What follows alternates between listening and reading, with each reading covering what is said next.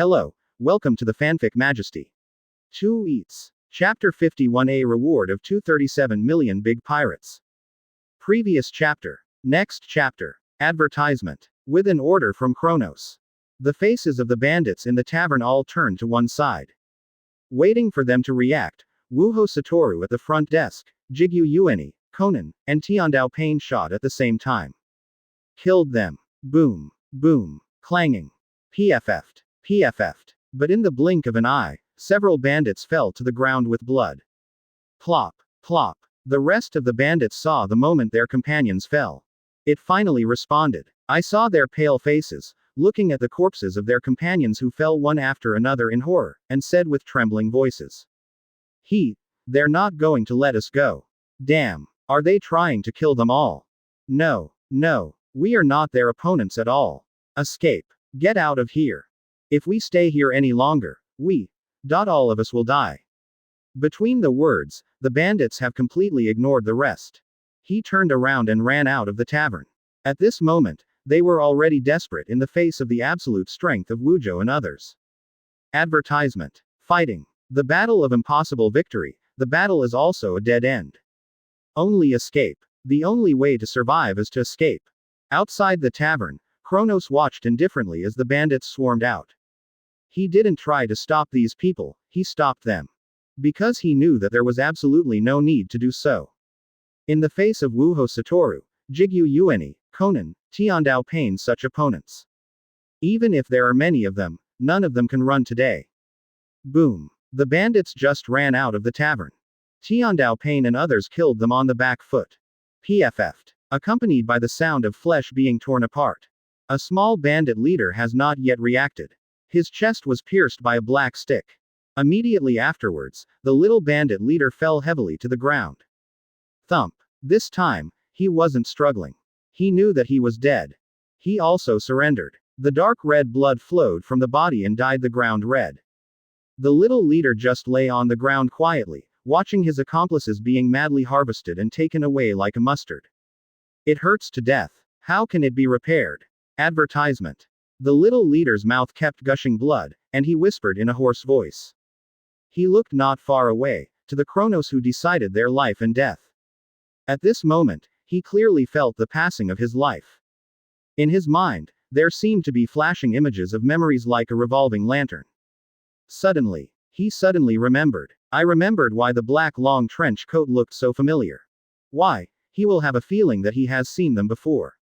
That's not an illusion. I have really seen them myself, and it was in the newspaper some time ago.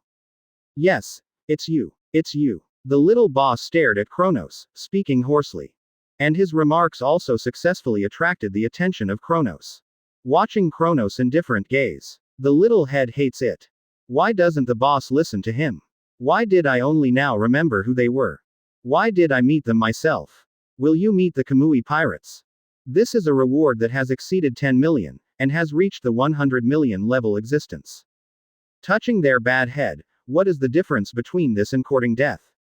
Thinking of it, the little leader raised his body in resentment and unwillingness, and shouted at Kronos hoarsely. Kronos. Advertisement. It's just that he just shouted these words. A black rod went up and down steeply, pierced through his head, and nailed him to the ground. PFF'd. Boom. Later, the figure of Tiandao Pain also appeared beside the little leader. At the same time, all the bandits were eliminated, leaving no survivors. Kronos looked at the corpse of the little boss, then at Shamando in the tavern. The original interest in drinking was ruined by these bandits who suddenly appeared. Today Kronos has no idea of continuing to drink. I'm going back to the ship first. It's a rare opportunity to land on the island, so let's go shopping. With that, Kronos turned and walked back towards the ship. And this time, in the tavern, although the battle was over, Shamando still couldn't calm down. Dead. Dead. The bandits. Just like that, they've all been dealt with. It was easily solved by the 5 of them. It's not even half a minute. Looking at the corpse of the bandit all over the floor, at the Kronos who turned away. Shamando's face was full of unbelievable shock. 14%. Chapter 52 Knowing the Identity, Shaman is shocked. Previous chapter. Next chapter. Advertisement. Shamando, who had never seen such a bloody scene before. After witnessing Kronos deal with Estaku, Wuho Satoru and others deal with dozens of bandits, fear has been forgotten. She stood blankly behind the counter, watching the backs of Kronos and the others leaving. It seems even the fact that is in front of you. She can't believe it now. And Shamanduo's son, that boy's state is different from Shamanduo's. At this moment, his eyes are shining. Facing this bloody scene, he unusually didn't feel scared. Rather exciting. I saw his eyes twinkle, watching Kronos and the others leave, full of admiration. Amazing. Awesome. Awesome. Is this a pirate? So strong. The words of a young man immediately wake up Shamanduo beside him. But this time, she did nothing. Just watching the teenagers quietly, did not curb the teenagers' admiration for them. However, at this moment, advertisement. Shamanduo's mind suddenly recalled what the bandit had shouted earlier. Kronos. Single quote. This name, a bit familiar. Single quote. Shamando lowered his head and fell into deep thought. She pondered the name in her mind, thinking about where she had heard it. After thinking for a while, in Shamanduo's mind, a page of the newspaper suddenly flashed. Immediately after, she raised her head sharply and looked in the direction where Kronos and the others left. Although Kronos and others are no longer in sight. But Shamanduo's pupils contracted sharply uncontrollably. Isn't it? Could it be that I saw it in the newspaper? As soon as this guess came out, Shamanduo stood on the spot. Seeing his mother's appearance, the teenager on the side couldn't help but ask curiously. What's the matter with you, Mom? Hearing the boy's question, Shaman subconsciously murmured. I seem to remember where I've seen them. As soon as Shamanduo said these words, the boy's eyes suddenly lit up. Really? Shamanduo turned his head and took a deep look at the boy for the first time. Then he turned around and rummaged in the cabinet beside him. At this moment, she looks like a teenager. Equally desperate to know who they are. Advertisement. Soon, Shamanduo turned out a large stack of newspapers. This is all the newspapers she has kept and read this month. Seeing that Shaman dug out so many newspapers, the boy suddenly showed a puzzled expression. Newspaper. Take this. As soon as the boy opened his mouth to ask, he suddenly remembered. Since the other party is a pirate, and his mother said that he has seen it, then there is a high probability that he saw it in the newspaper. Thinking about it, the young man is not long-winded. Immediately, I rummaged through with Shamando. It didn't take long. The newspaper that reported the news about Kronos was found by the mother and son. But when they see the information in the newspaper content, their pupils indeed contracted sharply uncontrollably. Kronos, captain of the Kamui pirates, bounty. 237 million berry. When she said the amount of the reward, Shamanduo's hand holding the newspaper was shaking slightly. She could never have imagined such a young man with such a young appearance. The amount of the bounty on his wanted order turned out to be so terrifying. That's more than 200 million. How much is Steku? 39 million berry. Did you even let Kronos run away? Let a big pirate with a bounty of 237 million berry. Advertisement. To avoid a bandit king with a bounty of no more than 39 million berry. How ludicrous and absurd is this? Thinking like this, Shaman's eyes widened.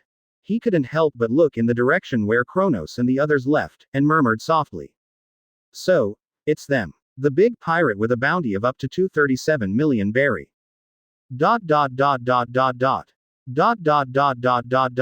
Evening. On the coast, where the Kamui pirates ship docked. The animal Dao Pain came to the captain's room, where Kronos was, and reported the situation of the 10 pirates. Since there are 6 people who want to run, there are quite a few people. Kronos whispered to himself. Dao Pain, the beast on the side, opened his mouth and said. The remaining 4 people are purchasing the necessary supplies and are now on their way back. Kronos nodded and stood up slowly. Let's go. Let's see what these 4 guys who didn't run away were thinking. 5%. Chapter 53 Things are revealed, the fearful Asok. Previous chapter. Next chapter. Advertisement. Before long, Kronos was on the deck of the ship. At this moment, Kronos's mind suddenly heard a system prompt. Open black lens bracket ding. Congratulations to the host's prestige upgrade, get +20 prestige. Close black lens bracket. Open black lens bracket ding. Congrats on the promotion of host prestige, get prestige value plus 10. Close black lens bracket.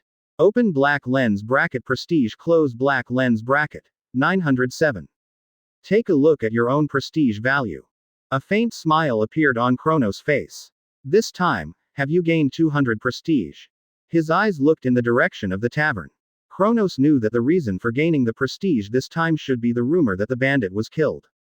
On the deck at this time. Not just Kronos. Conan, Wuzhou, following Guoyueni, Tian Daopain and Animal Daopain. Gathered here now, standing on deck with Kronos. For those handymen some run away. Then it was solved by the beast Daopain. The crew knew it too. Soon after, under the watchful eyes of all the crew. Advertisement. On the road leading to the coast, 4 figures appeared. I saw that each of them, carrying a huge burden, walked towards the ship unhurriedly. At this time, one of the 4 discovered the situation on the deck. Seeing the members of the Kamui pirates, they all looked at them. The man's heart immediately cracked, and he felt bad. A sack. Look at the boat. Something's wrong. Hearing his companion's reminder, Asak also took advantage of the situation and looked in the direction of the ship. As soon as he looked up, he saw Kronos and the others who were watching them. This sudden scene almost frightened Asak's soul out. Ship. Captain they. At this time, Asak stuttered and couldn't speak clearly. At this moment, another companion beside him spoke up. Wouldn't it be Flynn's case that we should suffer too? This sentence seems to have resonated. The other 2 companions immediately fell into panic. Captain and the others are waiting there, aren't they trying to vent their anger against us? Damn it. I knew it and ran with Flynn, those guys killed us. It's over. Now we're done. The 3 panicked, but Asak was silent. After a while, he saw him grit his teeth and drank lowly. Do not talk. Advertisement. Captain, they shouldn't know about Flynn and the others now. We're just coming back now, and they should think Flynn they're just behind. Also, even if the captain and the others know about it, it's useless to say this now. It's impossible to run away. Only if you go back honestly, will you have a chance to survive. Also, we didn't do anything to hurt the captain. I believe the captain shouldn't embarrass us. I heard Asak's words. One questioned immediately. You sure? However, Asak did not answer him. Instead, he tightened the package on his back and strode towards the ship. Obviously, he didn't know whether the captain would punish them or not. But right now, there is no other way to go except to go back.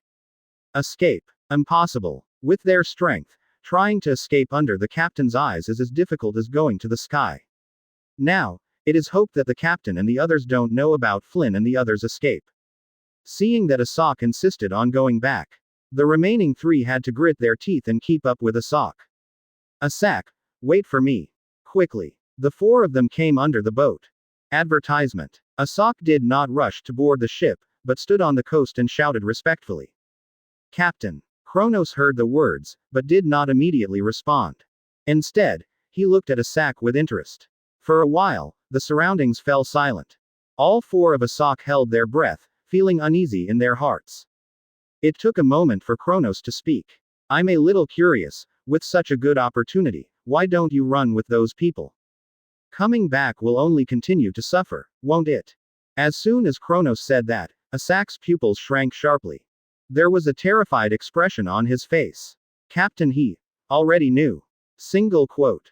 And listening to the captain's tone, he seemed to know from the beginning that Flynn and the others were going to escape. Single quote. Thinking of it, Asak's pupils began to vibrate violently. If the captain knew from the beginning, but did not give any warning to these people, that meant that the captain had lost trust in his own people from the very beginning. And made a plan that these people would not come back. If so, then when you come back this time, if you don't get it right, you might really die.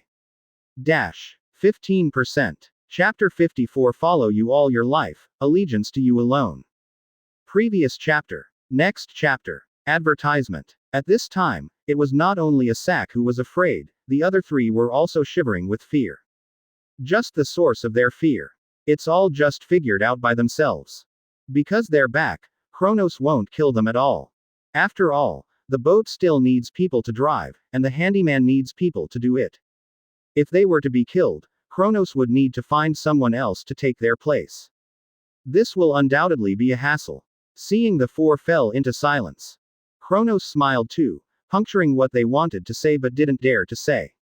Is it because of fear? One of the fundamental reasons why they will be back this time, as Kronos said. Just because of fear, because of fear. And Kronos didn't intend to make these people allegiance to him from the beginning. The loyalty of these people is of no use to Kronos. So Kronos didn't need to do them any favors at all. You don't even need to draw a flatbread. Just make them afraid of themselves enough, afraid of themselves enough. Too afraid to disobey, too afraid to betray. That's enough. Looking at the four still silent, Kronos lost his initial interest.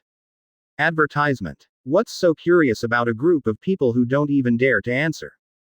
There was no waiting for the four to reply. Kronos turned and left the boat.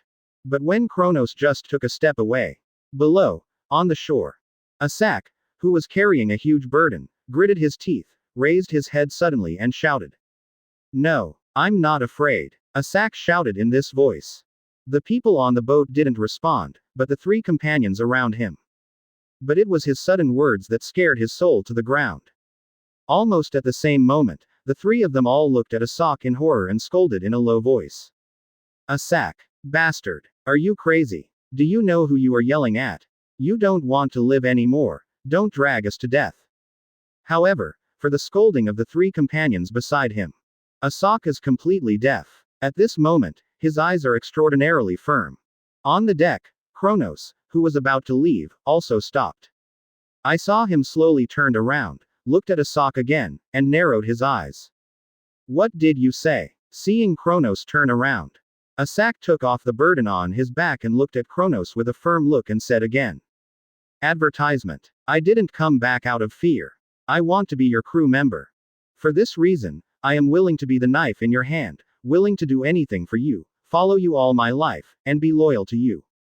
After all, I, Asak, put that heavy burden away. The whole person knelt down directly towards Kronos. For this decision, Asa can firmly believe that he will never regret it. When questioned earlier in Kronos, the silent Asak recalled many things. There was a mediocre role as a full-time crew member in the previous pirate group. There is also a mediocre job as a handyman on the Kamui pirates. The former had an easy start, but a bleak future. The latter has a difficult start, but the future is bright. This can be seen in their duel with the hero Garp, Admiral Aokiji alone. Looking at Asak who was kneeling directly to himself, Kronos also felt some surprises in his heart. Immediately after, Kronos looked down at Asak and said ruthlessly, "My crew, there are no weaklings. And you are too weak." Hearing this, Asak raised his head and said very firmly, "I will get stronger." This time, Kronos smiled. He just looked at Asak like that and smiled faintly. Then let's talk when you get stronger. Advertisement. Hearing Kronos' words, Asak's body froze. It's just that he didn't wait for him to react. Kronos turned his head and spoke to Jigyu Yuichi and Wujogo. 5. Fate 1. If you have time and are interested, you can give him some guidance. With that, Kronos turned and walked back towards the cabin. And the Asak below. After hearing what Kronos said, he raised his head sharply. At this moment, his eyes were full of shock and disbelief. Originally, he thought that the captain would not even give himself a chance. But now it seems that it is not at all. The captain not only gave himself a chance, but also helped himself by the way. At this moment, Asak was directly moved to tears. He nodded several times in the direction that Kronos left. And beside him, the three companions were already shocked by the sudden news in front of them, and their mouths were rounded. Ah, Asak, is this real? You become a trainee crew. Chapter 55. You are not even fit to be a handyman, get off the boat. Previous chapter. Next chapter. Advertisement. At this moment, the three people beside Asak were excited. It was as if that person was himself, blushing with excitement. Asak, I'm not dreaming, am I? Captain. The captain actually recognized you. How can it be repaired? Am I in a hurry to kneel now? They are not fools. They know very well how valuable the captain's words are. Although the captain said earlier that the strength is strong enough to be his crew.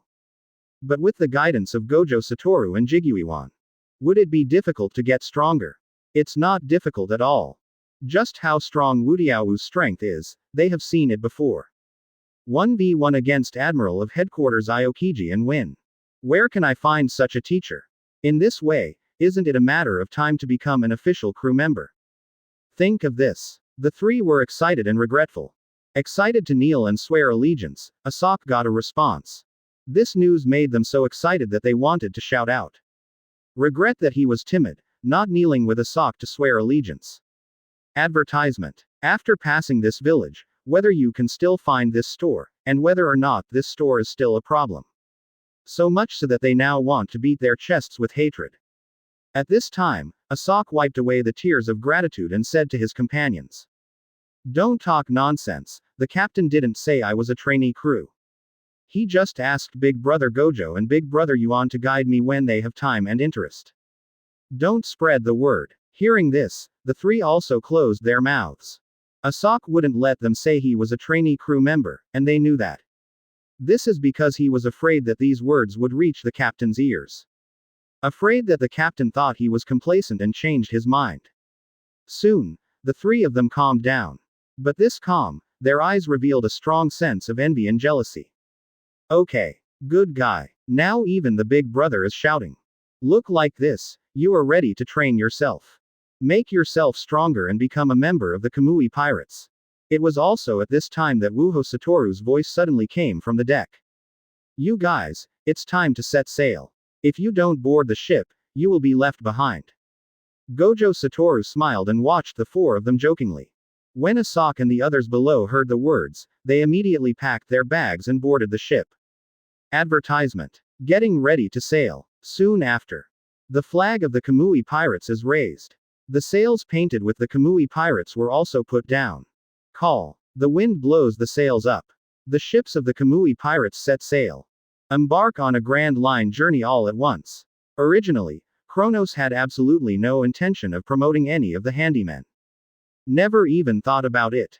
Because the crew of Kronos is strong enough. And even if there are few people now, it can be replenished from the system in the future. Although it is a little bit, it is better than the strength of the crew, and none of them should be underestimated. Kronos doesn't really need Asak's allegiance. Doesn't even require the allegiance of any handyman. Only. The scene of being kneeled down to swear allegiance is indeed a bit of a head-scratcher. In his 2 lifetimes, this is the first time Kronos has been kneeled to swear allegiance. Then Kronos had a little experience. As for the future results of Asok, it doesn't matter to Kronos either. Advertisement. Quiet time always goes by quickly. The departure of the Kamui Pirates. Several days have passed. And these days, on the ship of the Kamui Pirates, something strange happened. The original handymen were able to take a break for a while. The things that can't be done, the places that can't be cleaned, that is absolutely not going to be cleaned. But it's different now. Since Asok knelt down to swear allegiance was responded to this incident. The handymen seem to have been beaten by chicken blood. When they have nothing to do, they also train themselves hard. Squeezing his own time, it is possible to make himself stronger. The reason for this is to wait for one day to be recognized. Can take some detours. The handymen at the moment have already been recognized by the captain as their first goal.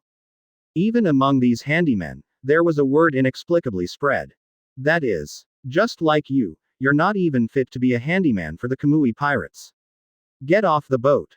Dash. Chapter 56 The World's Greatest Swordsman, Mihawk. Previous chapter. Next chapter. Advertisement. At noon, the sea is windy. Kronos was standing on the second floor of the boat, feeling the strong sea breeze blowing in his face. There was a vague feeling in my heart. At this time, Conan slowly walked out of the restaurant and came to Kronos' side and asked softly. What are you thinking about? Kronos turned his head to look at Conan and said what was on his mind. The wind is not right today, it may be raining. Hearing Kronos' words, Conan also subconsciously looked up at the sky. Only, the sky is clear. There wasn't even a single dark cloud, and it didn't look like it was going to rain at all. Could it be an illusion? Conan questioned in uncertainty. Kronos didn't answer in the affirmative. Maybe this is really his own delusion. Because it was the first time he had encountered such a situation, and it was still above the sea. So it's really hard to say. After all, on the sea, it is normal for the sea breeze to be stronger. With that in mind, Kronos also looked up at a clear sky and whispered to himself. Advertisement. Maybe. Without further lingering on the second floor, Kronos turned and returned to the cabin. Back to his room. But not long after Kronos returned to the room, the clear sky suddenly dimmed. Boom. A dull thunder sounded. The dark clouds in the sky are rapidly condensing. The waves also became more and more turbulent. Boom. Another dull thunder sounded. The cool raindrops suddenly fell as the thunder dissipated. And this time, it's raining. Crash. This sudden change immediately made the handyman couldn't help but yell. Damn it. The temper is so stinky this day, it will rain if it rains. Who said no? I'm still thinking about training hard in my spare time. It's all right now, I'm busy again. This ghost weather, is it going to be a storm? This scale, it is estimated that a storm is really coming. Okay, there's not much time left for us, so hurry up and prepare for the storm. Advertisement. It's only raining heavily now, and when the real storm comes with big waves, it will be too late. After the words fell, everyone began to busy themselves with a series of measures to deal with the storm, such as securing items. And Kronos also walked out of the cabin at this time. Not just Kronos. The other members were also gathered on the deck at this moment. Looking at the sudden heavy rain in front of him, Gojo Satoru couldn't help but say something softly. It's raining so suddenly. It was also at this time. That's on the lookout on the main pole of the ship. One of the 4 handymen on duty, Poprun. Suddenly, there was an abnormal situation on the sea. Immediately afterwards, Poplar turned around and shouted at Kronos below. Captain, there is a situation at sea. Kronos heard the words and looked up slightly. But only to hear Populin speak again. There is a person on the sea riding a boat and coming this way. Hearing this report, Kronos frowned slightly. The drama of sailing alone in a small boat. Rarely seen on this grand line. And it's just in time for a storm. With that in mind, Kronos and the crew came to the side of the ship. Advertisement. Looking up, as Populin said, there is indeed a strange-looking boat not far away, which is braving the turbulent waves and approaching here. The main pole of the boat's sail is shaped like a cross. There is also a white candle on both sides of the ship. The owner of the ship was carrying a large sword with a cross hilt behind his back. When Kronos saw what the boat looked like, and saw the man sitting on the boat, a puzzled look appeared on his face. It's him. At this point, Kronos apparently recognized the man sitting on the boat. Such a unique and recognizable boat and broadsword. In Kronos' mind, only one person has. That is the world's greatest swordsman. Hawkeye Mihawk. But, what puzzled Kronos was the time period now. Should Mihawk be at New World in the second half of the Grand Line, right? Why does it appear in the first half? Just as Kronos looked at Hawkeye Mihawk in thought. Mihawk is also watching the Kamui pirates. Chapter 57. Are you provoking me? Previous chapter. Next chapter. Advertisement. Do we need to do something? Gojo Satoru smiled and looked at Mihawk not far away. Asked Kronos. However, Kronos shook his head and said something lightly. Just happened to pass by and met, don't pay attention. Saying that, Kronos looked at the turbulent waves again. At this time, the rising waves were nearly 3 or 4 meters long. And this is just the beginning of the storm. Rather than him, let's focus on the storm. The current waves are nearly 3 or 4 meters long, and I'm afraid there will be more trouble in the future. Understood. Wutiaowu raised his hand in response. After looking at Mihawk's boat for a while, Kronos lost interest and turned away. Shish. Huge blue lightning flashed across the sky. It brought a moment of brightness to this darkened sea.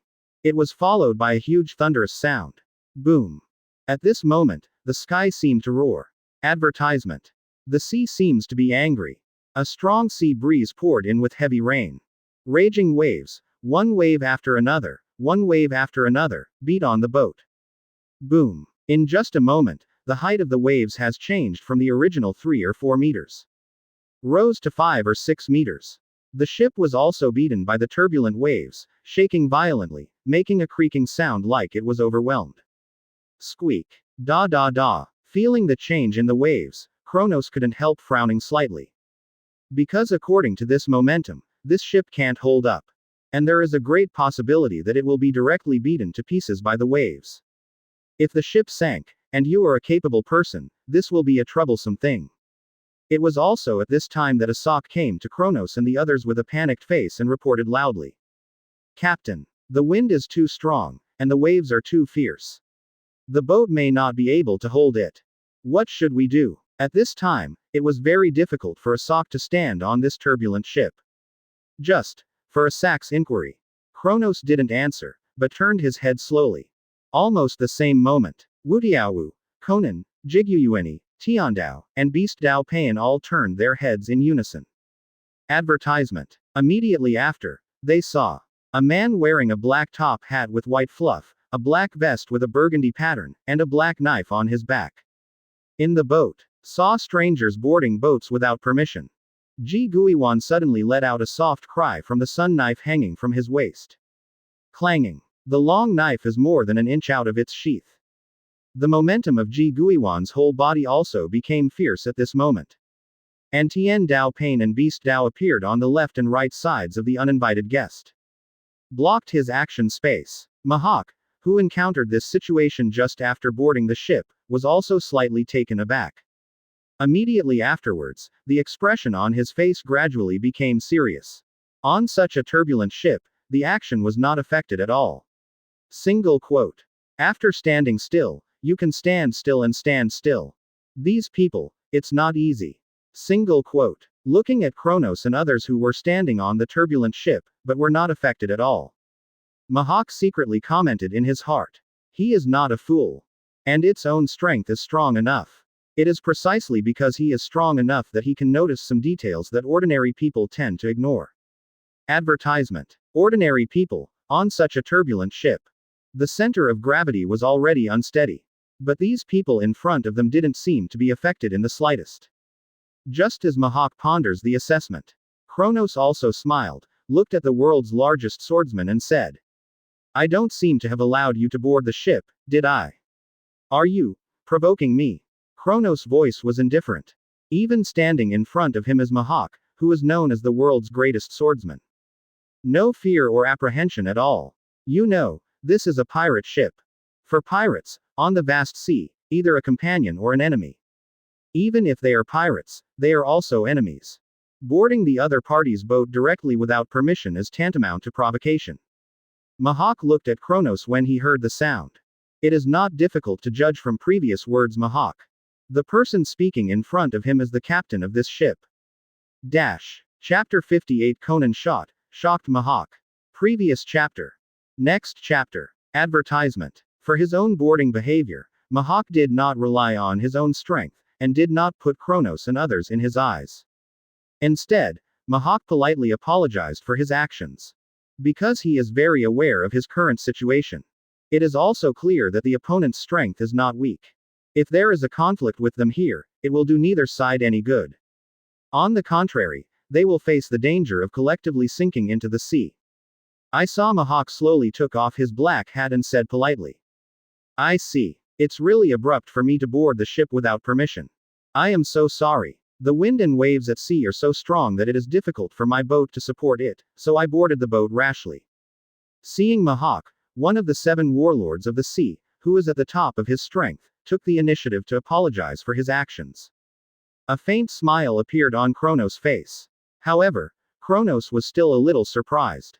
After all, at first, he thought Mahak was going to be tough. Or they think too highly of themselves and don't take them seriously at all. After staring at Mahak for a moment, Kronos spoke slowly to him. You made a wise choice. Advertisement. It also successfully avoided the fate that you will now sink into the sea.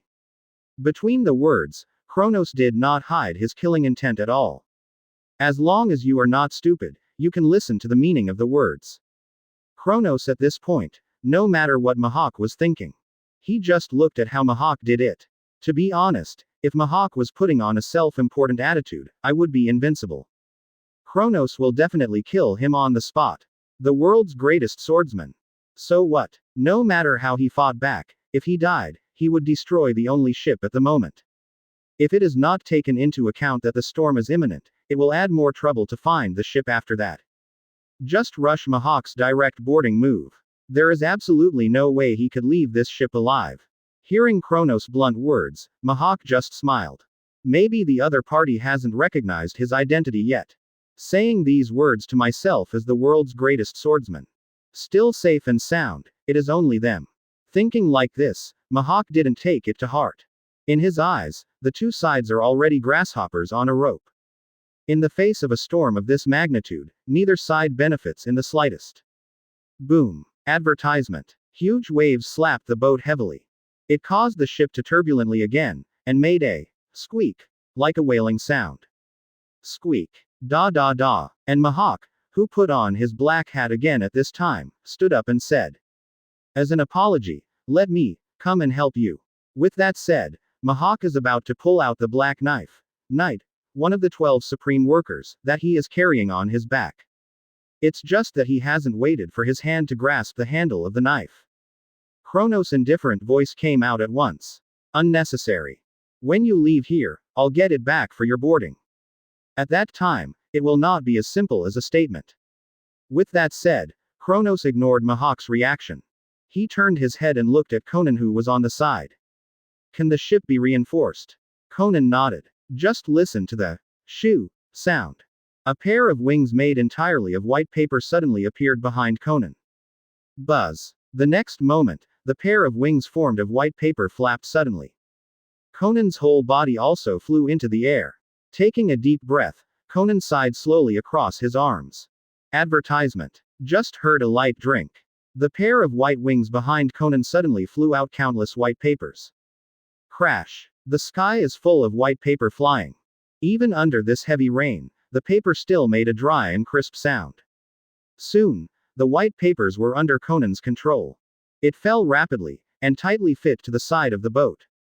The perimeter of the entire ship was tightly wrapped and reinforced. Crack clap. Look at this sudden scene in front of you. Mahawk's eyes narrowed uncontrollably immediately. This is a fruit-capable person. Single quote. Logia. Or Paramesha. Single quote. No. That's not like it. Single quote. Mahawk at this time. A rare look of unbelievable shock appeared on his face. Intuition warned him. The person in front of him does not possess the ability of devil fruit. -16%. Chapter 59 Natural Disaster Hurricane. Do you still want the ship? Previous chapter. Next chapter. Advertisement. After firmly stabilizing the ship's periphery, Conan's figure also slowly fell from midair. Boom. The thunder was deafening. The lightning that pierced the sky illuminated the entire dark sea at one time. It was also the moment when the entire sea area was illuminated. Everyone on the deck of the ship suddenly saw the side of the ship. A huge wave with a height of more than 10 meters has been formed. And it is sweeping towards the captain at a very fast speed. Seeing this sudden scene, Asak, Populin and the others were so frightened that their faces turned pale. He whispered in fear. "No, isn't it? This wave is too big, right? If it is hit by this wave, the boat will probably shatter directly." Seeing Asak's terrified look, Mahawk also showed a faint smile. Ships are in crisis right now. The huge waves of more than 10 meters high, they can't do anything about it, right? However, he is the world's #1 great swordsman. They couldn't resolve the 10-meter high wave. But he was able to split it with one knife. Although it is impossible to completely resolve the huge waves, at least it can help them reduce the harm of the huge waves. With that in mind, Mahawk reached for the knife. Advertisement.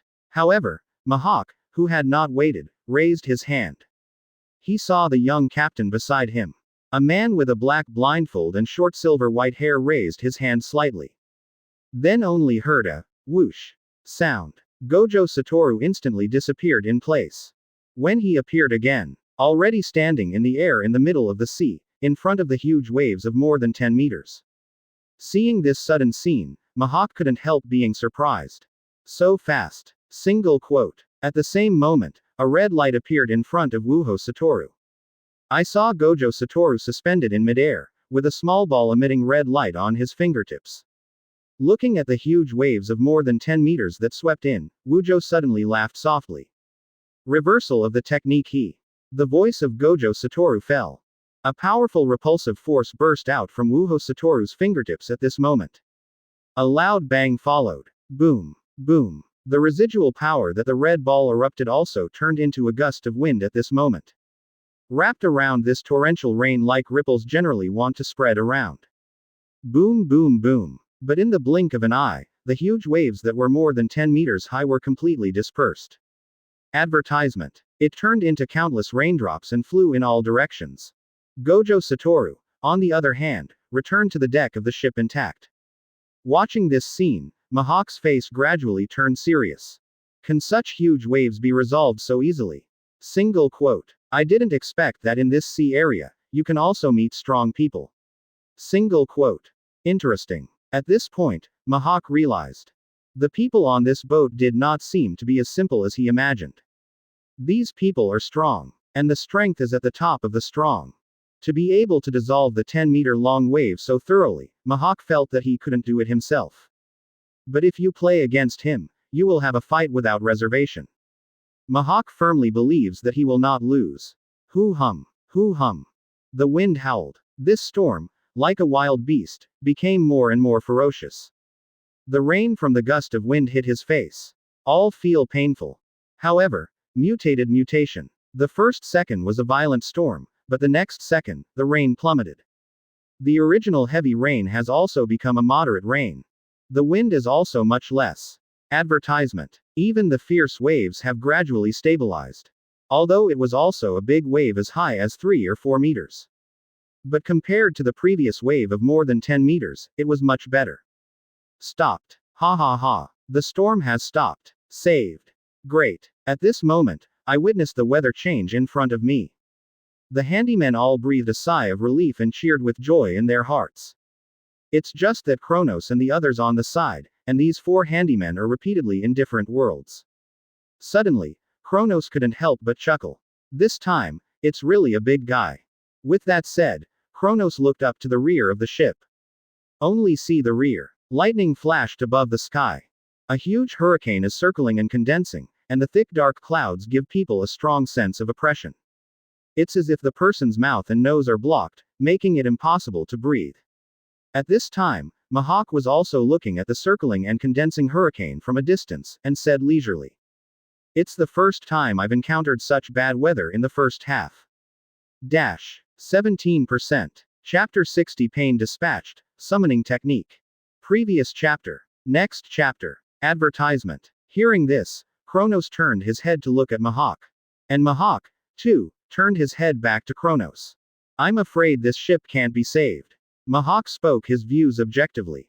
Right now the hurricane is not fully formed, but according to the size of this hurricane right now. When the ship meets it, it will be torn apart. As for running. What are you kidding me? The boat can run through the wind.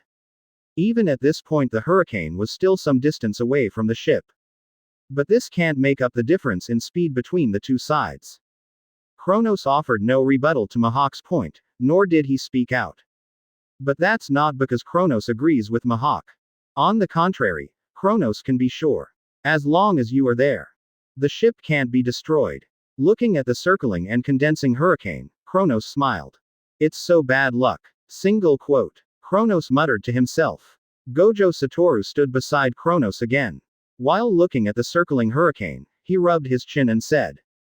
This thing is a little troublesome. Advertisement.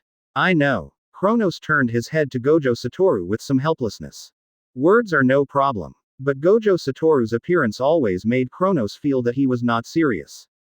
At this time, the 4 handymen realized that something was wrong. When they followed the line of sight of Kronos and others, they looked back and saw the condensed and circling hurricane. Their souls were almost scared out. Hurricane. Hurricane. If a hurricane of this size is caught up, let alone the boat, even people will die, right? The waves of more than 10 meters have survived. Why? This time, the ship can't be saved. It's over, it's all about playing. As the words of the handymen fell, the eyes of the beasts also looked over.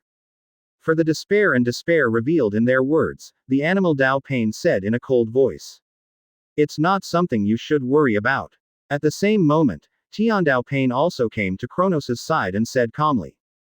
Let me deal with it, Captain. Tiandao Pain said these words. Mahawk on the side suddenly cast a surprised look. Although the hurricane is still forming. But even so, this is not something that can be solved by manpower, right? And the ships are so far from the hurricane. Advertisement. The only way now is to escape. This is a huge disaster. Why does he still say let him deal with it? Ignoring Mahawk's surprised look, Kronos glanced back at Tiandao Pain and smiled lightly. Go. Tiandao Pain walked slowly to the side of the boat, stared at the sky for a moment, and said, let's start. As soon as these words came out, Dao Pain, the beast at the back, immediately raised his hand and began to quickly seal it. Accompanied by a soft sound of, Om. Finished printing. The animal Dao Pain immediately slapped the ground with a palm. Summoning technique. In an instant, countless complicated black incantations spread rapidly around like a spider web. Then only heard a loud bang. Thick white smoke rose up. A huge black shadow also appeared in the white smoke at the same moment. In the next second, a pair of huge dark green wings tore through the white smoke and revealed it in front of everyone. What followed was a high-pitched shrill cry. Cry. The visible sound waves spread like ripples. Advertisement. The thick white smoke that covered the shadow was also dispelled in an instant. The huge, dark green eight-handed bird was also completely exposed in front of everyone. The almost human-sized purple eyeballs rolled. Yatagaki glanced at Mahawk, and then flew his wings steeply towards his mouth. Boom. Looking at this sudden scene, Mahawk's pupils contracted slightly uncontrollably immediately. Summoning a beast out of thin air. Single quote. What is this ability? Zone. Single quote. I haven't heard of it. What zone can summon beasts out of thin air?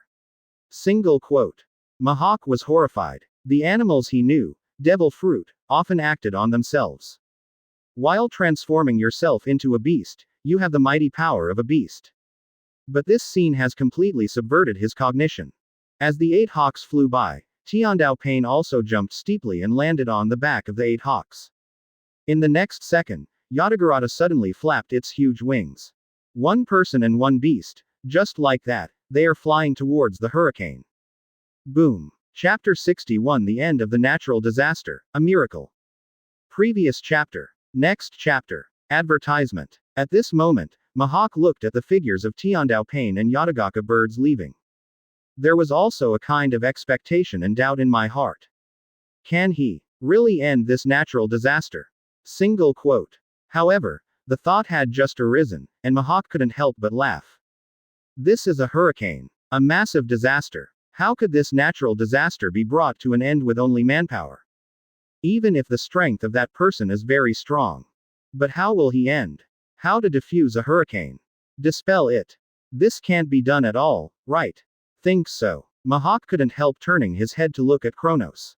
However, when he saw the calm expression on Kronos' face, Mahawk was stunned. That calm and firm face, what kind of trust in his own crew?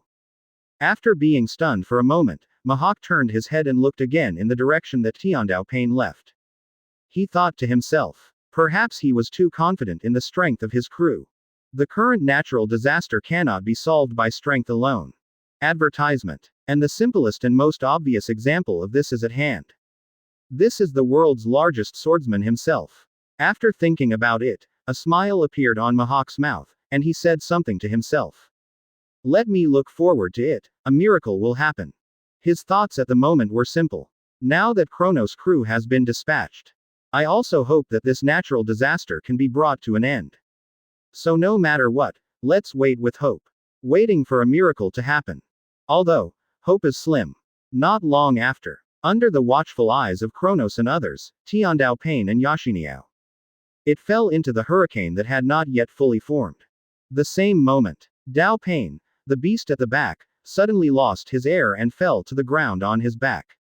Fortunately, Ji Guiwan on the side was quick-witted. A dodge appeared beside the beast Dao Pain. He supported her falling body. Looking at Dao Pain, the beast who opened his eyes but was paralyzed. Ji Guiwan asked as soon as he opened his mouth. What's wrong with you? At this time, Kronos and others also looked at Dao Pain the beast. Even Mahawk cast a suspicious look, not understanding what was going on. Advertisement. Why did she suddenly fall down? Just as Mahawk hesitated. The animal Dao Pain also explained to Ji Guoyuani calmly at this time. I'm fine, it's just that the strength is temporarily withdrawn from the body, and it will return to normal in a while. Speaking of which, Beast Dao Pain paused. Then he opened his mouth. Coming. Listening to Dao Pain's words, the people around don't know what's going on. But Kronos is very clear. Because the vision between Pain is shared. Beast Dao Pain can see what Tian Dao Pain sees. In the same way, Tian Dao Pain can also see what Beast Dao Pain sees. And the animal Dao Pain fell down because Tian Dao Pain temporarily borrowed her power. This is thanks to the black studs interspersed throughout their bodies. Kronos turned his head and looked in the direction the hurricane was circling. The next second, a huge roar came. Boom. This sudden loud noise caused everyone to turn around in amazement and look in the direction of the hurricane. Immediately afterwards, they witnessed the thick dark cloud layer being broken open with their own eyes. The circling hurricane was also dispelled directly at the same time. Then, the strong wind and waves that were visible to the naked eye swept across. Boom rumble. The wind swept the rain along with it. Advertisement. The 4 handymen were immediately carried upside down by the strong wind and flew out. It fell heavily on the deck. Plop, plop, accompanied by screams of pain. Except for these 4 weak handymen. The rest of the people stood firmly on the spot, facing the gust of wind that swept in, standing still. Only the jacket squeaks in the wind. Crash. At this moment, Mahawk, who witnessed the hurricane being dissipated and the natural disaster ended, was completely stunned. His pupils were shrinking, and there was a rare stunned expression on his face. He really disperse the hurricane and end this natural disaster. Single quote. At this time, Mahawk couldn't help showing an unbelievable expression on his face. So much so that he is the greatest swordsman in the world. Also behaved a little rude. But soon, he recovered. Looking up at the broken dark clouds, Tian Dao Pain bathed in sunlight. A smile appeared on Mahawk's mouth. He praised in a low voice with no hesitation in his approval. This is really a miracle. 17%. Chapter 62. This is a good drink from South Blue by a friend of mine. Previous chapter. Next chapter. Advertisement. In the eyes of everyone. Under the broken dark clouds, the figure of Tian Dao Pain, bathed in sunlight, began to fall. Afterwards, the figure of Yatagara passed through the dimly lit area. Entered the area bathed in sunlight. Bearing the falling figure of Tian Dao Pain. There is no verbal communication whatsoever. That day, Pain's figure stood firm on Yatagata's back. Yatagata suddenly flapped its wings and broke through the air in the direction where Kronos and the others were. Boom. Shish. When the ship is in the sky. Hearing the sound of bang, Yatagata's figure turned into a puff of white smoke and disappeared. And Tian Dao Pain also fell towards the deck of the ship. Clatter. It landed firmly on the deck. Tian Dao Pain stood up straight and said to Kronos. Solved. Kronos smiled and nodded. Thanks for your hard work. Wu Tiaowu directly stepped forward and hugged Tian Dao Pain's shoulder, and praised with a smile on his face. Advertisement. Great. Pain. So easy to defuse the hurricane. Tian Dao Pain turned his head and glanced at Wu Tiaowu. But didn't respond aloud. He knew that if it was dealt with by the 5 enlightenments, it could also be solved. On the other side, it didn't take long after Tian Dao Pain returned. Dao Pain, the beast who had recovered, also slowly got out of Jigyu Yuanyi's support and stood up straight. Seeing that the biggest crises have been resolved, Kronos' eyes followed to the front of the ship. The biggest threat has now been resolved. Just getting out of this stormy area. Hearing Kronos' words, everyone's eyes were also subconsciously following Kronos' gaze. He looked ahead of the ship. There is only one person, and his attention is not in front of the ship at this time, but on Kronos himself. That's the Hawkeye Mahawk. Looking around Kronos, the man with black eye patch and short silver white hair could diffuse a wave of more than 10 meters when he raised his hand. Wearing a long black windbreaker, with short light blue hair, a woman who spreads her wings can transform into countless white papers wrapping the periphery of the ship. The man with short brown hair who could end the natural disaster hurricane in an instant. There is also a woman who can summon a beast out of thin air while clapping her hands. And the man with a sword that exuded a fierce sword energy at the moment when he boarded the ship even though he didn't shoot. Advertisement. These are all real powerhouses. Thinking about it, Mahawk smiled. He didn't expect that this encounter would put him on this small boat. Meet so many people with peculiar abilities and powerful strengths. If you meet them somewhere else. Single quote. I really hope to compete with them. Single quote. Trust these guys, won't let me down. Single quote. At this moment, Mahawk's eyes were full of admiration and melancholy. He believes that in the near future, this group of people in front of them will surely be famous all over the world, and they will be known all over the world. Thinking like this, Mahawk's eyes couldn't help falling on Tiandao Pain again. A person with such a powerful strength is not the boss of this group. Single quote. You can only be a crew member under your command. Single quote. How strong and attractive are you in order to rule them? Single quote. And convince them of you in this. Single quote. He looked at the back of Kronos facing away from him. The smile on Mahawk's face remained the same, but there was a little more admiration in his expression. At this time, he has already firmly remembered the appearance of this group of guys in his mind. On the next voyage, the bad weather did not appear, and the turbulent waves slowly calmed down.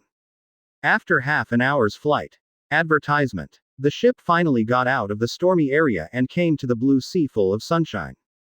Ahead is a blue, sunny sea. Behind it is a dark sea, the sky is full of dark clouds. Feel the calm sea breeze and mild sunshine. Kronos felt a lot better. However, there was one thing that was still in front of him. That's what happened to Hawkeye boarding the ship without authorization. Kronos had said before in the stormy area that he would get it back. With that in mind, Kronos slowly turned around. Look at Mahawk in the back. But just as Kronos turned around, Mahawk smiled and pulled out a jug of wine behind his back and threw it to Kronos. Shish. Looking at the scene, Kronos frowned slightly in doubt. But he still reached out and caught the jug. Before Kronos could open his mouth to ask what that meant, Mahawk explained with a smile. Here's a good drink from South Blue by a friend of mine. Chapter 63. My name is Dracula Mahawk. Previous chapter. Next chapter. Advertisement. Hearing Mahawk's words, Kronos glanced at his hand subconsciously. It was about a palm-sized iron jug. South Blue wine. Single quote. It is not difficult to judge from the weight of the jug that the wine inside is full. As for Mahawk, as Kronos knows, the wine he likes to drink should be red wine. As for the friend who gave him this jug of wine, there is a high probability that it is the red-haired Shanks who is one of the emperors of the sea. Look away from the jug. Kronos looked at Mahawk at one point. And Mahawk also spoke again. I boarded the ship abruptly, and I didn't have anything on my body that I could take out. This jug of wine from South Blue. Even if it's my thanks for the boat ride. At this moment, all eyes fell on Mahawk. Kronos' face also showed a somewhat unexpected look at this moment. I even doubted whether the one in front of me was Mahawk. At this time, Mahawk also took off his black hat once and said to Kronos. I haven't introduced myself yet. My name is Jolakal Mahawk. Your name is. Hear what Mahawk said. Kronos was briefly in a trance. Immediately afterwards, he couldn't help but chuckle softly. Ha ha ha. Accident. What a surprise. From the moment I met Mahawk, Mahawk's behavior was really surprising. First of all, I apologized for my rash boarding. Then there is the thank you for the boat ride. Advertisement. Now he is reporting his name and asking his own name. There is no such thing as the world's #1 swordsman, and he should have a domineering look. You are one of the 7 warlords of the sea, known as the greatest swordsman in the world. Shouldn't you be prouder? As long as you are arrogant, it can also match the impression I have of you in my heart. But you are so polite now. I'm afraid that I want to beat you up, but I'm a little too weak to do it. Watching Kronos suddenly laugh, Mahawk was puzzled. I don't understand why he laughed. At this time, Kronos stopped laughing. He also slowly accepted the pot of fine wine from South Blue and said with a smile. From the first time I saw you, I recognized who and what you were called. It's just that your behavior really surprised me too much. I can't see that domineering arrogance in you. This doesn't match your status as the world's #1 swordsman. The words of Kronos came out. Mahawk was stunned for a moment.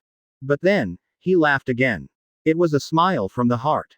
Yes, so it is. It turns out that I look like this in the eyes of others. At this moment, Mahawk was also very surprised. He didn't expect it. It turned out that the other party already knew who he was. It seems. What I thought in my mind before was indeed arrogance. And then, Kronos spoke again. But this time, he put his name on it. My name is Kronos. Advertisement. Hearing that Kronos also called his name, the corners of Mahawk's mouth rose slightly. Kronos. I remember your name. Mahawk put the black hat back on. Kronos also turned his attention to a sock for humans. Get him a boat. At this time, all the handymen, their brains seemed to be stuck. They seemed to have discovered something remarkable in the conversation between Mahawk and Kronos. But right now, it seems like he can't think of it. What the hell was that amazing thing? Listening to the command from Kronos, the four handymen did not dare to delay, and hurriedly responded. Yes, let's go right now. With that said, the four handymen ran out. Before long, a small wooden boat was brought to the sea by the handyman. And Mahawk also got on this boat. In Mahawk's terse farewell, Kronos and the others stood beside the boat, quietly watching the silhouette of Mahawk sailing away in the boat.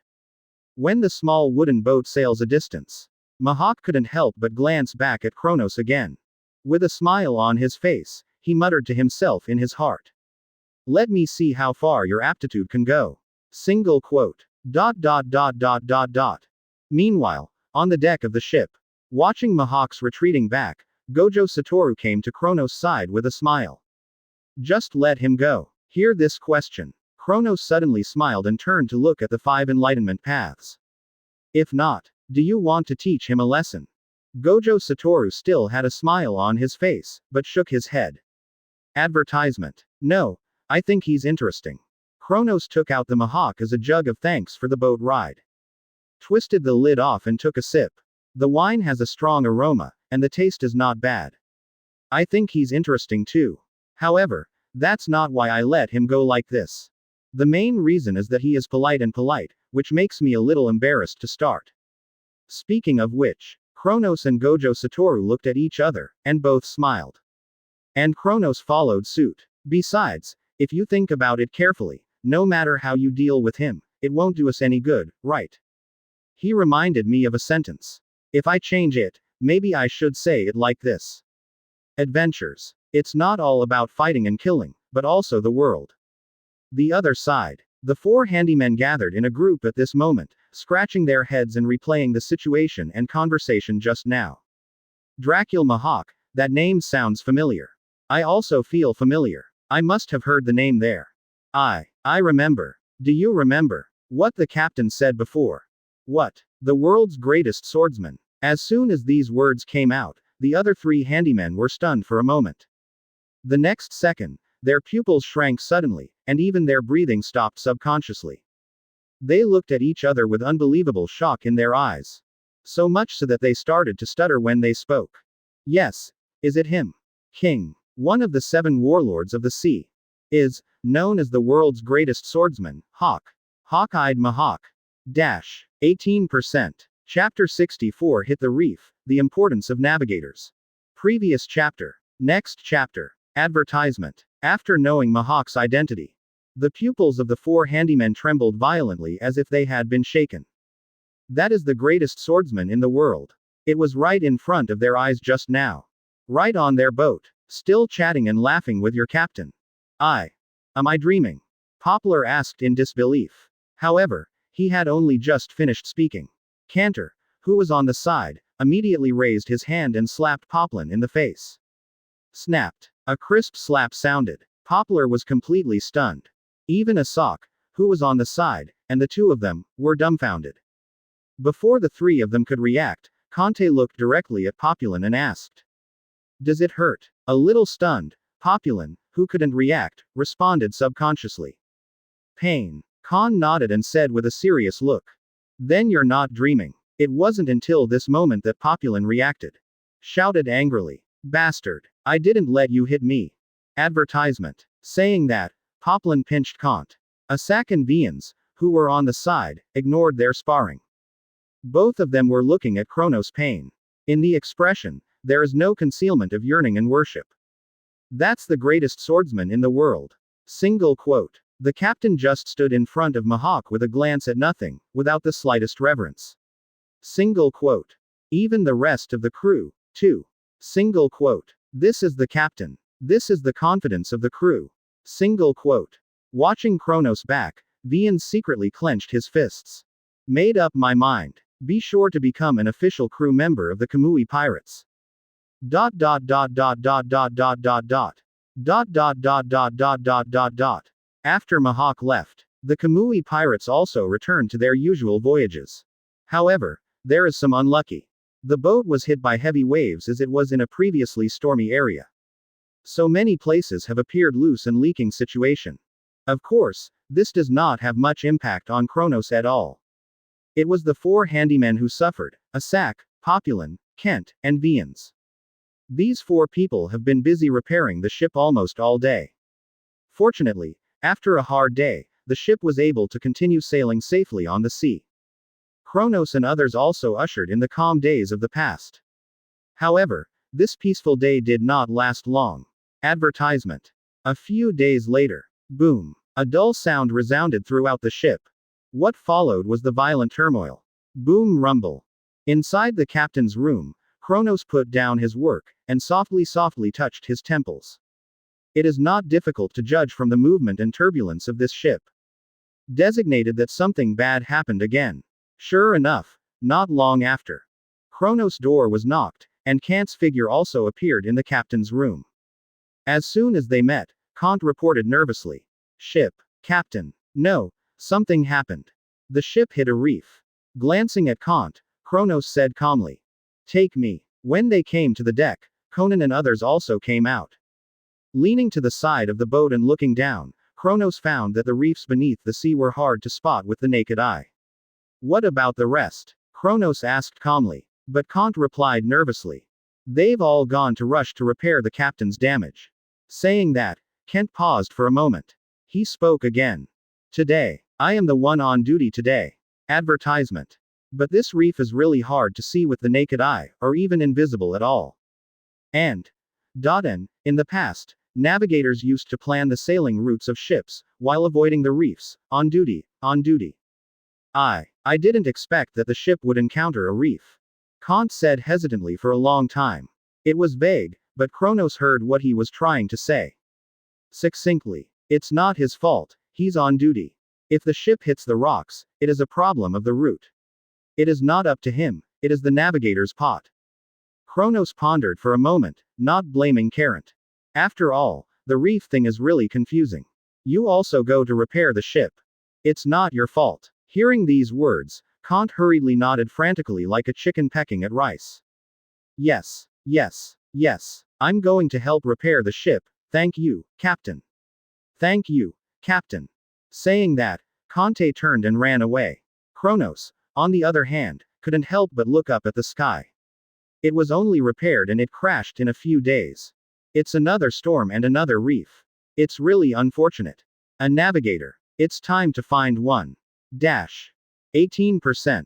Chapter 65 Colonel Naval Headquarters, Hina. Previous chapter. Next chapter. Advertisement. But here comes the problem again. Navigators are not Chinese cabbage, where should I go to find them? It was also when Kronos was troubled. A fishing rod was suddenly handed in front of him. Turning his head, Conan handed it over. Now the ship hits the reef and can't go.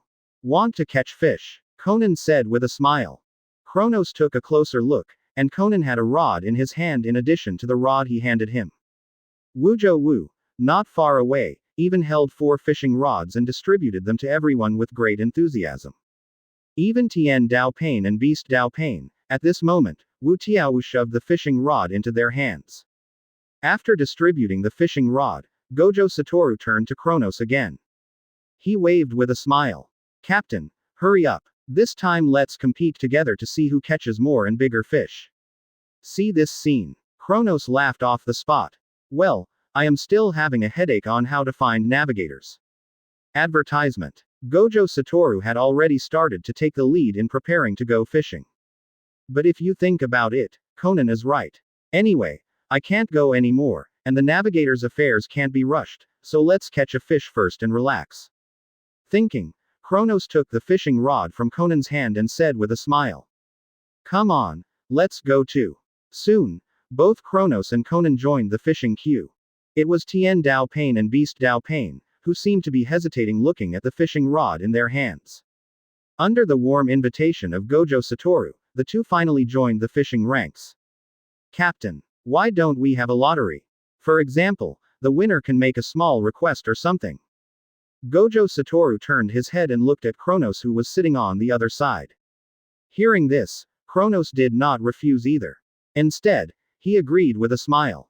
"Okay, yes." At this time, Conan, who was sitting next to Kronos, also thought about it and proposed. "The loser will go to sea for a day." Wu Jingwu. Kronos. This time, Gojo Satoru and Kronos were both silent. Advertisement. Did not dare to say a word. Because as we all know, Wuho Satoru fishing, it is both vegetables and fun. And Kronos, it wasn't much better there. If this is promised, maybe I really want to go to sea. Soon after, handymen also successfully repaired the boat. However, the condition of the ship was not very good. If you continue to sail, if something happens, the ship may sink directly. The handymen are not professional boatmen after all, and can only do some emergency treatment. In the end, Kronos decided to look for islands to land on. Enter the dock for a complete overhaul of the vessel. Fortunately, this time with charts and pointers, finding the islands is not difficult. After sailing for a few days, the Kamui pirates successfully landed. Unlike before, this time the Kamui pirates did not land on a small island with only a small town. It is a country with a palace and a huge island. Send the boat to the dock. A member of the Kamui pirates led by Kronos, walking on the streets. Advertisement. Just as Kronos passed a street, out of the corner of his eye saw a bulletin board erected beside the street. Kronos' progress suddenly stopped. "What's wrong?" Conan asked suspiciously. Kronos turned his head to look at the bulletin board beside him. He suddenly said with a smile on his face, "I saw an interesting wanted notice. Dot dot dot dot dot dot dot dot dot. Dot dot dot dot dot dot dot dot." Meanwhile, another part of the island. A medium-sized marine warship, slowly docked. On the boat, a burly man wearing a white marine cape with the word, "Justice," embroidered on his back. Passing through the corridor of the cabin, I came to the door of a room.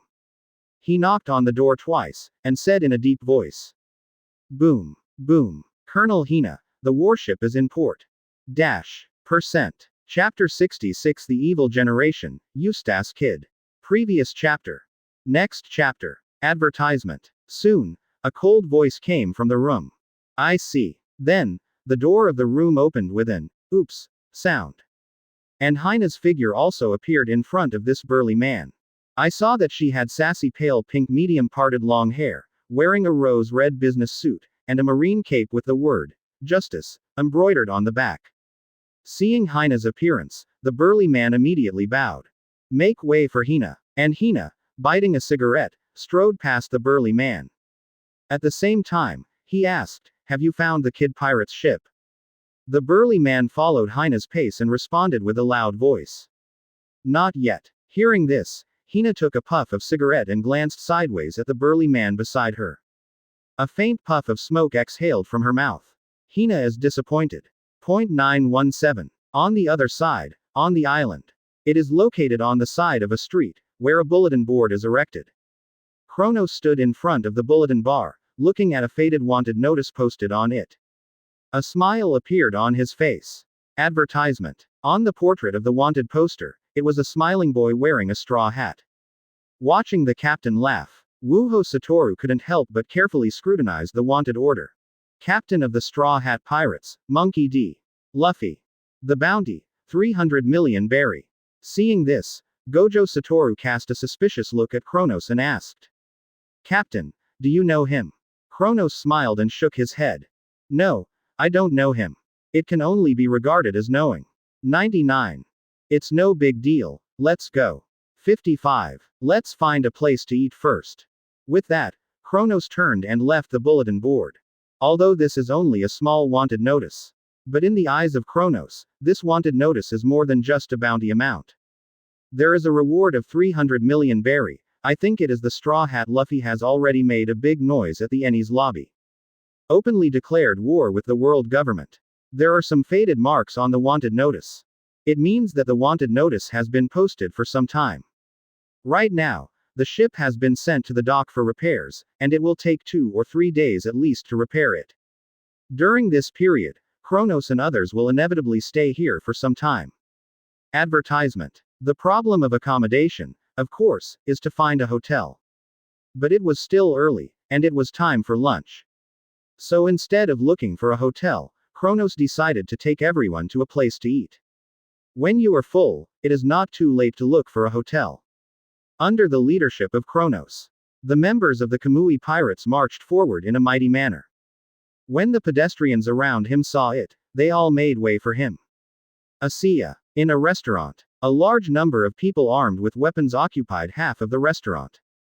But they weren't here to rob the restaurant, but to eat. In the middle of the group, at a certain dining table, a man with red short hair, a spiky head, black sunglasses, and a dark red coat. He was gobbling down the food on the table. Although at this time, his stomach was already bulging like a ball. But he still didn't want to stop eating. And he is also one of the supernovas known as the Evil Generation. The captain of the Kid Pirates with a bounty of up to 315 million berry. Eustace Kid. Looking at kids eating, it occupies the guests of other ordinary restaurants. Advertisement. It was terrified at the moment. What kind of savage food is this? With such an amazing appetite, is this guy really human? Hey, if you eat like this, your stomach will burst, right? Will it burst? Between the words, everyone swallowed a mouthful of saliva with some difficulty. Obviously not a big person, but the food intake is so amazing. This was the first time they met. Just, whatever these restaurant guests are saying and talking about. The members of the Kid Pirates didn't care at all. As for Kid, even more so. Now he only has food in his eyes. It was also at this time that the wind chimes on the wooden door of the restaurant suddenly rang. Jingle bell. The wooden door was slowly opened with a squeak. Immediately afterwards, a young man led a group of strangely dressed people and slowly walked in from outside the restaurant. Glancing at the almost overcrowded restaurant, a slightly lazy voice came from the mouth of the leading young man. There are a lot of people. Chapter 67. The Irritable Kid is online. Do it directly. Previous chapter. Next chapter. Advertisement. Kronos and others who entered the restaurant quickly caught the attention of the people in the restaurant. Among them, most of the pirates did not care. Not even looking at Kronos at all. Only those ordinary diners occupying the other half of the restaurant looked at Kronos and others. Here comes again. Are they, with these people? Looking at the way they are wearing swords, they should be a group. I think so too. Ordinary diners looked at Kronos and the others and whispered. On the other hand, Tiandao Pain seemed to dislike being watched by everyone. Slowly turned his head and looked towards the group of ordinary diners. Just a glance. Under the eyes of Tiandao Pain's pair of purple Rinnegan with black circles. The diners present shuddered instantly. Hold your breath, close your mouth. The moment they saw that pair of Rinnegan, these ordinary diners seemed to feel it. Those purple eyes saw through them both physically and mentally. Chilling. Advertisement. As for Kronos, his eyes fell on Eustace Kid, who was already eating into a ball in the corner of the restaurant. Eustace Kid. Muttering to himself, Kronos looked away from Kid. Take a group of crew members to an empty table and sit down. Exactly at this time, Kid was burying his head to eat, and slowly raised his head. Glancing towards Kronos and the others. Beside Kid, he looks a bit like a zombie, with hidden blue thorns on his body. Seeing Kid looking at Kronos and others, he couldn't help but said softly. Kid boss, that group of people, should be the Kamui pirates who became famous some time ago. Kamui pirates. Kid turned his head slightly. The words were full of doubts and incomprehensions. Hit, on the other hand, continued to explain to Kid calmly. That's right. Luo, captain of the Kamui pirates, Kronos, bounty 237 million berry. 99. Deputy Gojo Satoru, the bounty is 178 million berry. Hearing Hit's words, Kid's mouth immediately showed a smug smile. 237 million berry. That's a lot. That's 100 million berry lower than me. Advertisement. Of course, the 100 million berry is rounded up. But kid doesn't care. Anyway, the other party's bounty is lower than his own, so he's better than the other party. And as kid said, Kira, who was sitting opposite kid, couldn't help but laugh. But in the next second, Kira restrained her laughter and stopped speaking. Aside, Kid watched Kronos and the others' backs quietly for a while before continuing to speak. It is said that they managed to escape under the siege of Vice Admiral Garp and Admiral Aokiji. After the fact, the reward was 237 million berry. 39. The most important thing is that this is the first time they have been on a wanted notice. Just escaped at the hands of Vice Admiral and Admiral. 99. On a wanted notice, the bounty can reach 200 million. I am afraid this group of people is not easy. 55. Hear what your crew say about the Kamui pirates. 0. Ask for flowers. Kid's heart suddenly felt unhappy.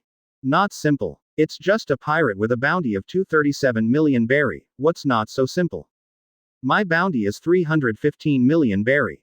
Kid put down the food in his hand. Although he said so, he also had his own thoughts in his heart. He is very clear that he has a bounty of more than 300 million. It is the accumulation of all the evil things I have done over the years.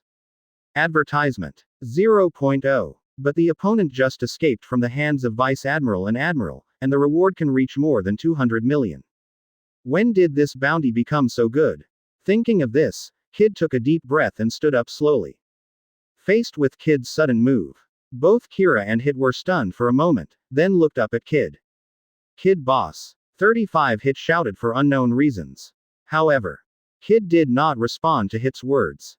Turning his head to look at Kronos not far away, Kid's eyes were full of disgust and displeasure. Sign. Kid said in a low voice. Immediately, he unleashed his fruit ability and slowly raised his right hand. It is also the moment when Kid unfolds his abilities. At the round table where Kronos and others sat, Conan, Wutiao Wu, Tiandao Pain, Jigyuyueni, and Beast Dao Pain all stopped their movements.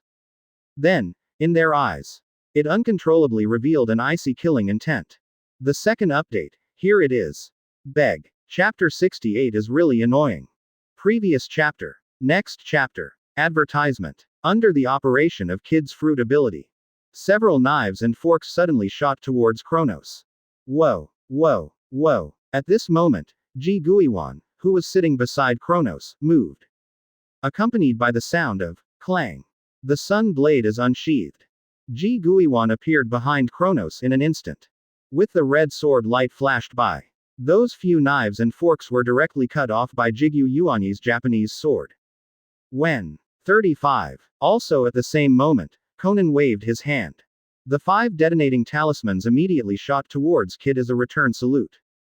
Immediately afterwards, a huge explosion sounded. Boom, boom, boom, boom, boom. 35. Boom. 39. Rumble, rumble. 35 inches. 0. A few blocks away from the restaurant. Hina looking for the trail of Kid and others. Suddenly, a loud noise was heard in the distance. Boom. The sudden sound made her stop immediately. Towards the source of the sound, he cast a suspicious look. As this, an explosion. Whispering, Hina's eyes narrowed slightly. Will it be the movement of the Kid pirates? Hina wonders. Advertisement. Saying that, Hina slowly exhaled a puff of smoke, and at the same time turned around and walked towards the direction of the explosion. Restaurant at this time. Thick smoke billowed, and the glass of the window was shattered directly. Even the wooden wall of the restaurant was blasted with a huge hole. Rumble. 0.35. The resounding sound of the explosion burst, and the black smoke of the thick smoke poured out. Immediately afterwards, countless personnel ran out of the black smoke screaming. Ah, damn it. Run away. These guys, is this crazy? Why did the fight suddenly start? Aren't they a gang? A large number of ordinary people swarmed out. At this time, the restaurant was completely enveloped by thick black smoke. Soon, Kid, Kira, Hit and other members of the Kid pirates. They flew out of the black smoke. The figure was slightly embarrassed and fell on the street. Slap, slap. The other members of the Kid pirates also ran out of the black smoke one after another while coughing. Cough, cough, cough. What happened? Why did it explode all of a sudden? Damn it. I drink well. Which bastard attacked us? Don't let me catch him, or I'll tear him up. That's right. Don't even look at who we are. You dare to fry the restaurant. Find him. Rip him alive. At this time, most of the members of the Kid Pirates were still in a daze. It's totally unclear what's going on.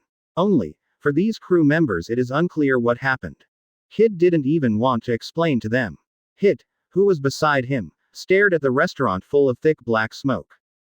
Advertisement. Seeing Kronos and the others who haven't come out for a long time, he can't help frowning slightly. It doesn't seem right. The restaurant is full of thick black smoke, why haven't they come out yet? And this time, inside the restaurant, as Hit said.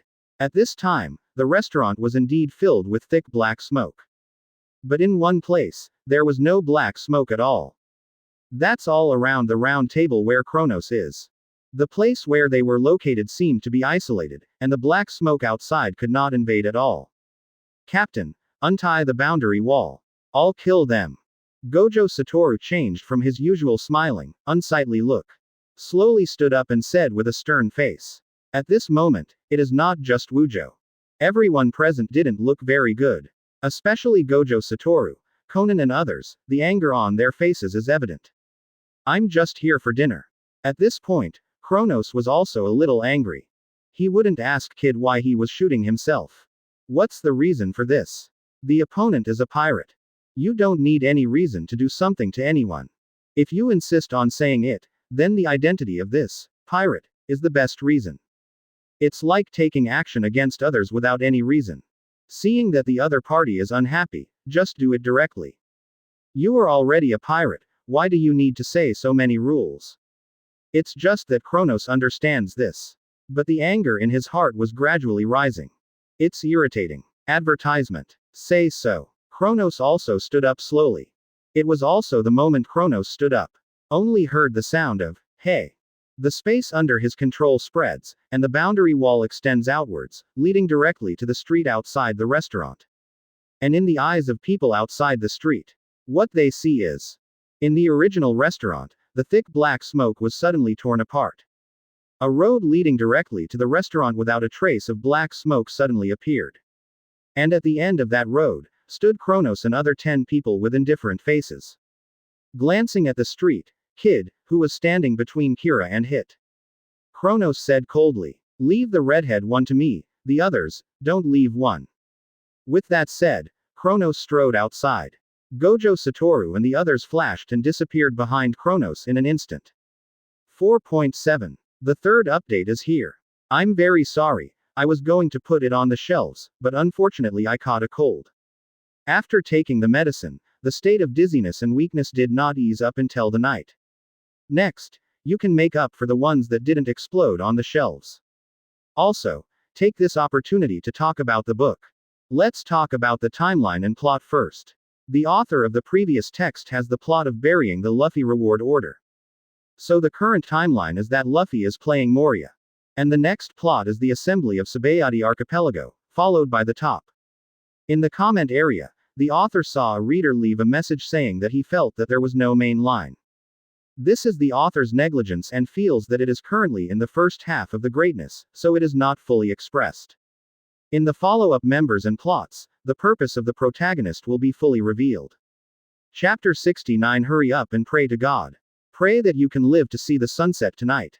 Previous chapter. Next chapter. Advertisement. Watching the crowd behind Kronos disappear in an instant. Kid also immediately entered a state of vigilance, and Shen Sheng reminded Kira and Hit beside him. Coming. Ah, Hit responded in a deep voice. Kira, on the other hand, shook his hands directly and removed the 2 sickles attached to the metal wrists. Holding it in his hands, he took an offensive stance. Respond with action. Seeing this, Kid's face also showed an encouraging smile, and said solemnly. Come on. Let's give these guys a good. Kid's words to cheer people up have just been said. The figures of Wu Tiaowu and Tiandao Pain instantly appeared in front of them. Facing a sudden scene, Kid's words stopped abruptly, and a stunned expression appeared on his face. So fast. How did these guys? Daughter here. Beside him, Kira and Hit, who faced Gojo Satoru and Tendo Pain. At this moment, his pupils contracted sharply, and his face was full of unbelievable horror. No. Thoughts rose in the minds of the two of them. But Gojo Satoru and Tendao Pain did not give Kira and Hit a chance to respond. Under the horrified gazes of Kira and Hit, Wu Tiaowu and Tiandao Pain both looked indifferent, and at the same time volleyed a whip and kicked them in the face. Shish. Bang. 9. It was accompanied by a dull beating sound. Advertisement. The bodies of Kira and Hit were immediately kicked by Gojo Satoru and Tiandao Pain. It was kicked like a kite with a broken string, and it flew backwards and crashed into the house across the street. Ha, ha, boom, boom, boom. 39. The roar rang out. Countless pieces of rubble flew out, and thick smoke billowed. Seeing his subordinates, he was kicked away in the blink of an eye. Kid stayed where he was. The pupils contracted slightly, and a stunned expression appeared on his face.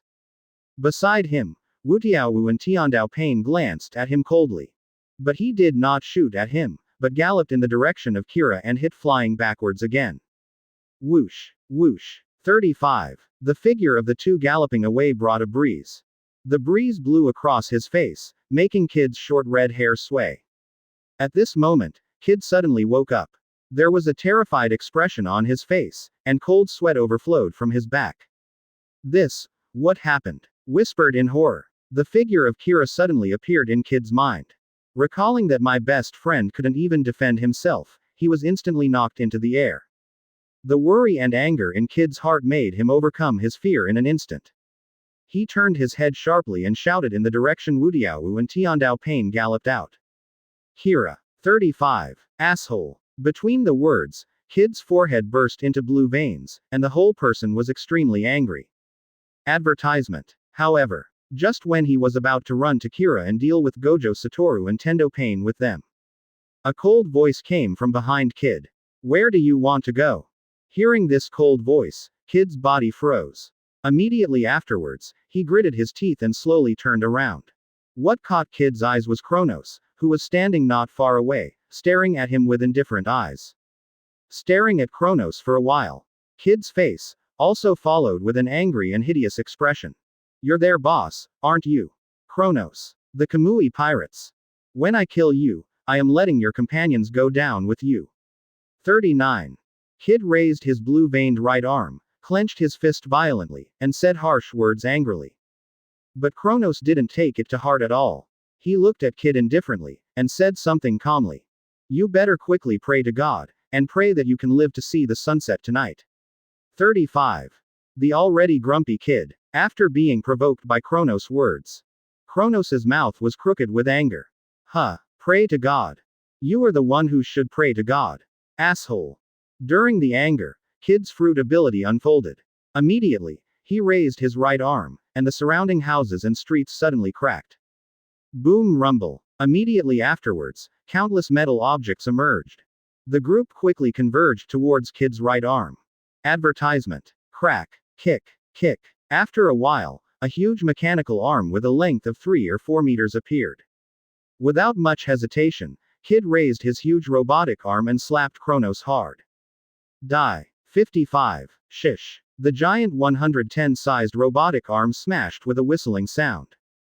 But when Kronos saw this, he didn't mean to dodge in the slightest. With this level of attack, he can easily solve it without much effort. No obvious action is required. In the blink of an eye, Kronos' upper hand formed a space boundary wall.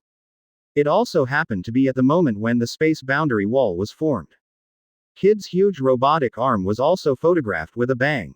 Bang. 35. Boom. That powerful impact immediately set off a strong wind. The surrounding dust was thrown up. Boom boom. But Kid's blow is powerful. But his robotic arm was still hovering above Kronos, tens of centimeters away, unable to fall even a little bit. Just like that, it was blocked by the space boundary wall. Seeing this scene, Kid suddenly lost his calm. A look of incredible astonishment appeared on his face. Isn't it? 35. He didn't do anything, he just blocked my blow. What are you kidding? First update, here it is. 19%. Chapter 70 Crushing Slaughter, the good show begins. Previous chapter. Next chapter. Advertisement. He looked up slightly at Kid's huge robotic arm. It looks quite intimidating. But the power is much worse. A reward of 315 million berries supernova, Eustace Kid. The strength is much worse than expected. Kronos stood silently under Kid's giant robotic arm. He calmly commented on Kid's blow. At this time, Kid seemed a little unwilling to give up. He is increasing the pressure of the robotic arm, trying to smash Kronos directly. Creak. At this time, the mechanical arm has made a harsh squeak that is overwhelmed. But Kid didn't care at all. The other side. The battle between the members of the Kid Pirates and the Kamui Pirates. Now in full swing. Kill them. In honor of the Kamui Pirates. 9. For the dignity of the Kamui Pirates. 95. Kill. Asak and the others held their long knives high, their eyes red and angered. At this time, their fighting spirit is extremely high. The whole person seems to be on adrenaline, extremely excited. This is their first fight. Advertisement. The first battle for the Kamui Pirates. Although it is dangerous, it is also an opportunity. A great opportunity to show them in front of the Kamui Pirates and their captain. Not far from them. Following Guo Yuani, Conan and the animal Dao Pain are also participating in the battle at the moment. I saw Jiguiwan holding a sun blade with armament hockey attached to it. Go straight to the crowd of Kid Pirates alone. Even if the number of people standing in front of him is large. Jigyu Yuani also relied on his superb swordsmanship to harvest the lives of the members of the Kid Pirates like a mustard. Shish, shish, shish, shish. Every swing of the long knife. Someone will fall to the ground with blood. Not far apart, in the battle between Conan and the members of the Kid Pirates. Conan didn't use a detonator.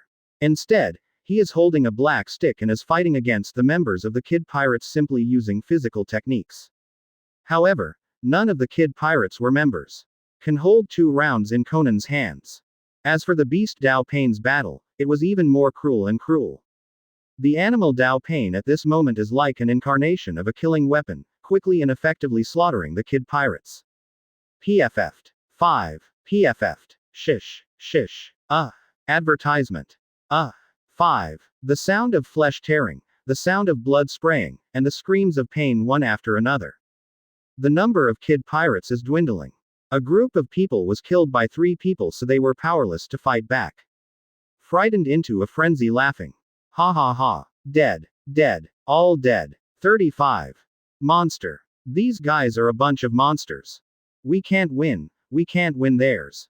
35. In their eyes, we are as weak as ants. Why? Why do we provoke such a terrifying enemy? Our power is not at the same level as them. 99. The crew of the Kid Pirates shouted in despair. His body trembled like a sieve, and his face was filled with tears of fear. They saw their own mortal future. And know that with your own strength, you can't change it at all. The other side. The battle between Kid and Kronos. A powerful repulsion converged at Kronos' fingertips. Under the pressure of the robotic arm, Kronos gave Kid an indifferent look. Backquote. After today, there will be no Kid Pirates. Between the words, Kronos slowly raised his hand. A flick of a finger at the giant mechanical arm above him. Advertisement. When the terrifying repulsion condensed on Kronos' fingertips erupted the moment the fingertips touched the mechanical arm. Boom. Boom. Boom. It was followed by a loud roar. The robotic arm that Kid deployed and gathered abilities exploded directly and turned into countless broken parts. Faced with this sudden scene, watching Kronos easily destroy his assembled robotic arm with just a flick of his finger. Get it? Kid was stunned. Looking at the disintegrating metal parts, Kid's pupils contracted sharply. There was an unbelievably shocked look on his face. Is that a lie? My robotic arm was destroyed like this. This guy's bounty. Is it really only 200 million? This terrifying power. Is this guy a monster? Nah. Between thoughts. The terrifying repulsion that erupted also affected Kid at this moment. He was so shocked that he flew upside down and fell heavily to the ground. Call out. Boom. 20%. Chapter 71 Killing the Heart. Kid Pirates destroyed. Previous chapter. Next chapter. Advertisement. Kid's burly body fell heavily on the street. A faint dust was stirred up. And Kronos, walking slowly at this moment, walked towards Kid. Da da da. The crisp footsteps echoed in my ears. As if Shinigami was approaching, Kid had to stand up again. Look at Kronos' flat expression. Recalling that he just flicked his fingers and destroyed the mechanical arm formed by his own deployment ability. Kid is clenching his teeth, his face is full of impatience and confusion. Why? What method did he use to destroy the giant mechanical arm so easily? However, Kid didn't think for a while. His patience was worn out.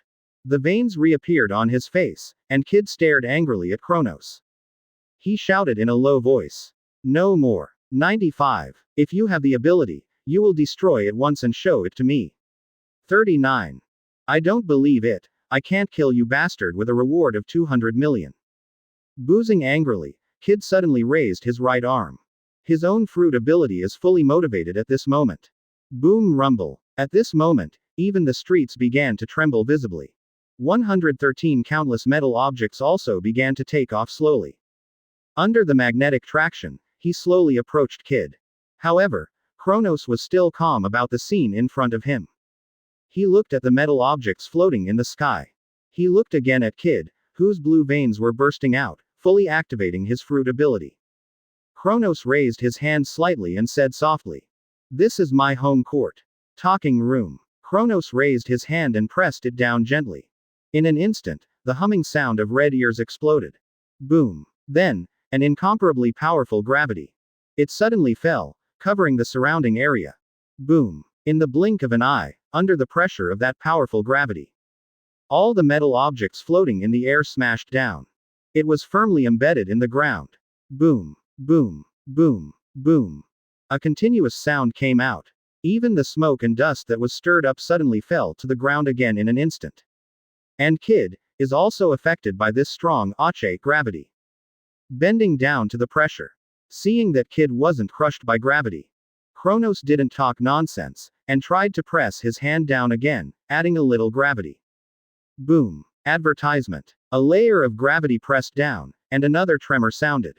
The ground within half a meter of the park below Kid's feet slumped down a few centimeters. Boom. 9. Then, another layer of gravity pressed down. Kid's knees were bent, and he fell to the ground with a bang. Thump. Boom. But even Kid was already kneeling on the ground by gravity. But the gravity has not stopped attaching to this point. But layer upon layer, it continues to be attached to Kid's body. Boom. Boom. Boom. The ground around him was also affected. First, it collapsed within a radius of half a meter, followed by a radius of 1 meter. The half meter that had collapsed before, on the basis of the original collapse, collapsed again with the collapse of 1 meter in a radius. Half a meter, half a meter, a meter, half a meter, 1 meter, 2 meters. And so on, the ground collapses layer by layer. Kid, however, was forced to face the mountain-like gravity and knelt abruptly. Not completely down. A high-pitched roar came from Kid's mouth. He tried his best to resist this powerful and terrifying gravity stubbornly. He was unwilling to be defeated. Don't allow yourself to be defeated. For this reason, he still can't fall. Gritting his teeth, Kid watched as Kronos approached slowly. He muttered to himself in a hoarse voice. I'm Kid. Captain Kid. A reward of 315 million berries. Eustace Kid. Why would you kneel down for a guy with a bounty of only 237 million? 39. What are you kidding? Kid growled angrily at Kronos. Immediately afterwards, he saw blue veins all over his body bursting out. Against the mountain-like gravity, he tried to stand up from the ground. Creak. Squeak. 35. There was an overwhelmed creaking sound from the bones. But Kid didn't care at all. Still shouting angrily, wanting to stand up. As the boss, as the captain. How could he kneel before the enemy? With anger in his arms, Kid growled at his legs. Stand up for me. But at this time, Kronos has come to Kid's body. Looking at Kid who was kneeling in front of him, Kronos raised his hand calmly and slowly. Gravity gathers in his palm. In the next second, there was only a sound of shoo. Advertisement. Not far away, a long knife stained with dark red blood flew towards his palm. Was held in his hand. Shaw. 35. Kronos swung the sword twice, weighing its weight and feel. Immediately, the tip of the knife was gently pressed against Kid's back. That's right on the back of the heart. Looking coldly at Kid lying on his knees, Kronos said calmly and indifferently. Don't you understand yet? This huge gulf between you and me. That's a power gap. What about a reward of 300 million? The reward is higher than mine. Doesn't it mean that you are stronger than me? Open your eyes and take a good look. See how many of your comrades have been killed because of one of your decisions. Hear the sudden words from Kronos. Kid trembled all over, and the whole person was stunned for a while. Immediately afterwards, he slowly turned his head and looked to the side. The place where my companions were standing. However, what caught Kid's eyes next was not his companion. Instead, 7 had bloodline on their clothes. Standing on top of the corpse, staring coldly at his Kamui pirates. The ground has been dyed red by the bright red blood, and dozens of corpses lay motionless in the pool of blood. And those corpses, aren't they his own companions? Isn't that the companion who came here on the adventure with him? Dead. Dead. ... The first update, hereby. What did you do to my partner? Kid seemed to have lost his mind, roaring at Gojo Satoru in a hoarse voice. But then, he coughed violently again. Cough, cough, cough. Gojo Satoru, wearing a black blindfold, looked at Kid. He didn't have the usual smirk on his face. Gojo Satoru said indifferently and calmly. I do not know. However, probably not alive. At this time, Hira, the 2 sickles were all broken, the mask was blown up, the limbs disappeared, and the face was bloody. At the same time, Kid's side also heard the dragging sound of rustling. Kid, who heard the movement, subconsciously turned his head to look. But he saw Tiandao Pain, holding the head of Hit, who was covered in blood and scars with countless black sticks in one hand. As if dragging a dead object, he slowly walked over. At this time, Hit was not completely dead. But not far from death. Looking at Kid, who was kneeling on the ground, nailed to the ground with a long knife through his back. Hit murmured hoarsely. Kid boss. Sorry. I'm not his right. Cough. Before he could finish speaking, Hyder blocked his mouth with a mouthful of warm blood gushing out of his throat. After coughing up blood, advertisement, Hit only felt a strong sense of tiredness hit, making his eyelids heavy, and he unconsciously lowered his eyes. He looked at the figure of his own captain, and then at the standing figure of Kronos. Hit couldn't help but sigh in his heart. Is this the character who escaped Vice Admiral Garp and Admiral Aokiji? The strength is so strong that it exists like a monster. And we. Not on the same level at all. Now it seems that just escaping, it is not surprising that a reward of 200 million can be offered for the first time on the list. Thinking like this, Hit's breath gradually dissipated and he died completely. And Kid, at this moment has already cried to tears. 0. Katakana middle dot for flowers. The difference in strength is too big. This is not an opponent that he can defeat at all. It's all my fault. It was his own impulsiveness and irritability that killed his companions and his best friends. Now that his companions are dead, Kid is no longer struggling. He gave up resistance. Begin to meet death. Perhaps if I had listened to your advice, everyone might not have died today. Hira. After whispering like this, Kid also completely lost his life. The Kid pirates were declared dead. All dead, no one alive. Thump. Tiandao Pain threw the lost Hit's body on the ground. Kronos, cast an eye. After glancing around, Kronos spoke. Come on, let's get out of here. 35. Now that the restaurant has been destroyed, it is impossible to eat here. But just as Kronos and the others turned around and prepared to leave. Street not far away. Suddenly, a man with sunglasses walked out, biting a cigarette. With long pink hair and wearing a white marine cape, marine with the words, Justice, embroidered on the back of the cape. And she is also Colonel Naval Headquarters, Hina. Seeing the sudden appearance of Marine in front of him, Kronos couldn't help but listen to the pace subconsciously. Showing a slightly puzzled expression. Marine. At the same moment, Hina exhaled a puff of white smoke, and then slowly pulled up the sunglasses she was wearing. Only, when Hina pulls her sunglasses up. When I saw the corpses all over the ground, and the red-haired thorn-headed man kneeling on the ground. Hina was stunned for a moment. This is Eustace Kid, 99. He was actually killed. Hina was surprised.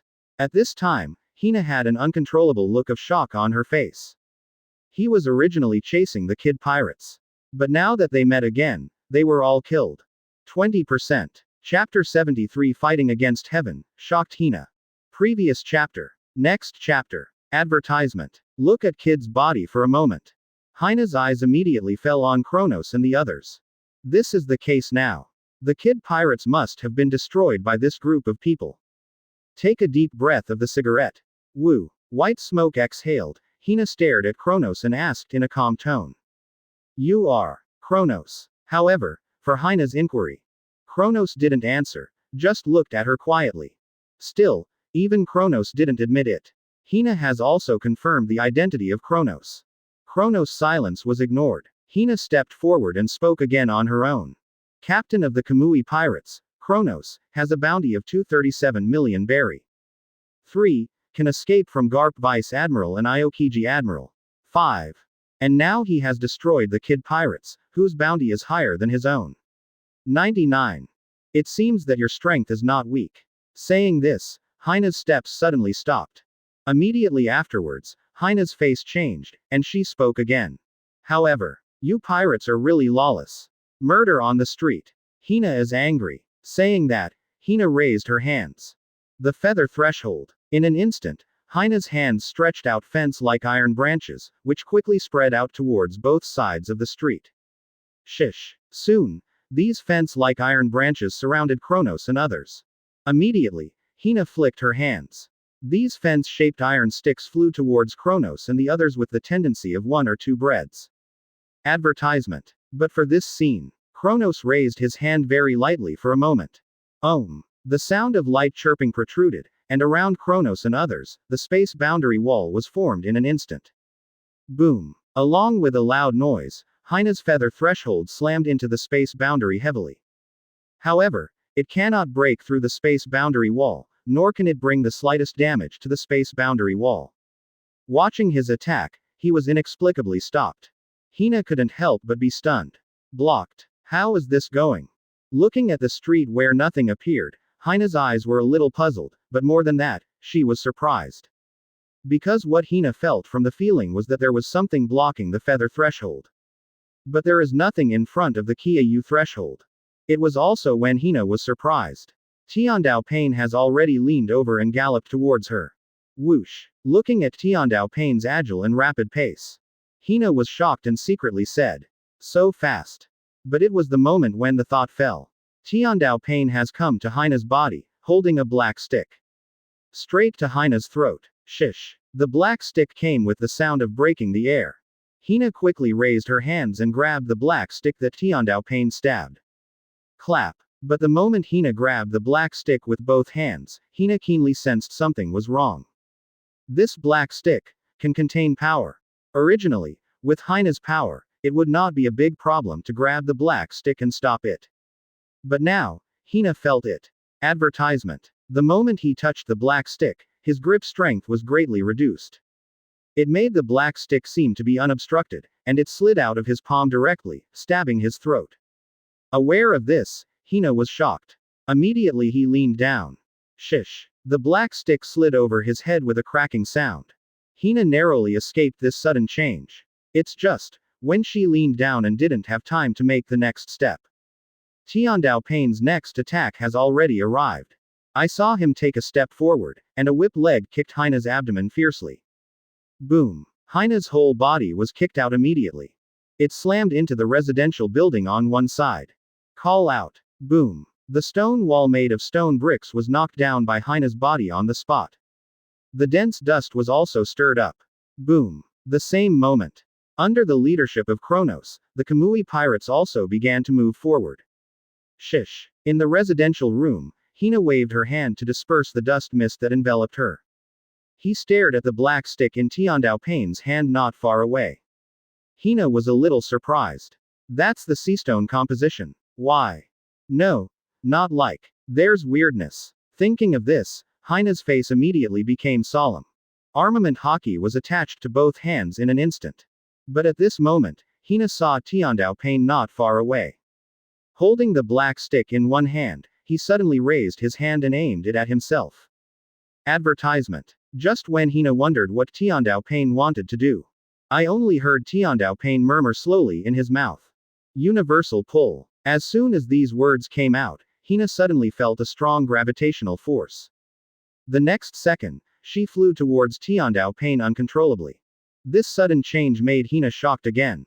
What kind of ability is this? No. It's dangerous to go down here. Looking at the black stick that Tiandao Pain was holding in his other hand, Hina was full of a sense of crisis. The next second, I saw her beckoning. A huge iron bar stretched out from her hand. Shish. Immediately, Hina hurled the huge iron bar towards Tiandao Pain. See this scene. 4.7 Tiandao Pain squinted his eyes, and immediately repulsed. Shen Luo Tianzheng. Boom. A powerful repulsive force poured out from Tiandao Pain's body. The huge iron bar that was thrown by Hina was also directly bounced off at this moment. Even Hina himself groaned under the impact of this powerful repulsive force. It flew out again and crashed into the residential building. Call out. Bang. 9. Boom. And this time, Tiandao Pain is not choosing to wait. Holding the black stick, he dodged and chased in the direction of Hina flying backwards. Whoosh. Chapter 74. What is their origin? Previous chapter. Next chapter. Advertisement. The sound of roars continued incessantly. Tiandao Pain holds a black stick and shoots quickly, accurately and ruthlessly. Not the slightest thought of pity. Hina fights and retreats, so embarrassed. Boom. Boom. Boom. Boom. Boom. .99. Rumble rumble. 35. On the other side, on the street, Kronos strode along with the rest of the Kamui pirates.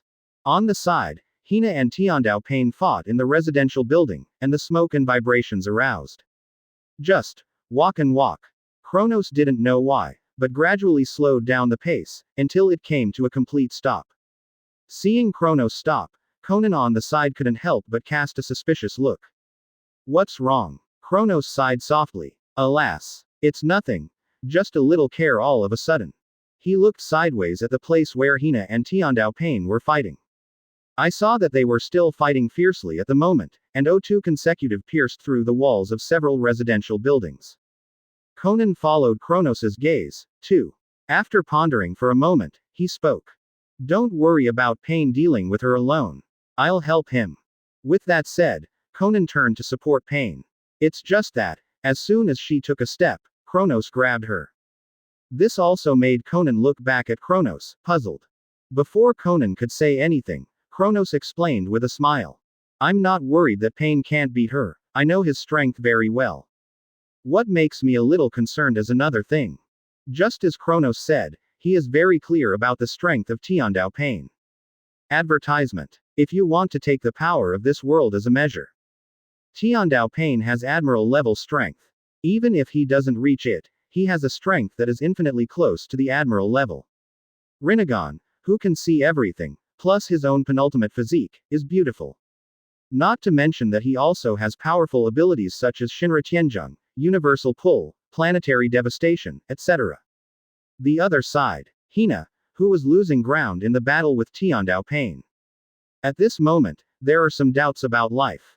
Boom. Boom. 2 loud bangs came out in succession. Hina's body flew upside down and smashed through 2 stone walls one after another, and fell heavily on the ground, rolling around a few times. Boom boom. But soon, Hina stood up. Back to the wall. While leaning his back against the wall, he quietly watched the movement in the smoke ahead. Now, the front of her was completely shrouded in thick smoke. You can't see anything at all with the naked eye. And today, Dao Pain hadn't caught up yet, revealing his stature. So for a while, Hina didn't dare to act rashly. Am I too weak? Or, that guy, too strong? Hina murmured softly with self-doubt. At this time, she had already hung a little color on her body, and at the same time, her clothes were also stained with a lot of dirt.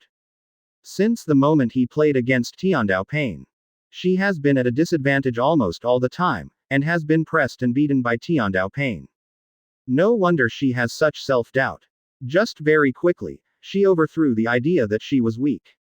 She knows and is confident in her own strength. Advertisement. I will be pressed and beaten by Tiandao Pain, just because Tiandao Pain is stronger than myself. However, the idea of self-doubt was overturned though. But Hina did not become wary because of this. Instead, there was a hint of nervousness and a serious expression like an enemy. But if you just dispatch one person, is your strength above me?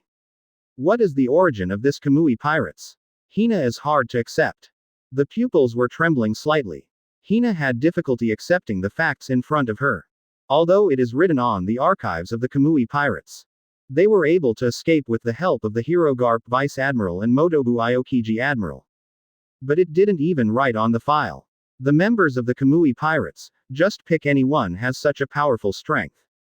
The guy the first fought with is not on the Kamui pirates wanted list. He should be a member of the Kamui pirates not long ago. It's just that such a rookie pirate who joined the Kamui pirates not long ago has such a powerful strength. Then, as the captain of the Kamui pirates, how powerful does he have to be able to hold down these powerful crew members? The more conjectures went on, the more frightened Hina became. It was also when Hina was shocked. She suddenly noticed a movement in the thick smoke. Aware of this, Hina's pupils suddenly shrank for a while. The next second, she couldn't care less about it. He clenched his fists and stepped forward, sinking his waist and accumulating strength, and slammed a straight fist into the thick and churning smoke. Shish. The fist wind whistled, and the sound of breaking the sky exploded. Hina's fist sank directly into the thick smoke. Then came a dull beating sound. Boom. Advertisement. Hina's group, in the middle of the object. The residual power and impact generated by the fist impact also tore away the dense smoke and dust surrounding it in an instant. Boom. The figure hidden in the smoke was slowly revealed at this moment. Hina looked at herself and threw 113 punches. But then, he was stunned. Because of the punch, it was caught by a big hand. Block. Block. Hina was shocked and felt bad. Instinctively he looked up. Only, the face she saw. But it wasn't the icy coldness she had imagined. Tiandao Pain with a pair of purple eyes with black circle pattern. It's the captain of the Kamui pirates, Kronos. Hina raised her head slightly, looking at Kronos with some disappointment. Kronos, on the other hand, held Hina's fist in one hand. He lowered his head slightly and looked at Hina calmly. Go back first, Tiandao Pain. 5. Here, I'll handle it. Kronos said in a calm tone, and at the same time waved his hand for Tiandao Pain to step back first. Hear Kronos speak out of the blue. Hina was shocked and turned her head sharply to look in the direction where Kronos waved his hand. Immediately afterwards, she saw the indifferent look in his eyes, his expression did not change from beginning to end, and the powerful Tiandao Pain. He actually obeyed Kronos and took a few steps back. Witnessing this scene with her own eyes, Hina's heart was greatly shocked. A person with such a powerful strength actually needs to obey him. Chapter 75 I have an unpleasant sister, also named Hina. Previous chapter. Next chapter. Advertisement. Turning to look back at Kronos, Hina's foe. Didn't dare to be so close to Kronos. Hina kicked Kronos in the head with a high kick. Shish. Boom. A loud bang came out. Hina's kick seemed to hit something. It was blocked 10 centimeters from Kronos' head. Again. It's the same as when the feathers were on the threshold. Is this a wall of air? Hina's pupils contracted slightly, and a horrified expression appeared on her face. Immediately afterwards, she saw that she quickly drew back the fist that was clenched by Kronos. Back out without hesitation. A safe distance from Kronos. And Kronos didn't catch up, just stood there and watched Hina's actions quietly. In fact, the purpose of Hina's previous kick was to distract Kronos. Then took the opportunity to withdraw the fist that Kronos had held. It's just that Hina never thought of it. Kronos didn't hold onto it at all, and didn't mean to keep her from backing away. If at the beginning, Hina directly drew her hands, Kronos would also let go and let her go. At this time, Hina, even with a safe distance away from Kronos, still watching Kronos warily. Is this guy really just a rookie pirate with a bounty of 237 million berry? Although the bounty cannot represent a person's strength. But isn't the difference too big? Kronos. Baby. Looking at Hina's wary eyes, Kronos gave a harmless smile. Don't be so wary of me, I won't kill you. 35. At least not this time. Advertisement. Otherwise, I wouldn't be standing in front of you. Kronos spoke calmly, as if he could kill Hina whenever he wanted. And Hina heard these wild words. He couldn't help frowning. Although she also understands that with the strength and number of Kamui pirates, it is not difficult to kill herself. But Hina still stubbornly retorted. You guys are too confident. Kronos smiled and said nothing. He also knew that Hina was just stubborn. Looking up slightly behind Hina, Kronos smiled again and said, ignore her, Beast Dopane. We should go. Hear the sudden words from Kronos. Hina's body froze abruptly and turned her head sharply. Immediately afterwards, she saw the roof behind her. A woman wearing a long black trench coat with purple eyes like Tiandao Pain was staring at her indifferently. Seeing this scene, Hina suddenly felt a chill. Is that a lie? When did she show up there? I didn't even notice it at all. Hina was horrified, and cold sweat soaked her back unconsciously. If she launches a sneak attack on herself. Under such circumstances, I am afraid there is no way to escape, right? There are wolves in front and tigers behind. This is a mortal situation. For Kronos' orders, Beast Dao Pain didn't say much. Instead, he jumped gently, fell, and walked towards Kronos unhurriedly. At the same time, members of the Kamui pirates slowly appeared behind Kronos. Gojo Go, Conan, Jigyu Yueni, Tiandao Pain, and 4 handymen. They all stood behind Kronos, watching Hina calmly. For a time, Hina felt the pressure on her body suddenly increased. The strength of these guys is not weak. Hina can clearly feel it. Standing next to Kronos, Gojo Satoru, Conan and Jiguiwan are not weak. Advertisement. This can be vaguely perceived from Tiandao Pain's position. As for the Beast Dao Pain, who converged towards Kronos and finally stood beside Tien Dao Pain. The strength is naturally easy to guess, it will definitely not be too weak. Gone. Hina was not at the regular meeting. After watching the Beast Dao Pain converge, Kronos reminded the surrounding crew members softly. He immediately turned and left. Hina saw that Kronos and the others were really leaving. And he didn't take himself seriously at all. Immediately a little confused. Not knowing why, Hina shouted at Kronos out of nowhere. Why? Hina is confused. 99. Heard the name. Hina. Again. Kronos couldn't help feeling a little emotional. Isn't it time to leave Erika's tavern? I don't know if the business and life of Erika Tavern will be better after the bandits are gone. Should be better, right? With that in mind, Kronos didn't stop. He just glanced sideways at Hina and said with a smile. I have an unpleasant younger sister, also called Hina. 35. As soon as this answer came out, Hina's whole body was messed up. Hina. Hina muttered to herself a little lost. I don't even know if I'm calling my name. Still shouting Kronos, the less than pleasant sister. However, Hina quickly responded. I remembered my own identity. First I'm a marine. The opponent is a pirate. How can Marine, who is committed to justice, let these pirates leave before his eyes? Thinking like this, Hina shouted at Kronos and the others. Backquote. Stop kidding. Do you think that if you say that, I will let you go? Advertisement. I'm Marine, and you are pirates. It was also when Hina's voice fell.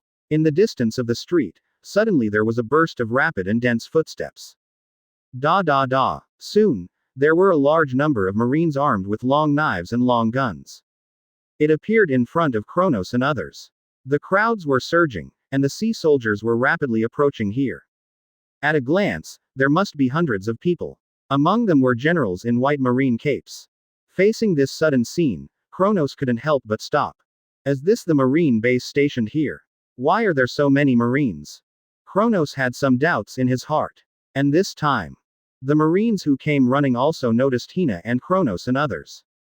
Look, it's Colonel Hina. 5. Are those guys pirates? Can't be wrong. The previous movement must have been caused by Colonel Hina fighting with them. Quick, surround them. Don't let them run away. 39. There was a noisy communication among the fast-running marines. And Hina, after seeing Marines' main force arriving, he also breathed a sigh of relief. Looking at Kronos, Hina said in a cold tone. My men have arrived. You can't run away. Hearing this, Kronos immediately laughed. Turning slightly to the side, Kronos looked at Hina and asked back with some amusing. Even you can't help us. You feel. Can they stop us alone? 21%. Chapter 76 Conqueror's Hockey, Faith in the Hearts of Handymen. Previous chapter. Next chapter. Advertisement. Before Hina could respond, Kronos turned to face the hordes of Marines rushing in. Immediately afterwards, Kronos continued to move forward as if he hadn't seen the rushing marines. A member of the Kamui pirates, also led by Kronos. Undaunted strides approached Marine. It's really enthusiastic. I remember when I met them for the first time, there were quite a few of them. Gojo Satoru followed Kronos' side, smiling calmly. Obviously, he didn't take the hundreds of Marines seriously at all. It's not just that he doesn't take it seriously. Others, too. It's just this move by the Kamui pirates right now. Hina was a little confused. Looking at Kronos' back, Hina's eyes were full of doubts and incomprehension. Why? Why didn't they run? That's a few hundred Marines, and there are only 10 of them. Walking towards the Marine array like this, what are they trying to do? 9. It was also at this time. A bad feeling suddenly rose in Hina's heart. 117 Immediately afterwards, she suddenly noticed. As Kronos walked towards the Marine array, the aura around him was rising sharply. This sudden discovery surprised Hina. What does this guy want to do? At the moment when Hina's thoughts rise and fall, Kronos' momentum has shifted. The steps that were taken were slowly stepped down. Clatter. Top Conqueror's Haki, also with Kronos the moment the pace fell. It erupted violently from his body. Ohm. Advertisement. Boom. 35. A deafening humming sound exploded. The Top Conqueror's Haki seems to have turned into a gust of wind. With Kronos as the center, it spreads out in all directions. Shish. Wherever Haki goes, the wooden items were shattered on the spot, and the glass products were even more shattered. Crack, crack, crack, dang, dang. Haki turned into a strong wind, passing over everyone in the Marine array. The blowing made them sway, and their hair moved slightly. Immediately afterwards, the pace of the hundreds of sailors in the Marine array slowed down. The solemn expression also gradually collapsed, turning into confusion and sluggishness. Immediately, all the sailors staggered and rolled their eyes. Directly passed out. Plop, plop, plop, plop. The sound of falling was muffled. Marine fell in pieces. But in the blink of an eye, hundreds of Marines had all fallen to the ground. Standing in no one. The Kamui pirates, on the other hand, were as if nothing had happened. Swaying from the fallen bodies of the Marines, he strode forward. Rear. Hina, who witnessed this scene with her own eyes, couldn't control her emotions. The pupils contracted and trembled sharply. A look of incredible shock appeared on his face. This is Haki. Is that a lie? So young to be able to master such a powerful conquerors as master. Advertisement. This kind of terrifying atmosphere, even I was shocked by it. 35. As this guy, a monster. Hina was horrified, her eyes trembled violently like an earthquake, and she stood there in a daze. The other side. The 4 handymen at the back of the line. He couldn't help but couldn't hold back the surging mood in his heart, and laughed softly. Shout out. As expected of the captain, he took care of all these Marines in an instant. 35. It's really Haki. So many Marines were dealt with in an instant. If we were the captains before me, Ache, and faced with a large number of Marines, we would only have to run for our lives, right? Who said it wasn't? Shout out, shout out. The 4 handymen chatted in low voices with low laughs. At this moment, they already regard Kronos as their faith in their hearts. And from the bottom of my heart, follow Kronos. It's the best decision they've ever made. They're going to be true members of the Kamui pirates. Also get stronger. Don't let your existence become a black spot for the Kamui pirates. Rear. Hina just watched Kronos and the others leave.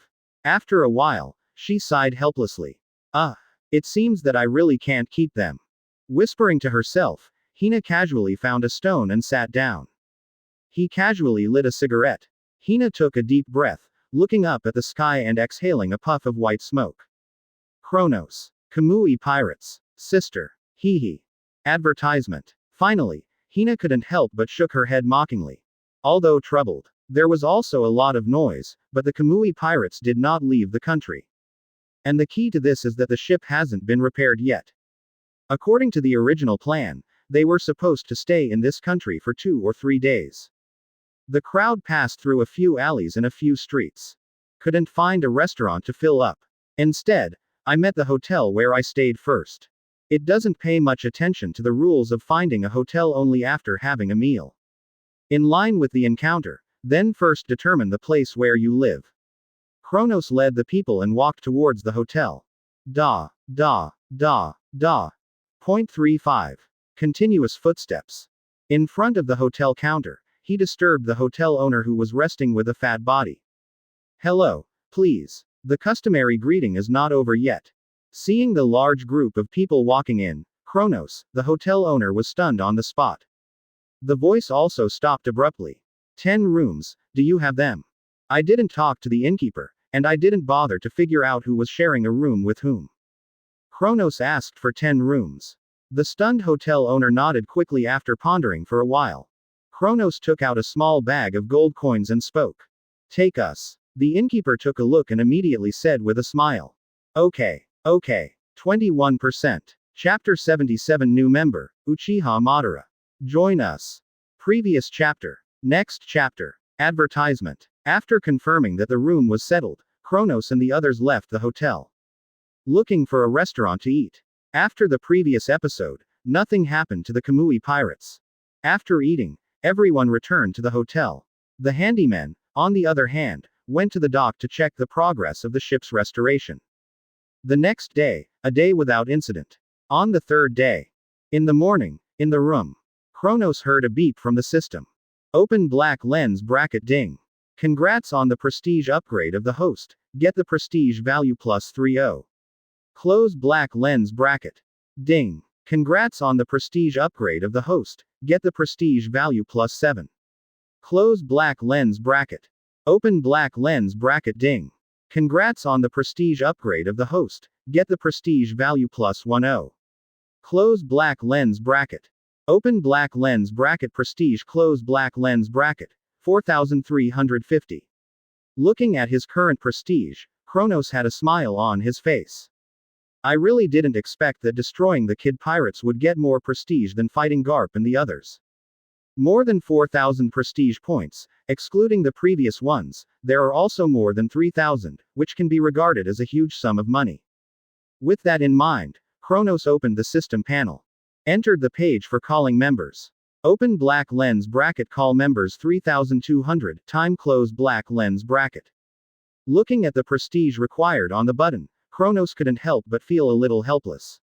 It has gained more than 3,000 prestige points at one time. Although this is a huge sum of money. But it can't stand the system's multiplied price increase. Sighing a little helplessly, Kronos clicked the summon button anyway. Open black lens bracket ding. Prestige value minus 3,200. Close black lens bracket. Open black lens bracket. Congratulations to host for successfully recruiting the members of Hokage World, Uchiha Madara. Close black lens bracket. Open black lens bracket host close black lens bracket. Kronos.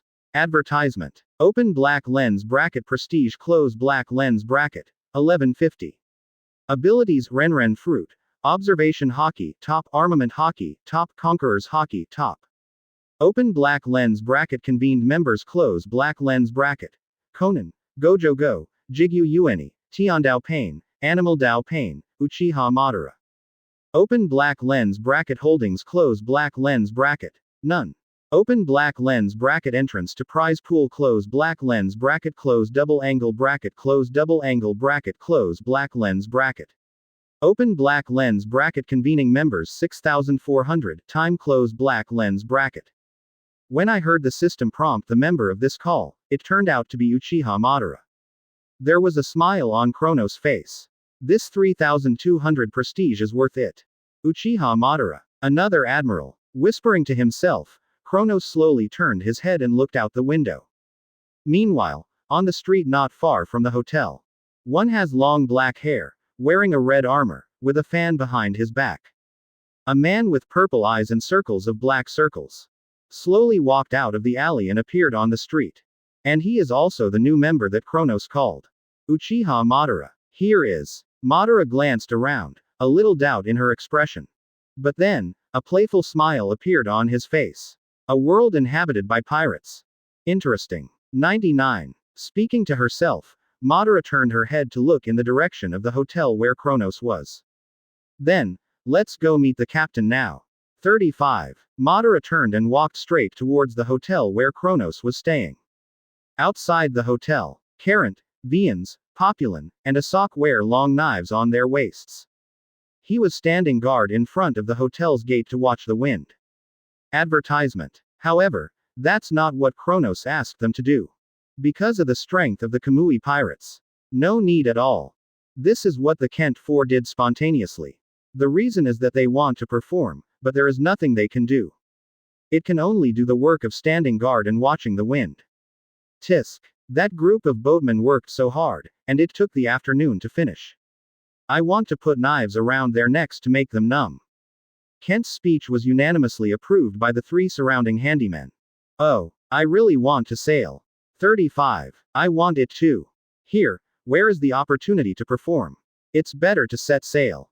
Several handymen sighed. It was at this moment that a crisp sound of armor colliding entered their ears. Crack, kick, kick, 0. Ask for flowers. The strange sound made the four handymen stunned for a moment. What sound? The four handymen raised their heads suspiciously and looked towards the source of the sound. Immediately afterwards, they saw Madara in red armor with a fan behind her back. Heading in the direction of the hotel, he strode forward. Just seeing Madara for the first time, an extremely strong sense of crisis rose in the hearts of the four of them. The pupils contracted slightly uncontrollably. Intuition is frantically warning them. This person in front of me is dangerous. Hey, this guy, who is it? Cold sweat dripped from his forehead, and Kant opened his mouth as if he was facing an enemy. Asak, who was beside him, couldn't help swallowing a mouthful of saliva at this time.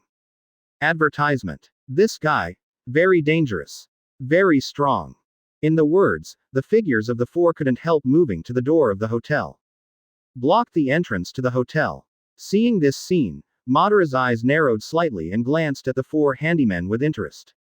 Excuse. You want to stop me? As Madara's words fell. Madara's own momentum was also revealed at this moment.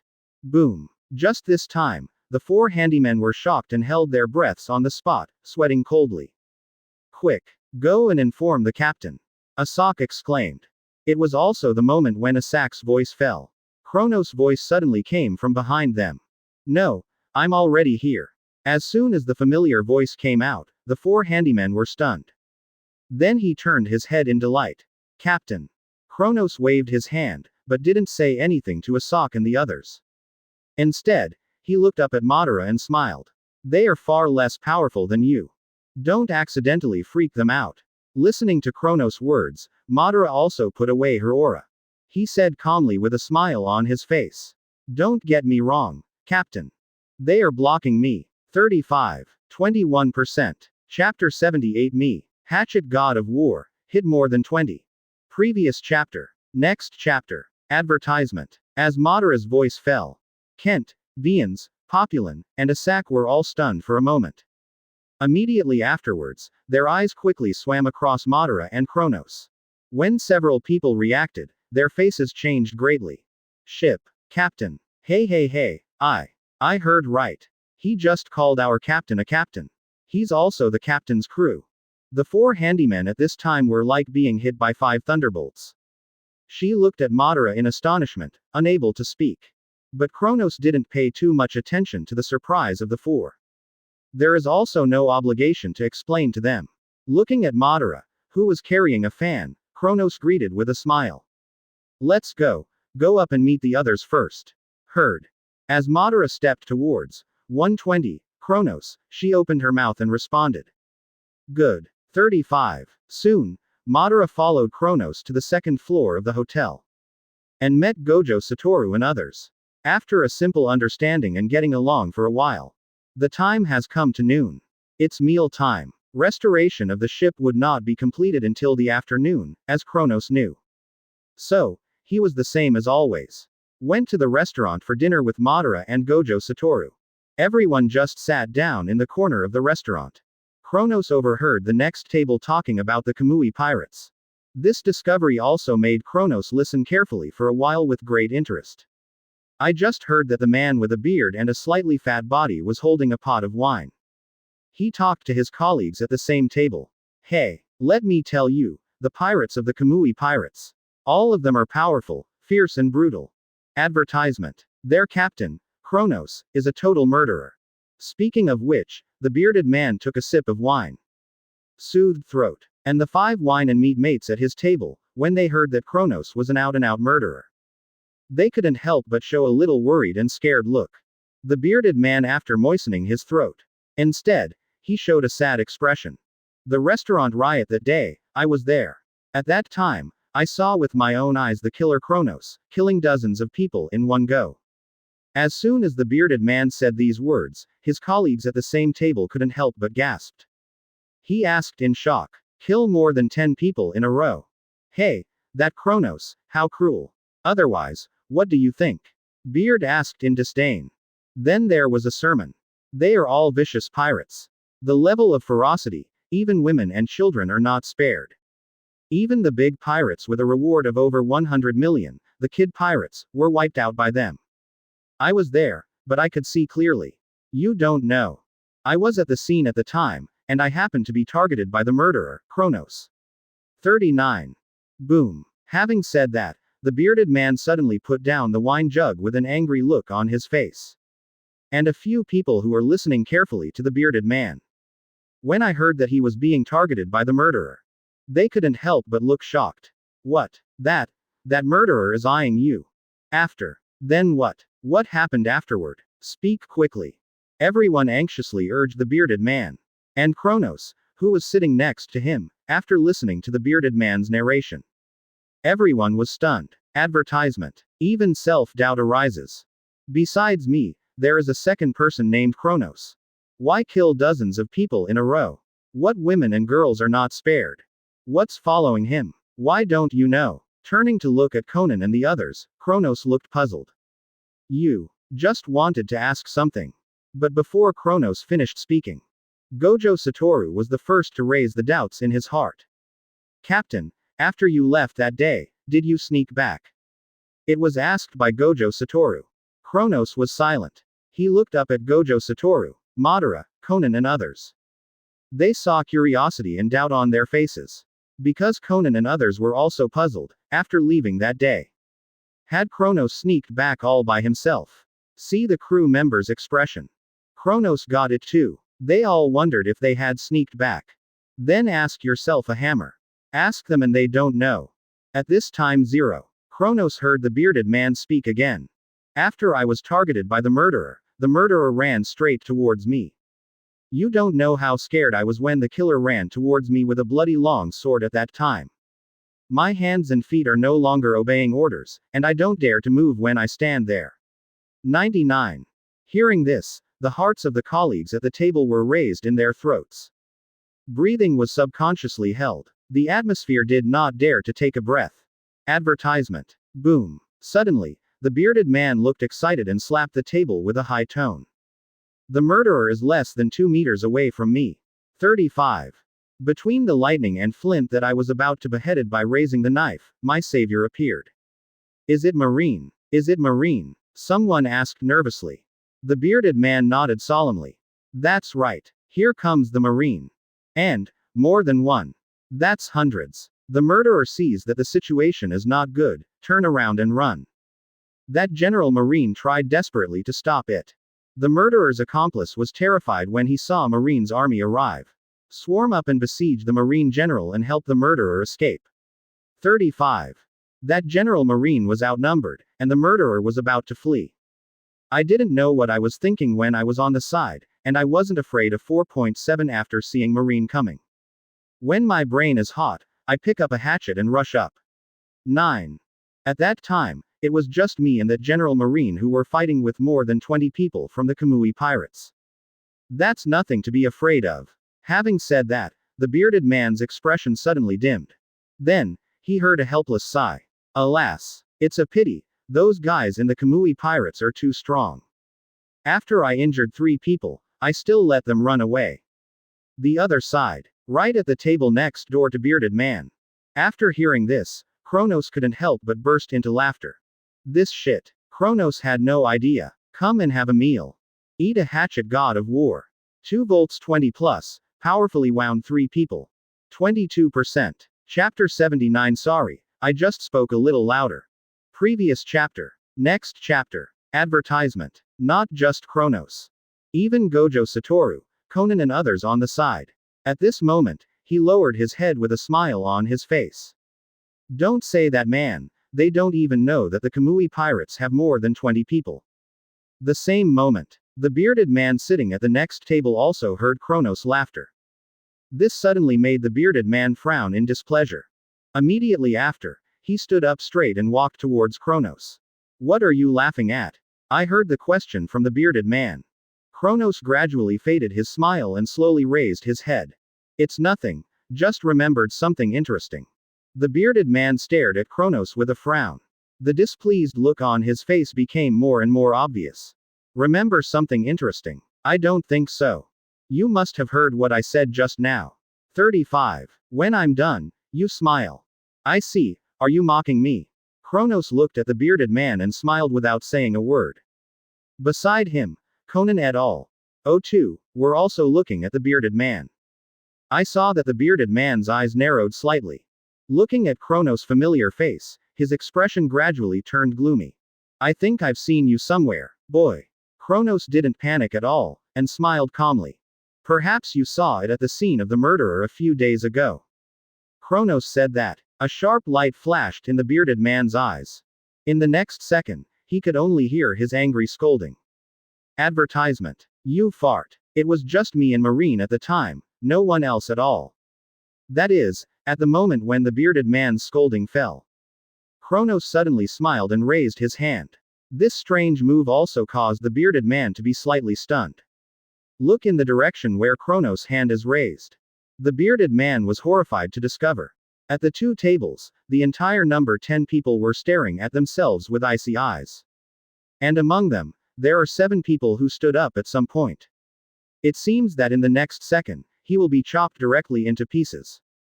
Guru. The bearded man swallowed a mouthful of saliva and took a step back subconsciously. There was a faint fear in my heart. Damn, what's going on with these guys? This look, as if to devour me alive. At this time, Kronos also smiled and said to Gojo Satoru and the others. It's just a small matter, we're here to eat. Heard Kronos' reminder. Then everyone took their eyes off the bearded man and looked at Kronos. But after a while, everyone turned to look at the bearded man again. Immediately afterwards, an indifferent voice came from the mouth of the beast Dao Pain. If you don't want to die, speak carefully. After that, Tian Dao Pain and others sat down slowly. The 4 handymen at the other table couldn't help but cursed in a low voice. Damn it. This guy dares to yell at our captain. 99. That's it. That's it. If the captain hadn't stopped him, he wouldn't have wanted to walk out of the restaurant door alive today. Count his life as a kid. Just yell at him just now. If the captain doesn't stop us, he will score 8 dans today. There's no need for the big brother to take action, we can deal with him. The 4 handymen sat down cursingly. Advertisement. At this moment, they fully embodied the nature of pirates. Apparently, it would have been if it wasn't for Kronos' timely stop. That bearded man, I am afraid he will die on the spot. But Kronos himself didn't take it to heart. He is here to eat, and if he kills someone here, he will most likely not be able to eat. Now, this bearded man is also a wonderful person to Kronos. Well, an interesting story maker. In that section, more than 20 members of the Kamui pirates were shaken. The plot that also injured 3 people is even more wonderful. At this time, the bearded man was already in a cold sweat because of the aggressive aura of the beast Dao Pain and the handyman. He heard all those words. 8 sections. That's the rhythm of hacking him to death. This group of people showed a ruthless momentum. Convinced him that if that person hadn't stopped him just now, you will really face the situation of being hacked to death. It's just that fear turns into fear. Behind me, my partner is watching. Just go back in such a sullen way, can't you lose face? Would you like to say something cruel? He stopped them just now, and I said one sentence, just one harsh word, should it be all right? Just as the bearded man was stunned in place, hesitating and thinking. He suddenly discovered that it was right in front of him. A man with short brown hair and a long black trench coat is staring at him coldly. His gaze met the man's purple eyes. The bearded man felt as if he had been pierced through his body and mind. Immediately shivered. It's even more alarm bells in my heart. Also at this moment, he remembered Kronos' face, and the creepy purple eyes. Advertisement. These people, is on the wanted list. They are. The Kamui pirates. At the moment of knowing the identity of Kronos and others. 120 The body of the bearded man was trembling violently like a sieve. Think back to what just happened. The bearded man just feels like he is jumping repeatedly before the gate of hell. Beads of sweat slid down his cheeks. The bearded man gave Kronos a bow on the spot. Yes. Sorry. I just spoke a little louder. Really 10. I'm so sorry. At this moment, the bearded man was speechless. Even the voice trembled. Watching the sudden change in the bearded man's attitude. Kronos turned his head to look at him in surprise. But then, he guessed. It is estimated that he recognized his group of people, which is the Kamui pirates in his mouth. Feeling a little funny, he waved his hand. Kronos motioned for him to leave, but said nothing. In this regard, the bearded man still said a few words one after another. Sorry. As he spoke, he sat back in his seat tremblingly. As for the face or something. What are you kidding? How is face important to life? That's the main deity of the Kamui pirates. Get face back from them. Don't die. 22%. Chapter 80 Set Sail, Sabayati Archipelago. Previous chapter. Next chapter. Advertisement. A generation of hatchet god of war has fallen. Kronos teased with emotion in his heart. This matter was left behind. And the table next door. After the bearded man returned to his position. The body was still shaking. Without uttering a word, he took the jug and poured wine into his mouth to suppress his shock. At this time, his colleagues at the same table could not see it. Think of the wild words of Kronos and others. Several people suddenly said angrily. Nader. They've all told you that. How can you bear it? That's it. Isn't that the end of the matter? Don't you teach them a lesson? Nader. This can't be done. 9. You are the one who can fight against the vicious people of the Kamui pirates. Isn't it easy to deal with them? Hearing this, the bearded man named Nader almost choked on the wine. At this moment, Nader was in a cold sweat. I am even more afraid. If this annoys the people at the next table, why don't you go back and hack yourself to death? Thinking like this, Nader shook his head like a rattle. However, the person sitting at the table with him did not understand what he meant. Nader, I know you don't want to be as acquainted with them. But they are all bullying you. If you don't teach them a lesson, it will only make them more mad. 5. That's it. You are not afraid of the 20 or so murderers of the Kamui pirates. There are only a dozen people in this area, and it's not like teaching them to play. Hearing these words, Nader couldn't sit still. Advertisement. He turned his head back and forth to look at the next table and his own table. Fear was written on his face. Cold sweat frantically dripped down his cheeks. Nader's body trembled like a sieve, and his pupils trembled violently like an earthquake. Damn it. You pretend. Don't King take me. That's the Kamui pirates' deity. Labor and capital are afraid.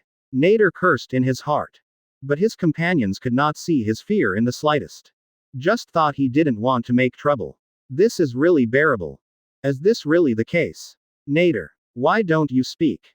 Under a series of inquiries from his companions, Nader Bungbu stopped. He had to reply in a hoarse voice. I have a sore throat and don't want to talk. Companion. Why are your hands shaking so badly? Nader. Don't worry, it's just a cramp. Companion. But, your wine spilled. Nader. It's all right, just a little wine. Companion. Is this a bit of a waste? Nader.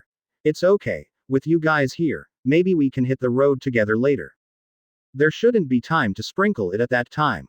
Even if we sprinkle it in advance for ourselves, we will drink it when we are done. 5. Companion. After eating in the restaurant, Kronos and the others just left. Headed back to the hotel. By the afternoon, Kronos received a message that the repair of the vessel was complete. Advertisement. Then the Kamui pirates followed Kronos and rushed towards the dock. On the way to the dock, Kronos once passed the landing island. The bulletin board you encountered on the side of the street. At this time, the bulletin board is full of the latest wanted notices released today. And the person on the wanted list is also the bounty amount offered by all the members of the Kamui Pirates. Kamui Pirates Captain, Kronos, 330 million bounty berry. Gojo Satoru, 210 million berry. Following Guoyueni, 115 million berry. Conan, 113 million berry. Heavenly Pain, 70 million berry. Beast Dao Pain, 65 million berry. Asak, Populin, Vians, and Carant, the reward is 20 million berry. The crowd came to the dock. The ships of the Kamui Pirates also came into view. The ship, which has been fully repaired, appears to be much stronger. Moreover, the surface of the vessel appears to have no traces of repairs. Board 35. Kronos made a change and was the first to board the ship. Others followed. As soon as he boarded the ship, Vians came to Kronos with the chart and spread it out. Captain, are we going to keep going straight next? 23. When you get to this place on the chart, it seems to be impassable. I have heard that it is a red wall so high that ships cannot pass. Hearing such a question, Kronos couldn't help but glanced at Vians in surprise. He was a little puzzled. Isn't this common sense to go to New World via the Fishman Island? However, as soon as the doubts arose, Kronos was relieved. This is common sense to him. But not for Vians and the others. Advertisement. You must know that the protagonist group, in memory, is only known after encountering a mermaid after hitting a wall. To go to New World, you need to coat the boat and then dive through the Fishman Island. Backquote. Where are we now? Kronos asked Vians calmly. Soon, Vians pointed to an island road on the chart. This is where we are now. Kronos glanced at it, and the Subvert archipelago was close to where the ship was being coated. Of course, this is only a close approximation on the chart. The actual voyage, I'm afraid, will take a few more days. Go to Subvert archipelago first. Kronos indicated the location of the Subvert archipelago on the chart. Hearing this, Vians didn't ask any more reasons. Nodding and responding, yes. Vians put away the chart, turned and left to prepare for the sailing matters. Soon after, that only belongs to the Kamui Pirates. The pirate flag painted with a blindfolded skull on wings slowly rises. Crash. Under the blowing of the sea breeze, the flag fluttered and made a loud noise. Boom. Soon, the main sail of the ship was raised, and it was blown up by the sea breeze. Driven by the sea breeze, the ship slowly sails to the sea. Kamui Pirates. Set sail here. Aim for the Subvert archipelago. 22%. Chapter 81 Helmsman. Bring me the boat. Previous chapter. Next chapter. Advertisement. A few days later, above the vast sea, a ship flying the flag of the Kamui Pirates sails at a constant speed in the calm waters. On the deck, with today's newspaper in hand, Kronos lay on a lounge chair, reading the paper while enjoying the cool sea breeze. The purpose of reading the newspaper is not to like it, but to simply pass the time. It was just the content of today's newspaper that surprised Kronos. Because after many days, the Kamui Pirates were mentioned in the newspaper once. Of course, it's not just the Kamui Pirates mentioned above. And Kronos, old acquaintances, Monkey D. Luffy's Straw Hat Pirates. And those pirates who belong to one of the members of the evil generation. Due to the existence of Kronos, and the destruction of the Kid Pirates. The list of personnel of this evil generation has ushered in a shuffle. The original 11 people have become 13 people. Among them, the Kamui Pirates have 4 members on the list of the most evil. And Kronos, with a reward of 330 million berry, is the first person to reach the top of the evil generation. Other members on the list. They are the 5 Satoru who offered a reward of 210 million berry. A reward of 115 million for Berry's succession to the country. 120. And Conan with a bounty of 113 million berry. Captain. A large pirate ship was found to the northwest. Located on the lookout on the main pole of the ship. Carant, who was on duty, shouted at Kronos on deck. And Kronos heard the news.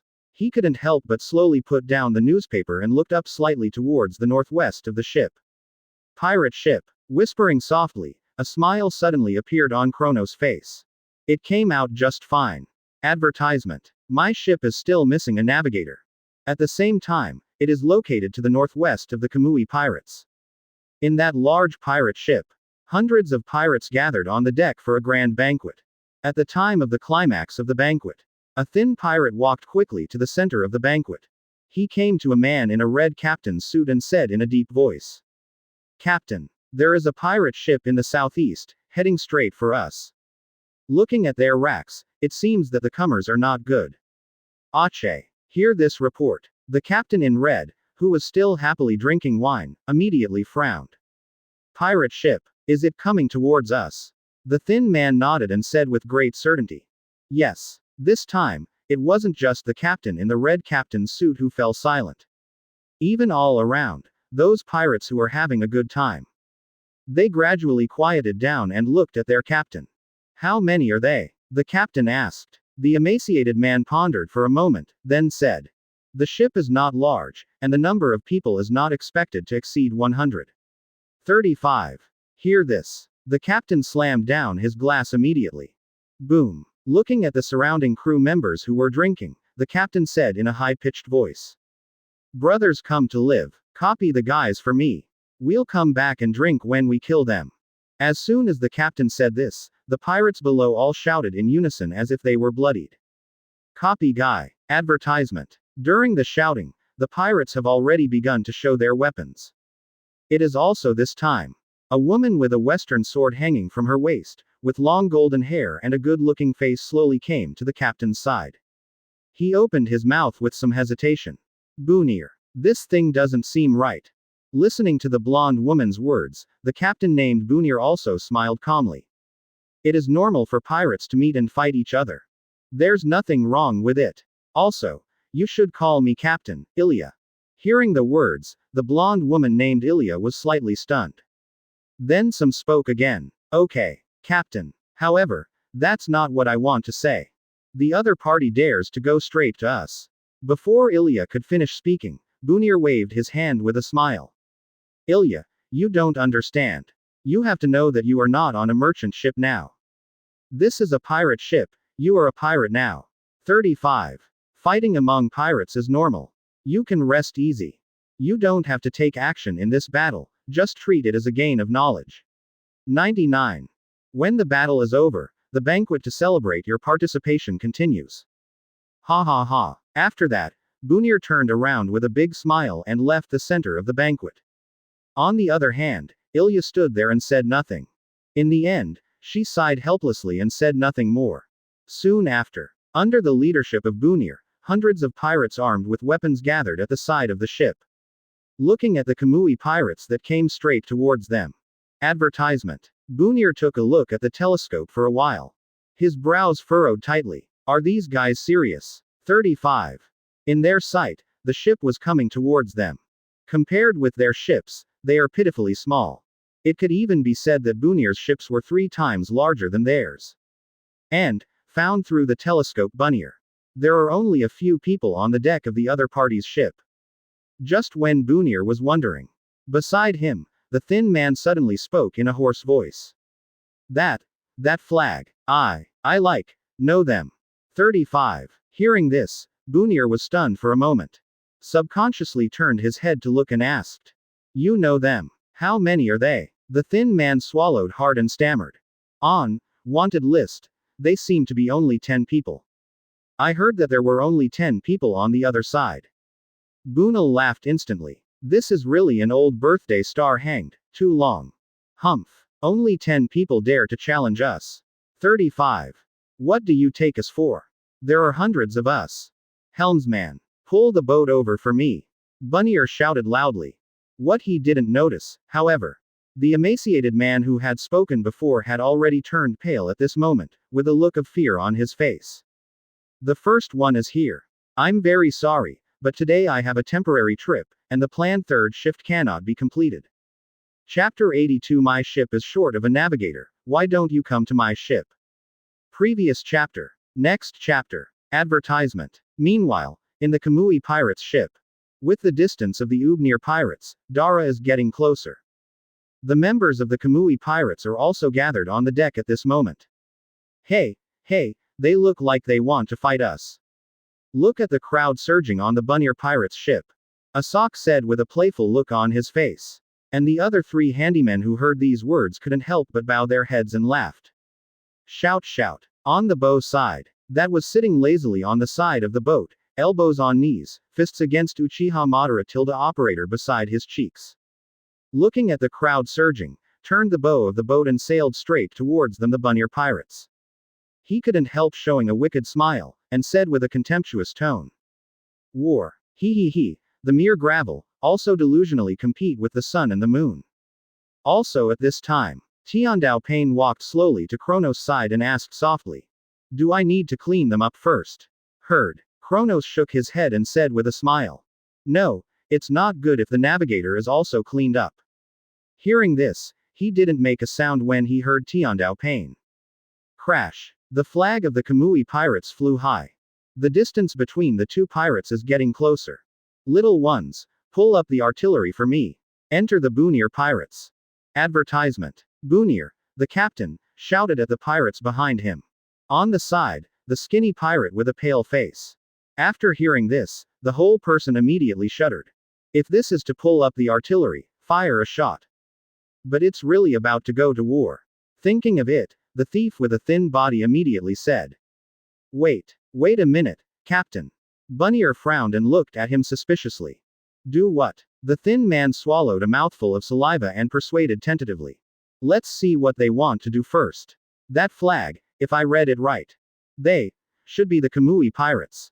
39. Hearing this, Bunir was stunned for a moment. Then fell silent. He has heard the name of this pirate group. It's a big pirate with a reward of over 100 million. But to be honest, I am not afraid. Although the other party is someone who has offered a reward of over 100 million, his own reward also has 70 million berry, which is close to breaking 100 million. And on their own side, there is still a numerical advantage.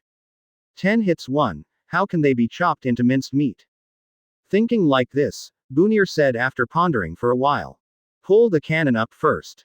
As for whether to fight or not, let's see their attitude first. If we really want to fight, hundreds of us are not vegetarians. I heard my captain say so. The thin man was silent. And it is this time. Ilya came to the thin man's side, looked at the thin man with some doubts and asked back. Advertisement. The Kamui pirates. Who are they? Are they strong? Hearing this, the thin man couldn't help but subconsciously glanced at Bunye. Then he gritted his teeth and said softly to Ilya. Ah, their captain, Kronos, is called the first of the wicked generation. It is rumored that each of them is very powerful. Although there are only 10 people, but among them, the lowest reward is all pirates of the tens of millions. Among them, there are even 4 people, who are the great pirates with a reward of over 100 million.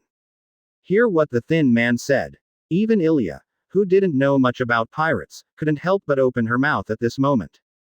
A look of shock on his face. She doesn't know much about pirates, but she still knows what it means to offer a reward of over 100 million.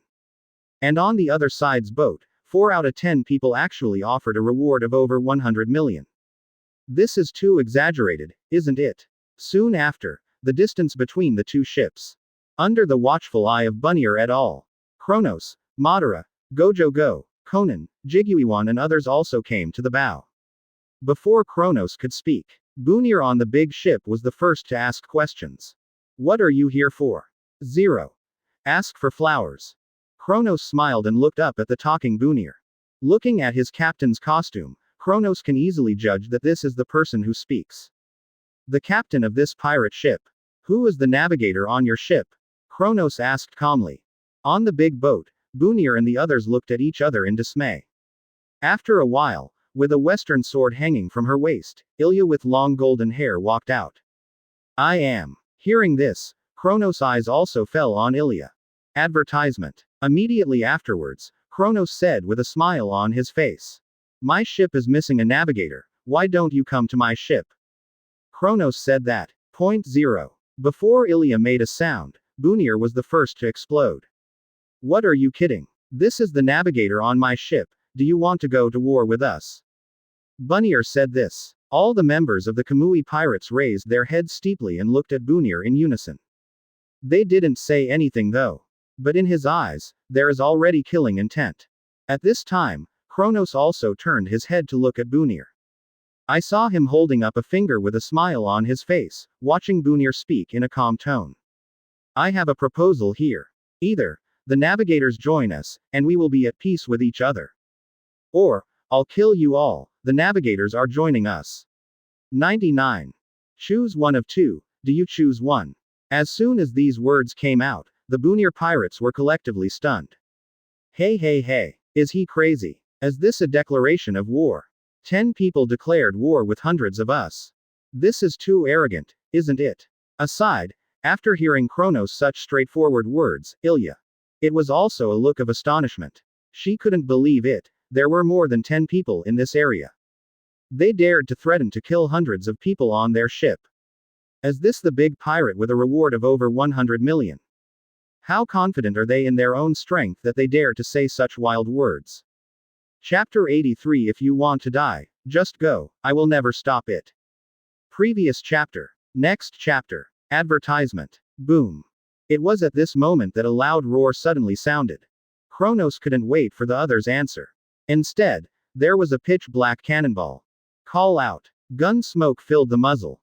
The shells shot straight at Kronos and the others. Rear. Ji Guiwan flicked his thumb while holding the scabbard.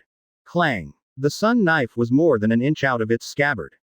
Immediately after seeing Ji Guiwan holding the hilt in his right hand, he suddenly disappeared into the spot. Whoosh. Clang hum. The sound of the long knife echoed, accompanied by a flash of red light. Shish. But in the blink of an eye, Jiguiueni has appeared in front of Kronos. A knife split the blazing shell into two halves. Boom. Boom. 1, 2, 3. Long. The shells that fell into the sea exploded on both sides. Two waves of several meters high were provoked. Crash. The waves fell back into the sea like a torrential rain. And Bunir's angry voice also resounded in all directions. Go to war, asshole. It's just a reward of over 100 million, do you really think we're afraid of you? 5. A person's strength is not measured by bounties. Hear what Bunir said. Kronos was silent. Immediately afterwards, he couldn't help but let out a low laugh. Ha, this is really, I am very surprised. Kronos thought he had a high bounty and prestige of 330 million berry. Just begging for someone, there won't be any trouble. You must know that in the first half of this grand line, it is not common for pirates with a reward of over 100 million. It is even rarer to have 4 people in one boat break through 100 million. The other party will not be so clear about the pros and cons. But now, Kronos realized he was wrong. Just having a high reward and prestige, and trying to avoid all troubles, is not enough. Gotta use a bad name. This is a pirate, only more vicious than the other party can make the other party fear. Thinking of it, Kronos turned to Bunir again. You are really brave. It's my fault. 35. Everyone is a pirate, and I even tried to reason with you. Although I've always felt like fighting and killing or something, there is so much trouble once. But now, you've changed my mind. Then as a thank you gift, let us give you a ride. 99. Advertisement. Speaking of which, the smile on Kronos' face faded completely. Immediately afterwards, I heard him speak calmly and indifferently again. All but the navigator were killed. Descend on Kronos' order. Ji Guiwan's Japanese sword was instantly attached to armament hockey. Immediately afterwards, he jumped and disappeared on the deck of the ship with a dodge. When it reappeared, it was already on the big ship. That's in front of Bunir. Facing this sudden scene, Bunir was shocked. Damn it, you bastard is. It's just that Bunir couldn't finish his sentence. Ji Guiwan cut off his head with one knife. Swish. PFF'd. Warm and red blood spurted out like a spring. 70 million berries bounty for the captain of the Bunir pirates. Die in the blink of an eye. Not even to resist. Seeing that his captain was beheaded in an instant. The pirates present couldn't even react. The figures of Tian Dao Pain, Beast Dao Pain, and Conan landed on the deck of their ships. Afterwards, the 4 handymen who boarded the ship were Asak, Vians, Populan, and Kent. The handymen at this time, even in the face of hundreds of enemies. There was no sign of fear on his face. Only that hideous face, and boundless excitement. The opportunity to perform is here. Kill them all. Kill. The 4 handymen shouted and rushed up with knives in hand. A massacre begins. Following Guoyueni, Tiandao Pain, Animal Dao Pain and Conan. At this moment, it is like a harvesting machine, frantically harvesting the lives of pirates on board. Shoo, swish, swish, swish. .55, puff, puff, plop, plop, plop. The pirates fell one by one, and the strong smell of blood filled the air. Those pirates standing behind. I saw with my own eyes that my companion couldn't even hold the others move. After being beheaded like a mustard. All of them had disastrous expressions on their faces, with expressions of horror on their faces. At this moment, they felt as if they had fallen into an ice cave, and their bodies were shivering. Hey hey, are these guys monsters? Dead. All dead. The captain is dead too. Damn it. How do you fight such a power gap? Their strength is not at the same level as us. 35. What kind of monster are we provoking here? The pirates roared in despair. Some collapsed pirates even slumped on the ground.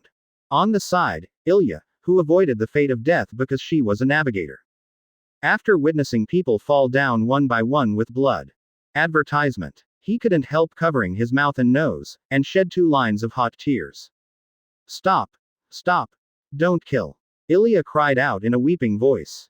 However, she couldn't get the attention of the first-class Jiguiwan. Ilya reacted. Then he turned sharply, looked at Kronos, and cried. Let them stop. Don't you want me to join you? I join you. You make them stop. Don't kill.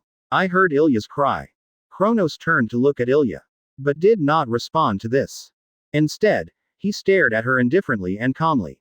Seeing that Kronos was indifferent, Ilya gritted her teeth and spoke again. Let them stop. Haven't I promised to join you? Ilya's voice 4.7 fell. This time, Kronos moved. The fruit ability unfolds, and the invisible stepped space boundary wall is condensed. Immediately afterwards, Kronos slowly took a step forward, stepping on the void. When boarding the big ship where Ilya was, he said coldly. I think you seem to have misunderstood something. What I'm missing is a navigator, not you. In my eyes, you are dispensable. If you want me to stop, you don't have that qualification. You are still alive now because you are a navigator. That's all. If I don't stop and you are going to die, then you can die anyway. I will never stop you. There are many navigators in this sea. 99. Not less than you. Second update, here it is. He bowed his head and bent down, and put the long knife in his hands on the road. Captain. Kronos glanced at a sack lightly, then took the long knife and walked towards Ilya. Da. Kronos walked slowly to Ilya's side and stood still. Ilya, who heard the movement, also turned her head and looked over. I didn't wait for Elijah to make a sound. Kronos inserted the long knife in his hand into the floor and said indifferently. Have you considered it, navigator? Are you going to die with them? Still come with me? Kronos asked nonchalantly. At the same time, he released his hand holding the handle of the knife. Just let the long sword stand there. The meaning expressed is also very clear. If you want to die, then pick up the knife and kill yourself. Looking at the long knife still stained with dark red blood, Ilya slowed down for a while before opening her mouth in a hoarse voice. I'll go with you. Hearing this, Kronos smiled. Advertisement. Immediately, the long knife was pulled up. Wise choice. Stand up and follow me. After saying that, Kronos didn't wait for Ilya, turned around and left with the long sword. Kronos returned the long knife to a sack as he passed by. And Ilya, who also supported the side of the boat, slowly stood up and followed Kronos' footsteps. The crowd returned to the boat with the Kamui pirate flag flying high. On the voyage again. After the Bunyar pirates incident, the Kamui pirates were at sea for another week. During this time, Ilya had almost nothing to do. It was also during this time that Ilya really realized what Kronos said. In my eyes, you have nothing to do with it. Meaning. And this also made Ilya feel extremely uneasy on the boat. More disturbing thing for Ilya. All the members of the Kamui pirates have been here for more than a week, and no one has taken the initiative to speak to her. But Rao is like this, Ilya still found a little psychological comfort in the Kamui pirates. And the people who gave him comfort were the 4 handymen, Asak, Vians, Populan and Kent. It seems that, like me, I was coerced by the captain. The people who suffered and tortured were not only me, but 4 of them. Besides chores, it's chores. You guys have been on the boat longer than me, and you must be in pain now, right? Ilya silently watched the backs of Asak and the others doing their chores. He murmured softly with sympathy on his face. It was also at this time that Veens was in charge of today's duty. Suddenly, he jumped down from the observation deck with a face full of excitement. Boom. 123. Soon, Kent and others were also attracted by the movement of Veens falling. Look at Veens' excited expression. Poplarn and the others couldn't help asking suspiciously. What's the matter? What happened? Happy to be like this. 35. Veens had a smile on his face. Hey, the destination is here. I saw what the captain said about the Subvert archipelago. If I don't tell you, I have to report to the captain immediately. With that said, Veens hurriedly ran into the cabin. Seeing this scene, Asak and others were very surprised. Everyone clenched their teeth, beating their chests and feet. Damn it! Why is this cargo so good? Damn it! If only I had arrived at the destination yesterday, then I would report to the captain. Tisk. Why doesn't it arrive tomorrow? I'm on duty tomorrow. 35. Alas, if only Veens could take a break and make way for the duty. 35. Do you guys take a break? I can be on duty every day. FKU, why don't you go to rest? Rest. Hey, if you don't do anything, don't be a handyman, you're not even worthy of staying in the Kamui Pirates. Get off the ship as soon as possible. 23%. Chapter 85 The Evil Generation, Basil Hawkins. Previous chapter. Next chapter. Advertisement. Having said this, the three of them froze for a while. Immediately afterwards, they subconsciously turned their heads and looked at Ilya. Suddenly being watched by the three of them, Ilya also seemed a little puzzled. Why did they suddenly look at me? The other side. Veens came into the captain's room. Respectful reporting to Kronos. Captain, Subvert archipelago has been seen. Hearing this, Kronos slowly raised his head. Glancing at Veens, he said in a calm tone. I know, you go to prepare first. Yes. Veens responded and left the captain's room. Meanwhile, the Subvert archipelago is on the edge of the coast. A pirate ship with a strange shape and a flag painted with a long pink long-haired skull hanging high. Slowly approached the Subvert archipelago. If Kronos were here, he would have been able to recognize this oddly shaped ship at a glance. Because of the captain of this ship. It is the king of big stomachs, Jewelry Bonnie, who is also called a member of the most evil generation. Back then, the Bonnie pirates and Kamui pirates had a bit of an encounter. Although, that incident left a lot of psychological shadows on the Bonnie pirates. But now so much time has passed. The people of the Bonnie pirates have long since let go and walked out of the shadows. It's finally here. Subvert archipelago. Jewelry Bonnie pedaled the bow, one hand on his knee. Advertisement. Hockey spoke with a cheery smile on his face. The cool sea breeze blew her pink hair elegantly. It makes her look like she has a domineering aura. At this time, next to Bonnie, a female pirate looked at the Subvert archipelago. The slowly rising bubbles could not help but show surprise, and exclaimed with shining eyes.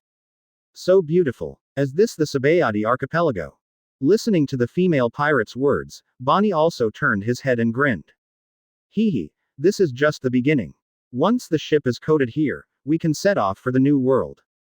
With that said, Bonnie shouted at the rear again. Little ones, get ready to land on the island. Bonnie's cry was immediately answered by the crew. I saw all the crew members raise their fists like chicken blood and shouted in unison. Drink. Another location in Subvert archipelago. A boat with a bow in the shape of a scarecrow slowly docked. On the deck, there was a man with long blonde hair and a black cross on his neck. As the ship docked, he slowly raised his head. Just looking at the environment on the island, he lowered his head again. He looked at the open tarot card in his hand. And he is also a member of the same evil generation. Bounty 249 million berries magician, Basil Hawkins. The time has come, let's land on the island. While speaking, Hawkins slowly stood up and walked to the side of the boat. And behind him, it is a large number of pirates, silently following his pace. Advertisement. At this time, the ship of the Kamui pirates has also entered the Subvert archipelago. Today, Kronos and others have walked out of the cabin and gathered on it.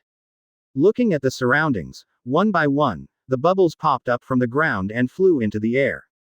Even Kronos couldn't help but sigh in his heart. This place is really nice. Unlike Kronos' appreciation. Wujo Satoru on the side showed his happy mood directly. I saw him laughing and walking back and forth on both sides of the ship's deck. Ha ha ha. Amazing. 35. These bubbles are all coming out of the ground. 35. Amazing. What a big bubble. Saying that, Gojo Satoru suddenly looked at Kronos again. While pointing at the rising bubbles, he asked with a smile. Hey, Captain, are these bubbles edible? 35. Kronos shook his head and said helplessly. I don't know either, you can try it. However, these bubbles should be quite tough, and it's probably not a problem to bear the weight of a person. As soon as Kronos said this, Gojo Gogo was instantly happy. Huh, really? Said, without waiting for Kronos to respond. Gojo Satoru jumped directly and jumped towards a rising bubble. The figure bounced twice on the bubble. The bubbles actually took Wujo Satoru slowly up into the sky. Gojo Satoru, who found a little, was surprised. Oh, I really floated up. Amazing. Seeing this, Kronos also smiled helplessly. Advertisement. Well, Wutiaowu's strength is strong and strong. But, usually not serious is really not serious. Well, since he wanted to play, then he had to go. The other side. Ilya and a group of handymen were also amazed by the wonders of the island. It's so beautiful. Ilya looked at those bubbles and murmured dumbly. The handymen, on the other hand, wiped their eyes with regret. How can it be repaired? I really want to play with Big Brother Wuho. Soon after, the captain slowly moored beside an island. On the island, there is a huge mangrove tree, the full name of which is Alchemon mangrove. And the entire Sabayati archipelago is made up of these alchemy trees. There are a total of 79 trees, each with a unique, good fortune number to them. Kronos looked at the giant mangrove tree. On its torso, there is a number unique to it, 33. Number 33. Kronos was lost in thought. Even now, Kronos vaguely remembers that some of the main facilities of the 79 mangroves were skewed towards servants. On the mangrove trees from number 1 to number 29, there are mainly illegal areas, including human trafficking shops and human auctions. On the mangrove trees from number 30 to number 39, there are mainly soap bubble parks and so on. On the mangrove trees from number 40 to number 49, there are specialty shops and sightseeing areas. On the mangrove trees from number 50 to number 59, there are shipyards and coating craftsmen. On the mangrove trees from number 60 to number 69, there are marine station and the government entrance. Most of the mangrove trees from number 70 to number 79 are hotel streets. 23%. Chapter 86 Encounter. Terrified Bonnie. Previous chapter. Next chapter. Advertisement. Although it is said that most of the mangroves from number 50 to number 59 gather shipyards and coating craftsmen. The Kronos boat, however, was moored beside the mangrove number 33. But that doesn't get in the way at all. Because the sequence numbers of these mangroves are not regular. For example, it is not that the mangrove tree is number 1, and the closest one must be number 2. These mangroves are in random order, although Kronos is currently in mangrove number 33. But Kronos can see not too far away, the sign 51 on a mangrove tree. Of course, if Kronos wants to go to the mangrove area of 50 to 9. You have to go through a part of the mangrove area of number 40 to 9 to get there. Or pass through the mangrove area of number 10 to 9 and arrive at the mangrove area of no. 50 to 9. The islands are connected and can be reached from anywhere. The above two are just the nearest roads for Kronos' side. Go to the island. Kronos greeted the crew behind him. He was the first to land on the island. Madara, Gojo Satoru and others in the back followed closely. Before long, Kronos and others entered a park. It is spacious and has quite a few facilities and houses. Likewise, there are quite a few crowds here at Gathering 123. Where are we going, Captain? Gojo Satoru approached Kronos with a smile and asked. Kronos didn't hide it either. The purpose was directly told to the people. First go to the mangrove area from number 50 to number 59, and find a coating craftsman to coat the boat. Hearing this, Wutiaowu couldn't help showing a puzzled expression. Coating. Why? Isn't the boat nice? Kronos patiently answered Gojo Satoru's question. We're in the first half of the Grand Line and want to go to the second half. Then you have to pass through the Fishmen Island 10,000 meters under the sea. Ships today cannot navigate the sea. Advertisement. But after coating the boat can sail in the sea. Hearing this explanation, Wu Tiaowu nodded suddenly. Don't ask too much. Gojo Satoru had a smile on his lips, put Kabuto in his hands, and followed Kronos silently. However, after explaining to Gojo Satoru, Kronos fell into trouble. Coding craftsman this thing. Pluton Rayleigh was the only one Kronos knew. Although there is no shortage of coding craftsmen on the island, the level of technology is a problem. Not if you encounter technology. After the ship sank 10,000 meters, the membrane exploded, and the trouble was big. Going straight to Rayleigh. After whispering softly, Kronos had a decision in his heart. Look around first. If you can't find a reliable person, go to Rayleigh. But this Sabayati archipelago is so big. Thinking about it, it is not even possible to find a reliable coding craftsman. Walk through the mangrove area at number 40-9. Kronos and others came to number 52 mangrove area. At the same time, an acquaintance of Kronos also arrived at number 52 mangrove area at the same time. Here's a pizza. Bonnie didn't care about his image. After gulps down a piece of pizza, he waved back. Hearing Bonnie's greeting, the crew immediately handed over a whole piece of pizza with a box. In this regard, Bonnie is also not polite. Picking up the pizza box with one hand, picking up a small piece of pizza with the other, and stuffing it directly into his mouth. Ha ha ha ha ha. Big mouthfuls of chewing noises, Bonnie's mouth Kakuzu got a lot of pizza crumbs. Passers-by on the street. After seeing Bonnie eating so rudely, he couldn't help but sneer. Hey, look at that guy. Is she really a woman? What a rude look. That's not it. With a beautiful skin, I didn't expect to be such a person, it's really annoying. As soon as these words came out, the surrounding people couldn't help but burst into laughter. Advertisement. Ha ha ha ha. In the crowd, Basil Hawkins, who is also one of the most evil generation, is also watching Bonnie. No way. Bonnie, this pedestrian, Ache, is too attractive. Not to mention walking swaggeringly in the middle of the street, the food is still so rude. And people made way for her subconsciously. In this way, it is difficult for them to let people not pay attention. Unlike those who laughed out loud, Hawkins silently took out the tarot cards and counted them. Shahaha. A crisp shuffle reverberated. Hawkins slowly turned over a tarot card. Immediately, a faint smile appeared on his face. This is fate. Some guys are going to be unlucky. It was also when Hawkins' voice fell. The people who were clutching their stomachs and mocking Bonnie wantonly. Suddenly, a shadow shrouded her. This sudden change made them stunned for a moment, and their laughter stopped abruptly. He raised his head subconsciously. Immediately after, they saw. The Bonnie, who was ridiculed by them before, is now standing in front of them. And behind her, stood a large group of burly men. Staring coldly at the person in front of him, Bonnie said coldly while stuffing pizza in his mouth. Are you making fun of me? Hearing this, the pupil of the man facing Bonnie immediately shrank. At this moment, he deeply felt the fear. And the overwhelming sense of oppression. His body was trembling, cold sweat dripped from his forehead, and the man said with a trembling voice. No. However, the man did not wait for the man to finish speaking. Bonnie kicked him in the face with a sharp kick. Advertisement. Boom. The sound of silent beating echoed.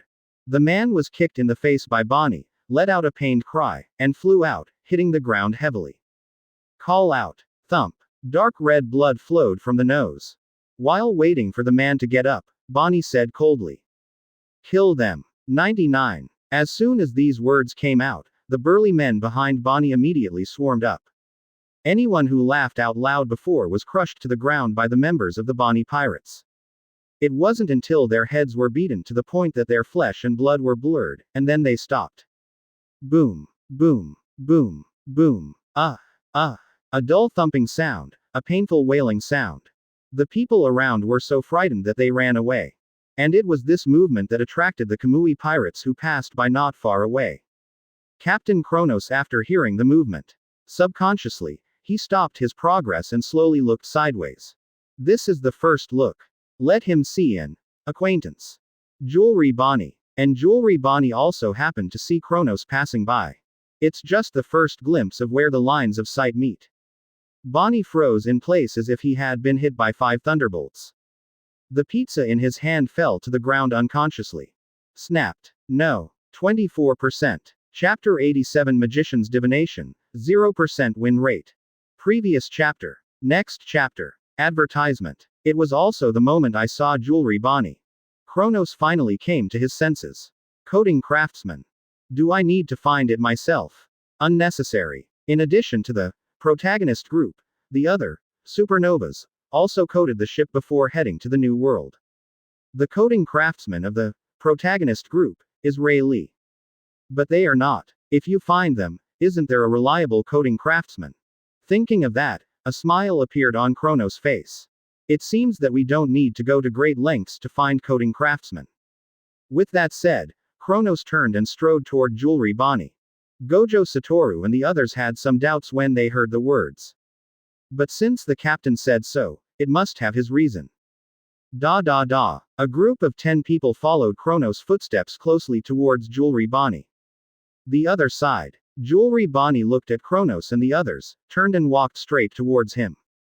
Immediately, his face changed greatly, and he was sweating coldly. The scene from the beginning appeared in my mind, and the occurrence of that nightmare was as if it happened yesterday.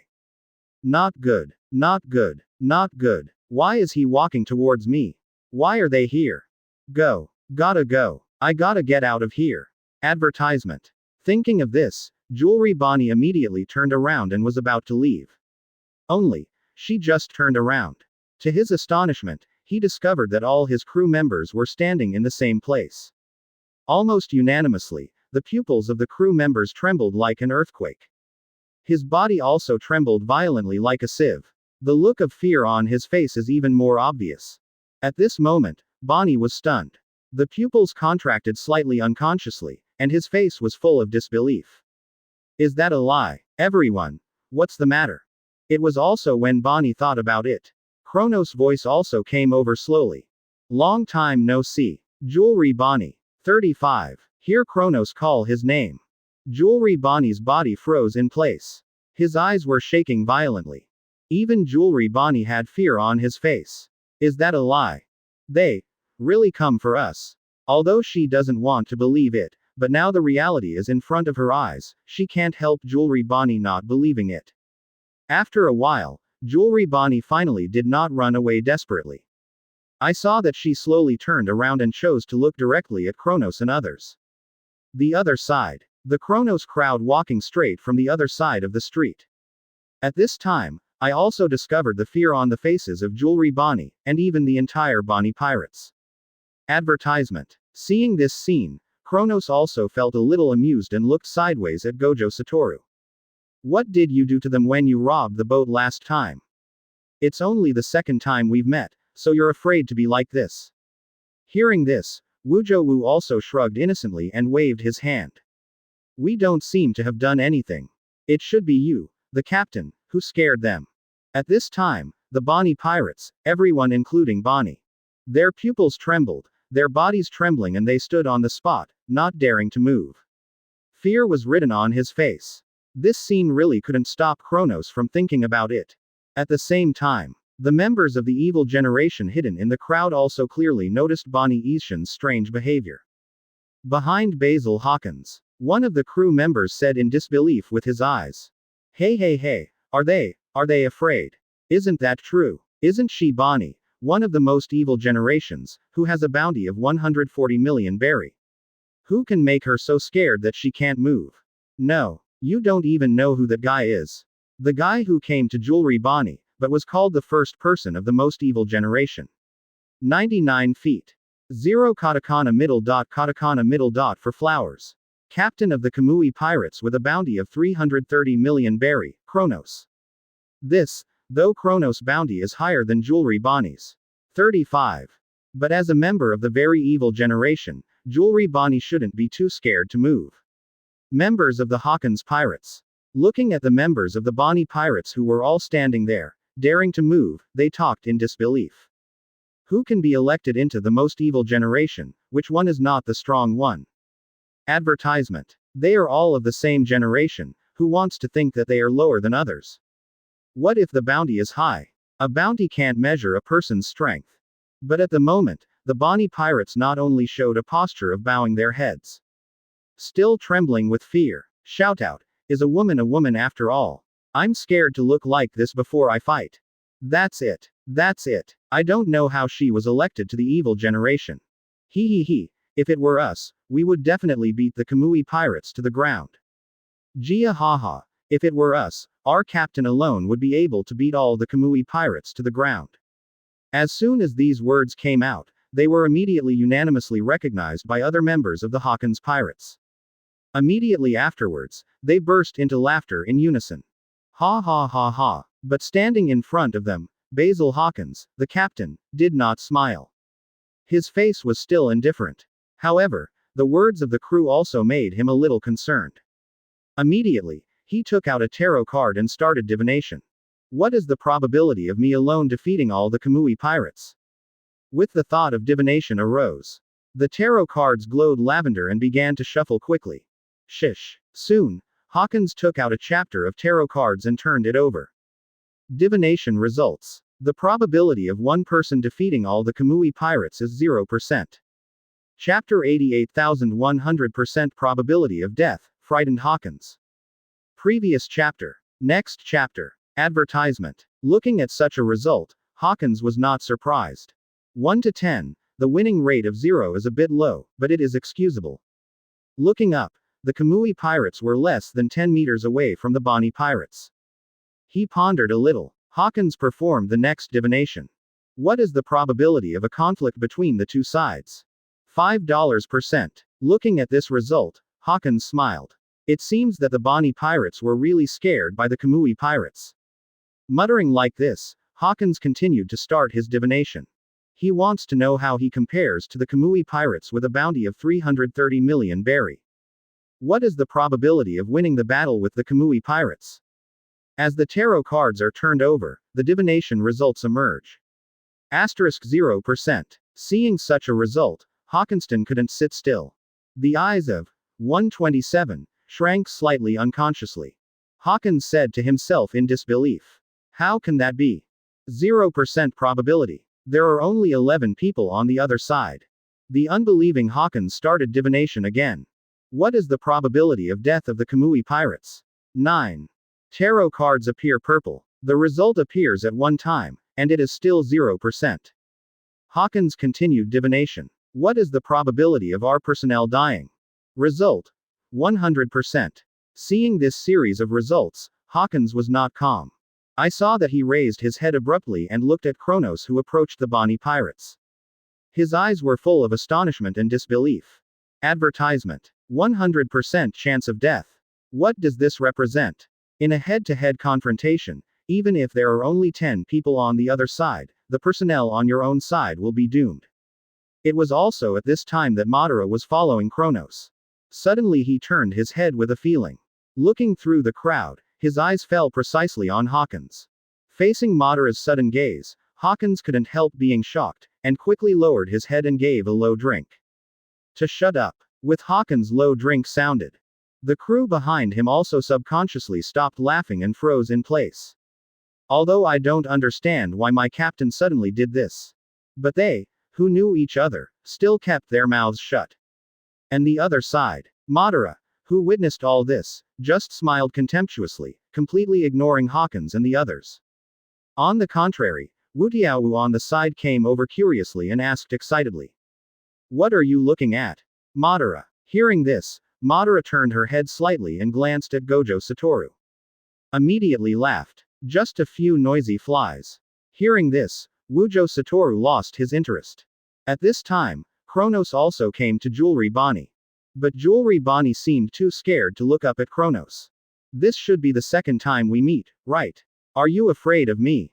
Looking at Jewelry Bonnie's bowed head, Kronos spoke calmly. No. No. Jewelry Bonnie echoed in disbelief. But he still didn't lift his head. And Kronos, after a moment of silence, stopped talking about it. Fear or not, it doesn't matter. Turning his head slightly and glancing around, Kronos asked. Are you going to find a coating craftsman to coat the boat? Advertisement. Hearing this, Jewelry Bonnie's heart suddenly froze. A bad premonition welled up deep in my heart. Why did he ask that? Could it be that he has to go to the coating craftsman? 3. No, no, no, no, I don't want to be with these monsters. Quote. I have to figure out a way to stay away from them. Thinking of this, Jewelry Bonnie immediately raised his head. While looking at Kronos, he shook his head while waving his hands. No, no, no. We're not looking for a coder. I'm here to eat. Kronos watched Bonnie silently for a while. Denial directly. You didn't go to dinner, you went to the coating artisan. 35. When you come to Subvert Archipelago, you should have selected coating craftsman, right? It just so happens that my boat also needs to be coated, let's go together. As soon as Kronos said this, Jewelry Bonnie stayed in Bangbu. His pupils trembled violently like an earthquake. Bonnie's heart wailed. Big brother, where are you asking me if I am going to find a coating craftsman? 9. Although I am afraid of Kronos 0. But at the thought of walking with them if there is no way to refuse. Bonnie was instantly more frightened. So, I heard her say something weakly. I want to eat, Kronos said with a smile on his face, his tone still calm. Go to the coating artisan, let's go. Hearing this, Bonnie also understood that no matter what he said, it was useless.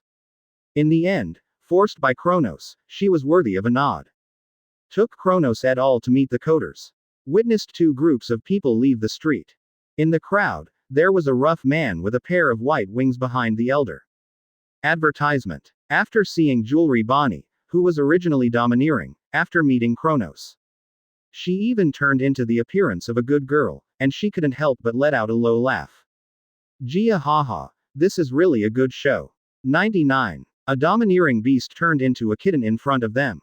Fun. Interesting. 99. The other side. It was not until Kronos and the others walked away that Hawkins completely recovered. Now he is sweating profusely. In my heart, I am even more afraid. It wasn't because he was frightened by Madara's gaze. But because Madara took her eyes off him. He performed a few more divinations. Terrified of the results of these divinations. 4.7 inches. The probability of conflict between us and the Kamui pirates is 70%. After a conflict occurs, the probability of self-survival is 0%. Escape probability 0%. 100% probability of death for all staff. Guru. After swallowing hard, Hawkins slowly raised his head. Cold sweat ran down his cheeks. He stared at the backs of Kronos and the others leaving, his eyes trembling slightly involuntarily. What kind of monsters are they? Until this moment, Hawkins finally understood. Why are the Bonnie pirates so terrified when they see the Kamui pirates? Because if you mess with this group of monsters, then there is no chance of even escaping. This is a situation where everyone must die. 24%. Chapter 89. Aren't you looking for One Piece? Previous chapter. Next chapter. Advertisement. Take a deep breath. Hawkins eased his emotions for a while, then turned around and greeted his crew.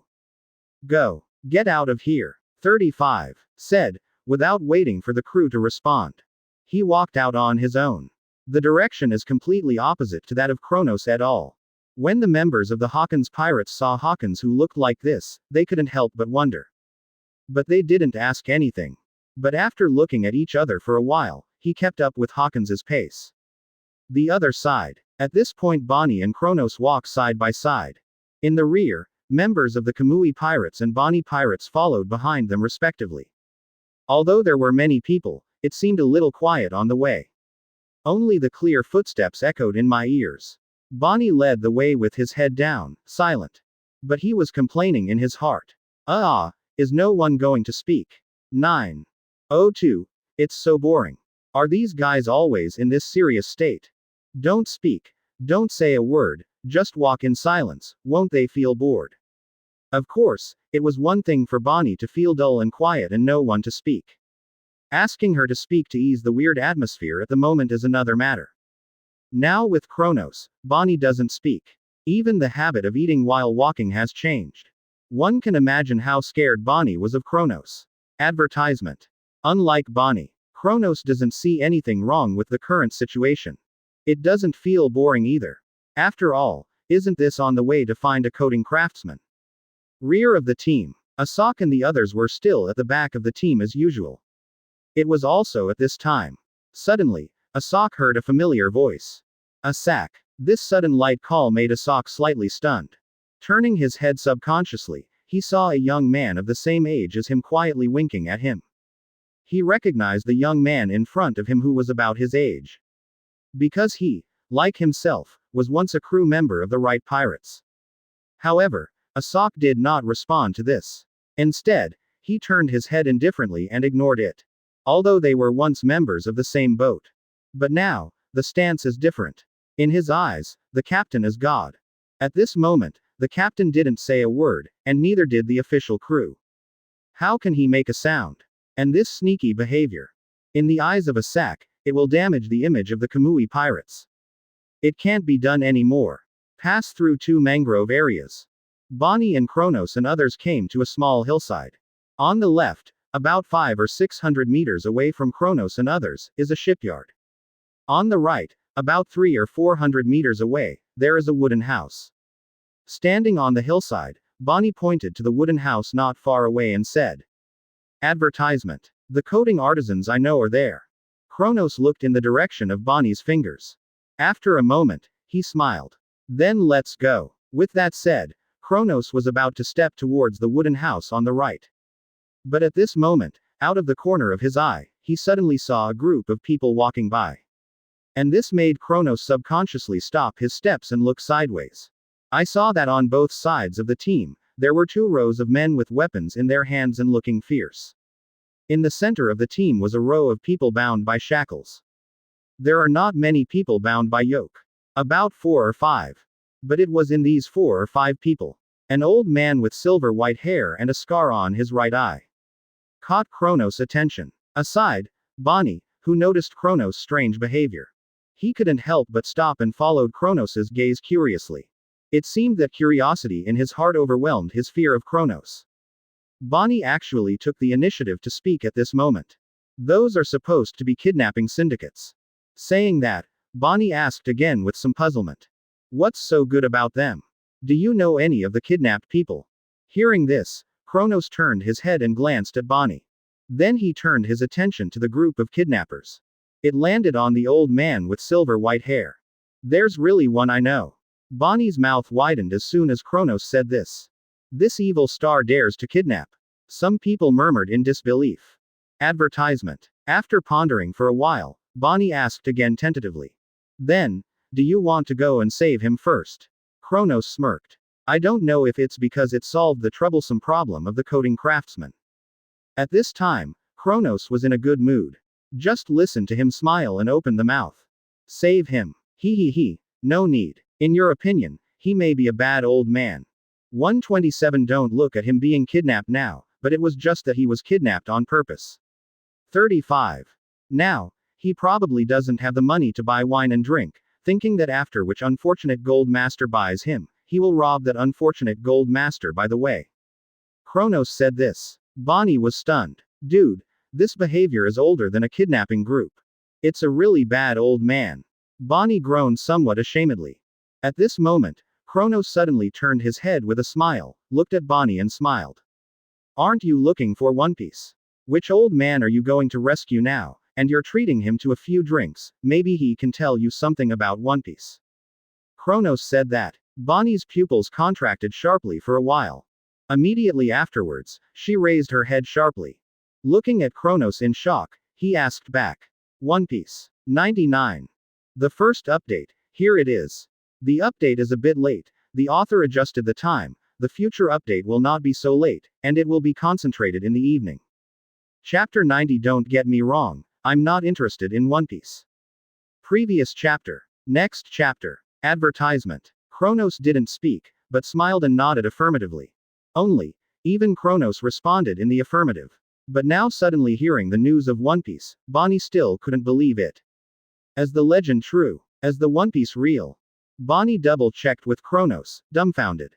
Seeing Bonnie's reaction, Kronos laughed too. What? Didn't you just go to sea for the One Piece? How can you doubt its authenticity now? Bonnie was a little confused, and his mind was a little bit lost. No. Even if you say so. Point 99. Is this too sudden? After saying this, Bonnie suddenly reacted. Immediately afterwards, she saw a sudden change in her face. Looking at Kronos suspiciously, he mumbled. You said the old man knew the news about One Piece, so why didn't you go and save him? How many drinks would you buy him? Didn't you also come for One Piece? Will you give me such a good opportunity? Hearing Bonnie's remarks seemed to come to an end. Kronos smiled slightly, turned his head to look at Bonnie, and said calmly. Don't get me wrong, I'm not interested in that stuff. Yes, the purpose of Kronos going to sea to become a pirate was never One Piece. When leaving Erika's tavern, what he thought, becoming a pirate was the best choice at that time. At that time, he didn't think too much, just wanted to live a better life. However, when Wu Diao Wu, Tiandao Pain and others boarded the ship one after another, the ambition in his heart gradually emerged. Advertisement. One Piece is too small after all. Compared to this world, it is just a pebble. At best, it is enough to toss alone. Become One Piece. Dominate the Grand Line. No, he wants the whole world. He wants to destroy the current world government and replace it, pulling IM from the Void Throne. The consolidation of status requires the pouring of red blood. For this, 4 emperors, pirates. These things that may affect the stability of the throne must be erased. Until you sit on that Void Throne, I will divide the 4 emperors and rule the Grand Line. At the same time, set up a 4-sea overlord to sit on one side. More than 170 allied countries must become affiliated and unconditionally obey their own orders. Anyone who refuses to obey will destroy the whole country with the crime of rebellion. Tyranny produces riots. People Asian resistance. This is a joke in the face of absolute strength. Revolutionary army. All the ashes of labor and capital are raised for him. Just what Bonnie said about Kronos. Not interested in One Piece, obviously don't believe it. That's a One Piece, a big treasure. How could a pirate not be interested in treasure? Speaking of which, how could an old man know where the legendary treasure is? Hearing this, Kronos was dumbfounded. He also heard to win over. This girl obviously did not believe what she said. However, Kronos didn't care. Advertisement. Instead, he asked with a smile. Do not believe. Do you know who that old man is? Bonnie watched Kronos blink, but said nothing. Because she really didn't know who the old man was. After a while, she saw Kronos wrap his hands around him and smiled faintly. This casual old man in your mouth is named Silver Rayleigh. It's the former vice captain of the Roger Pirates. Hearing this, Bonnie's pupils suddenly shrank uncontrollably. At this moment, she seemed to be hit by 5 thunderbolts, and she was stunned in place. The unbelievable shock on his face was evident. The Roger Pirates. Vice captain. In the rear, the members of the Bonnie Pirates, after hearing this. He couldn't help but take a deep breath, looking shocked. Roger Pirates. 55. As that. One Piece Gall D. Rogers' ship. Yes. Is it Rogers' ship? Incredible. That guy turned out to be the right bull of One Piece. I didn't pay attention to the exclamations of the crowd. Kronos went on to say. In these 800 years. 35. They are the only pirate group to reach Raftel. 5. That's the One Piece hiding place you're looking for. How is it? Are you excited? Kronos turned to Bonnie and laughed. Advertisement. Bonnie gritted his teeth and lowered his head, engulfed in a battle between heaven and man. Obviously, she was moved. Very excited. Becoming a pirate and going out to sea for adventure, her dream is to find the legendary ultimate treasure, One Piece. And now, there is such a great opportunity. To save, or not to save. Although the other party may not tell you. But if it's what Kronos said, there's always a little bit of hope, isn't it? Bonnie hesitated. However, after a while of silence, she also figured it out. What you said is really heartwarming. But, I want to find the One Piece on my own. At this moment, a determined expression appeared on Bonnie's face. When Kronos saw this, he just smiled faintly. At that time, I'm afraid you won't have this chance. After he finished speaking, he didn't wait for Bonnie to say anything. Kronos took a step and walked towards the hut. But, the words are all explained for this sake. How could Bonnie not be curious? So, Bonnie quickly followed Kronos and asked, "Why? Why would I have no chance by then? Just let Bonnie ask how." Kronos didn't tell Bonnie why. 25%. Chapter 91 Celestial Dragons Appear, Crisis. Previous chapter. Next chapter. Advertisement. Soon after, Kronos and Bonnie and others arrived at the cabin. I also saw those coding craftsmen in Bonnie's mouth. After some conversation, things were quickly settled. Things are going well. Kronos and others left after informing the other party that their ship was parked in Area 33. Pass through the place where Area 55 connects to Area 1. Kronos stopped moving forward and turned to look at Bonnie Road. Do what you want to do. 99. Don't keep following me. Hearing Kronos' sudden words, Bonnie froze for a moment. But when you think about it, it's the same. The other party just wanted to find a coding craftsman to coat the boat. Now the coding craftsman has been found, and things have been finalized. Naturally, it was time to part ways. Bonnie was silent. Kronos didn't wait for Bonnie's response either, and walked over to the bridge to Block 1. As estimated by the coder, the two ships started work at the same time, and it will take several days to complete the coding. As such, a stay in the Subvert archipelago is inevitable. However, Kronos is not in a hurry. Anyway, it's not too bad these days. Right now, let's go to Area 79 first, and solve the 127 questions about the accommodation first.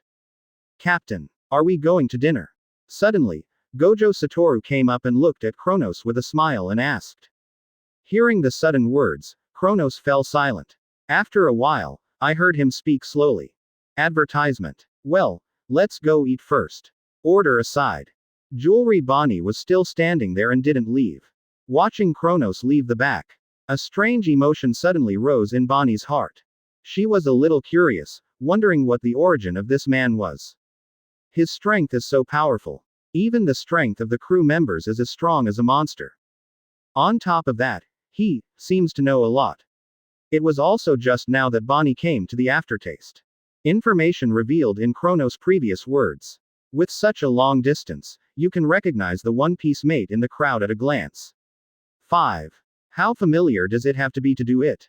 And that 800 years. How did he know Ache about it for so long? While Bonnie murmured, Kronos and the others were already far away. At this moment, the crew standing behind her gave a soft cry. Captain, what should we do now? Hearing the call, Bonnie turned to look back. After a moment of silence, she saw her return to her previous appearance and shouted. Go to dinner. 35. With that said, Bonnie walked out in the other direction. After finding a restaurant in areas 1 to 9, I was full. Kronos and his party passed through sections 1 to 9. Came to the range of number 70 to 9 area. After checking into a hotel in area 71, Kronos informed the crew that they could roam the island on their own. Advertisement. The next day, Kronos didn't stay in the hotel either. Instead, he went out for a walk. Although he said that you don't need to follow him, you can go shopping by yourself. But Conan et al. Are not interested in this. Even Gojo Satoru didn't go shopping for himself. So, the Kamui pirates went out together again. This time, however, the handymen were not among them. Because of Asak, Vians, Kant, Paprun and Ilya. Early in the morning, we started from the 70 to 9 area of the hotel, passed through the 20 to 9 area, and arrived at the 30 to 9 area of 33. Check out the coding on the boat. After staying in area 33 for a while, after observing the situation of the ships, a few people turned back on the same road and returned to the hotel in area 70 to 9. Hey, with the speed of those craftsmen, we estimate that we will have to stay on this island for several days. Asak wrapped his hands around the back of his head and said leisurely. Aside, Kent also took it. This is also impossible. Speaking of which, the captain is not in a hurry. What are you in a hurry? Asak turned his head and glanced at Kant. Are you stupid? No sailing. No risk. What performance opportunities do we take? 35. I also want to be able to become a full-time crew member sooner rather than later. The words of Asak woke the dreamer. The three people beside him heard the words, and they all showed a sudden realization. Yeah, how did I forget about this? 99. Side of the team. Advertisement. Listening to the conversation of the four, Ilya suddenly lost her mind. What's the situation? Official crew. Are they handymen? Aren't they the ones who have been oppressed all the time? Why? Why would they want to be a full crew member? Shouldn't they be thinking about how to leave? Ilya was confused. It was also at this time that the streets were bustling with people. Suddenly, he gave up an avenue and retreated to both sides of the street. Not only that, after the crowd retreated to both sides of the street, they all knelt down. Standing in the middle of the avenue that was given up, Asak was stunned when he saw this sudden scene. Hey, what's going on? I don't know. Beside him, Populin also replied in confusion. Suddenly, a crisp chain collision sound came out. Dang bang. Dang bang. Soon, a man with a bubble hood on his head and riding on the back of a human appeared in the eyes of Asak and others. And the person wearing the bubble hood is also the noble of the world, celestial dragons. The human being he was riding was like a dog, crawling forward with difficulty. On the left of celestial dragons, followed by a burly man in a black suit.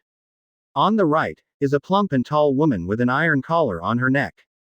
The woman has a black chain attached to her collar, held in the hands of celestial dragons. At this time, celestial dragons also clearly noticed Asak and others who were still stunned in the middle of the street. Hey, why are there untouchables standing in front of me? A mere human, seeing me, doesn't even kneel down. 25%. Chapter 92. You owe me a big favor. Chronos. Previous chapter. Next chapter. Advertisement. At this moment, celestial dragon's face clearly showed a little anger. And standing behind celestial dragons, the last of the team. The eyes of the two armored guards, who were hidden in their helmets, could not help but narrowed slightly. There are so many people who don't know anything. Offend celestial dragons and you will die. Meanwhile, among the crowds on both sides of the street, many pirates have a solemn look on their faces after seeing celestial dragons appear. Shout. World nobles. I actually met you here, so let's avoid it. The captain of the flame tank pirates, Capone Bej, said with a quenched mouth. Soon, the crew beside him made way for him. And he also led the crew to hide in the alley. It's impossible to get him to kneel to celestial dragons. At the same time, in an alley not far away, Jewelry Bonnie is also hiding in the alley with his own members of the pirate group. However, her eyes were not on celestial dragons at the moment. It was on the person of Asak, who was standing in the middle of the road, somewhat overwhelmed. Those guys. That guy's people. The crew of the Kamui pirates. Damn, why are they still standing in the middle of the road? Didn't you see celestial dragons? 35. Bonnie gritted his teeth and said impatiently. The crew standing beside her heard the words. He couldn't help but ponder for a moment before he spoke with some hesitation. It's impossible to see, right? Is there a possibility that they don't even know about celestial dragons? As soon as these words came out, Bonnie was stunned for a moment. Immediately afterwards, she turned her head to look at the talking crew. That guy knows so much, it's impossible not to even know something like celestial dragons. Advertisement. His crew, wouldn't they know? The talking crew was speechless by Bonnie's words. It was also at this moment that another crew member spoke up. Could it be that he hasn't had time to tell them yet? After all, although he knows a lot, the crew members who are responsible for him may not know. And if I remember correctly, those people should be the original crew of the Right Pirates, right? Hear this reasoning from the crew. Bonnie came to a sudden realization. At the same time, the Asak and others who were standing in the center also felt a little uneasy. Hey, something doesn't seem right here. 35. How do I feel? The kneeling of these people, and the guy with the bubble hood, make me feel a vague sense of unease. Forget it. One more thing is worse than one less thing, let's avoid it first. Speaking of this, Ilya nodded in agreement. The five turned around and walked towards the street. However, as the nobles of the world, the noble celestial dragons. How could it be so easy to let them go? Hey, you guys stand for me. Celestial dragons shouted at Asak and the others. Then he got off the back of the slave and strode towards Asak and the others. A few Asaks who just wanted to leave. After hearing this cry, he also stopped subconsciously and looked towards celestial dragons. Are they calling us? Ilya asked with some doubts like Asak and others on the side. And Asak nodded after a little pondering. Probably. Let's see what he's going to do first. Having said that, several people really stood in place. At this scene, Capone Beige, who was hiding in the alley, couldn't help but scolded. Idiot. 39. Bonnie on the other side covered his face without looking at Asak and the others standing there. Idiot. Do you really stop if you stop? That's celestial dragons. Do you want to die, or do you want to be caught and become slaves? Advertisement. Beside Bonnie, her crew also spoke helplessly at the moment. This time, they are really helpless. Offended celestial dragons didn't run, didn't talk, and stood waiting for someone to come.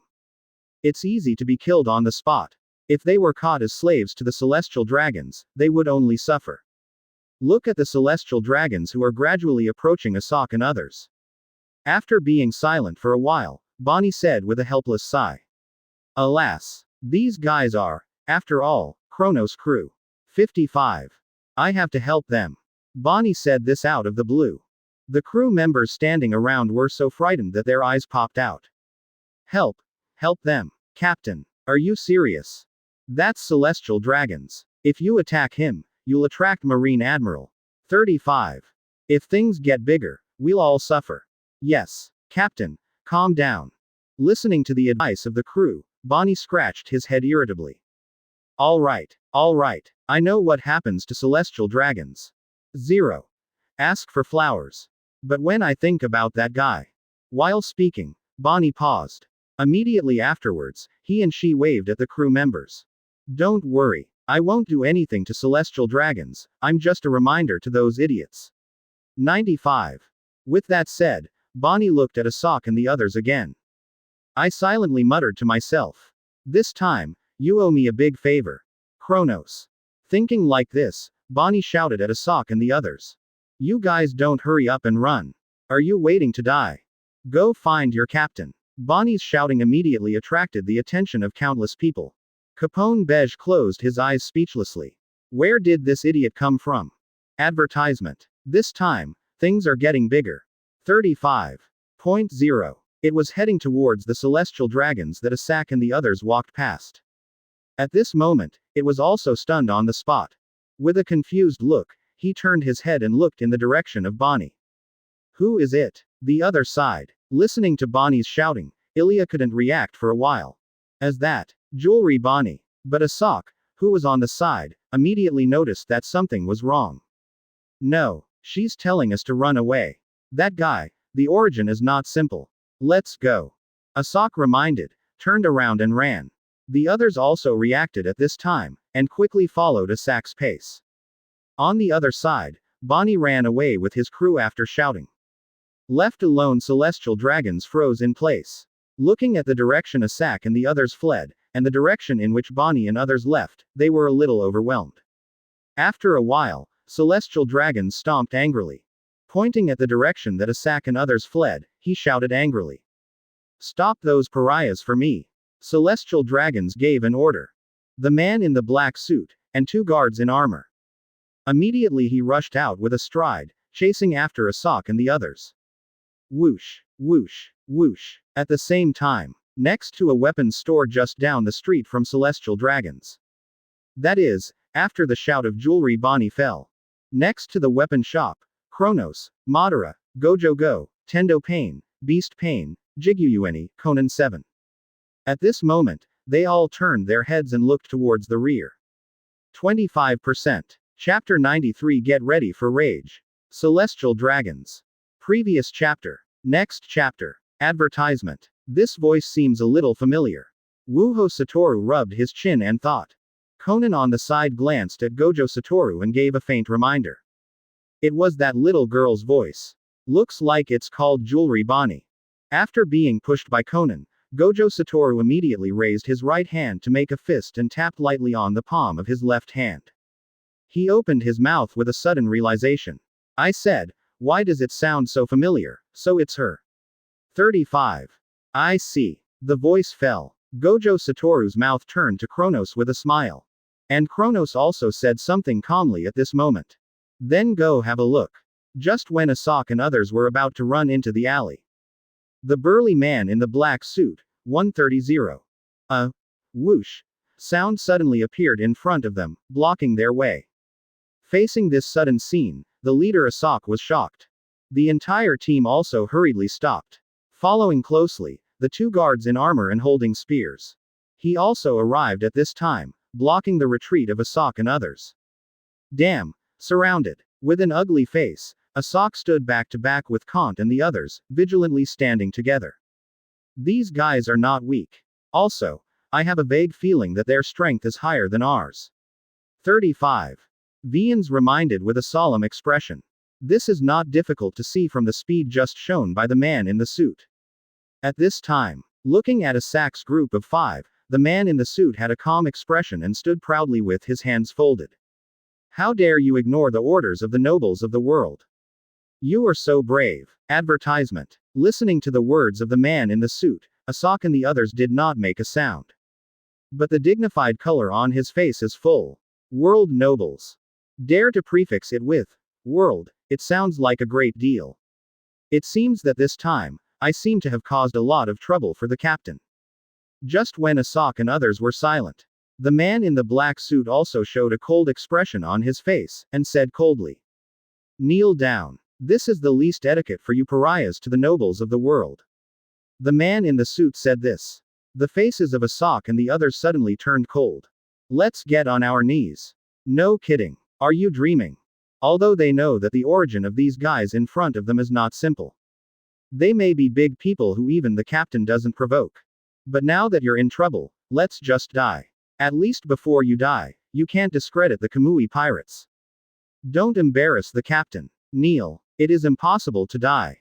Hearing this, the man in the suit turned gloomy. If that's the case, then make up your mind. While speaking, the man in the suit was no longer carrying his hands on his back. At the rear, the two armored guards also moved at this moment, aiming the spear in his hand at Asok and others. Seeing this scene, Asok protected Ilya behind him at the same time. Before Ilya could make a sound, the 4 of them spoke one after another. We may not be their opponents, but we will try to hold them back as much as possible. You look for a chance to prepare and run away. Advertisement. Remember, if someone is chasing you, you can't go to the captain until you get rid of their tracks. Absolutely can't lead this disaster to the captain. Hearing the words of the 4, Ilya immediately realized the meaning of the words. Are they going to fight to the death and let themselves escape? Knowing this, Ilya spoke immediately. I won't run away. Don't underestimate me, I can fight. Hearing this, the 4 handymen also forced their faces to smile. Now is not the time to be mad. Navigator. Our current opponents are not ordinary people, they are world nobles. They will die. 5. The captain's ship can be without a handyman, but not without a navigator. So, run away. 35. Finding a new navigator, the captain will be very troublesome. It was also the moment when the voices of the handymen fell. The man in the suit moved. Only a small beep was heard. The man in the suit spreads his offensive stance 0. Armament hockey, also attached to his arms in an instant. Whoosh. The man in the suit strode straight to Asok. Escape. The 4 handymen drank in unison. Immediately afterwards, Asok and Cantor pulled out the sabers around their waists, and greeted the man in the suit with the knives. Clanging. Almost at the same moment, the 4 handymen drew their knives in unison and ran out towards both sides. Asok and Cantor team up to take on the men in suits. Vians and Poplarn, each dealt with a guard. Fierce battle is imminent. Advertisement. Boom, boom, boom. When. The dull sound of beating, the crisp sound of fine iron clashing incessantly, sparks splashing everywhere. But in just a short while, Asok and the others have already shown their disadvantage. Even in a 2-on-1 match, Asok and Cantor were barely on par with the men in suits. On the other side, Vians and Poplar faced 2 guards in armor and armed with spears. It's even more clearly at a disadvantage. According to this development, it won't be long before Asok and others will be defeated. Ilya, who didn't escape in time, saw Asok and others falling behind. He also gritted his teeth and made up his mind. The next second, she saw that she pulled out the western sword from her waist. Shouted regardless. I won't run away. 99. 4.7 inches. I will fight side by side with you, and I will die together. 35. If I die, it will trouble him. Then let him trouble him. While speaking, Ilya held the western sword and killed the guard. It's just that imagination is beautiful. Reality is cruel. Ilya underestimated the strength of the guards, but also overestimated her own strength. She forgot about her. But a man who has never experienced life and death struggles. With the addition of Elijah, the situation in which Poplarn and others were at a disadvantage has not been reversed. Even the struggle to maintain it collapsed in an instant. And Poplin et al. All of them are in danger of being killed on the spot if they are not careful. Chapter 94 is your strength at this level. Previous chapter. Next chapter. Advertisement. In the alley on the other side. Jewelry Bonnie, who had only run far away, looked back. Immediately, he saw the scene where Populin and the others were sent flying by the guards and fell to the ground dripping with blood. And this, she couldn't help but subconsciously stop the pace of escaping.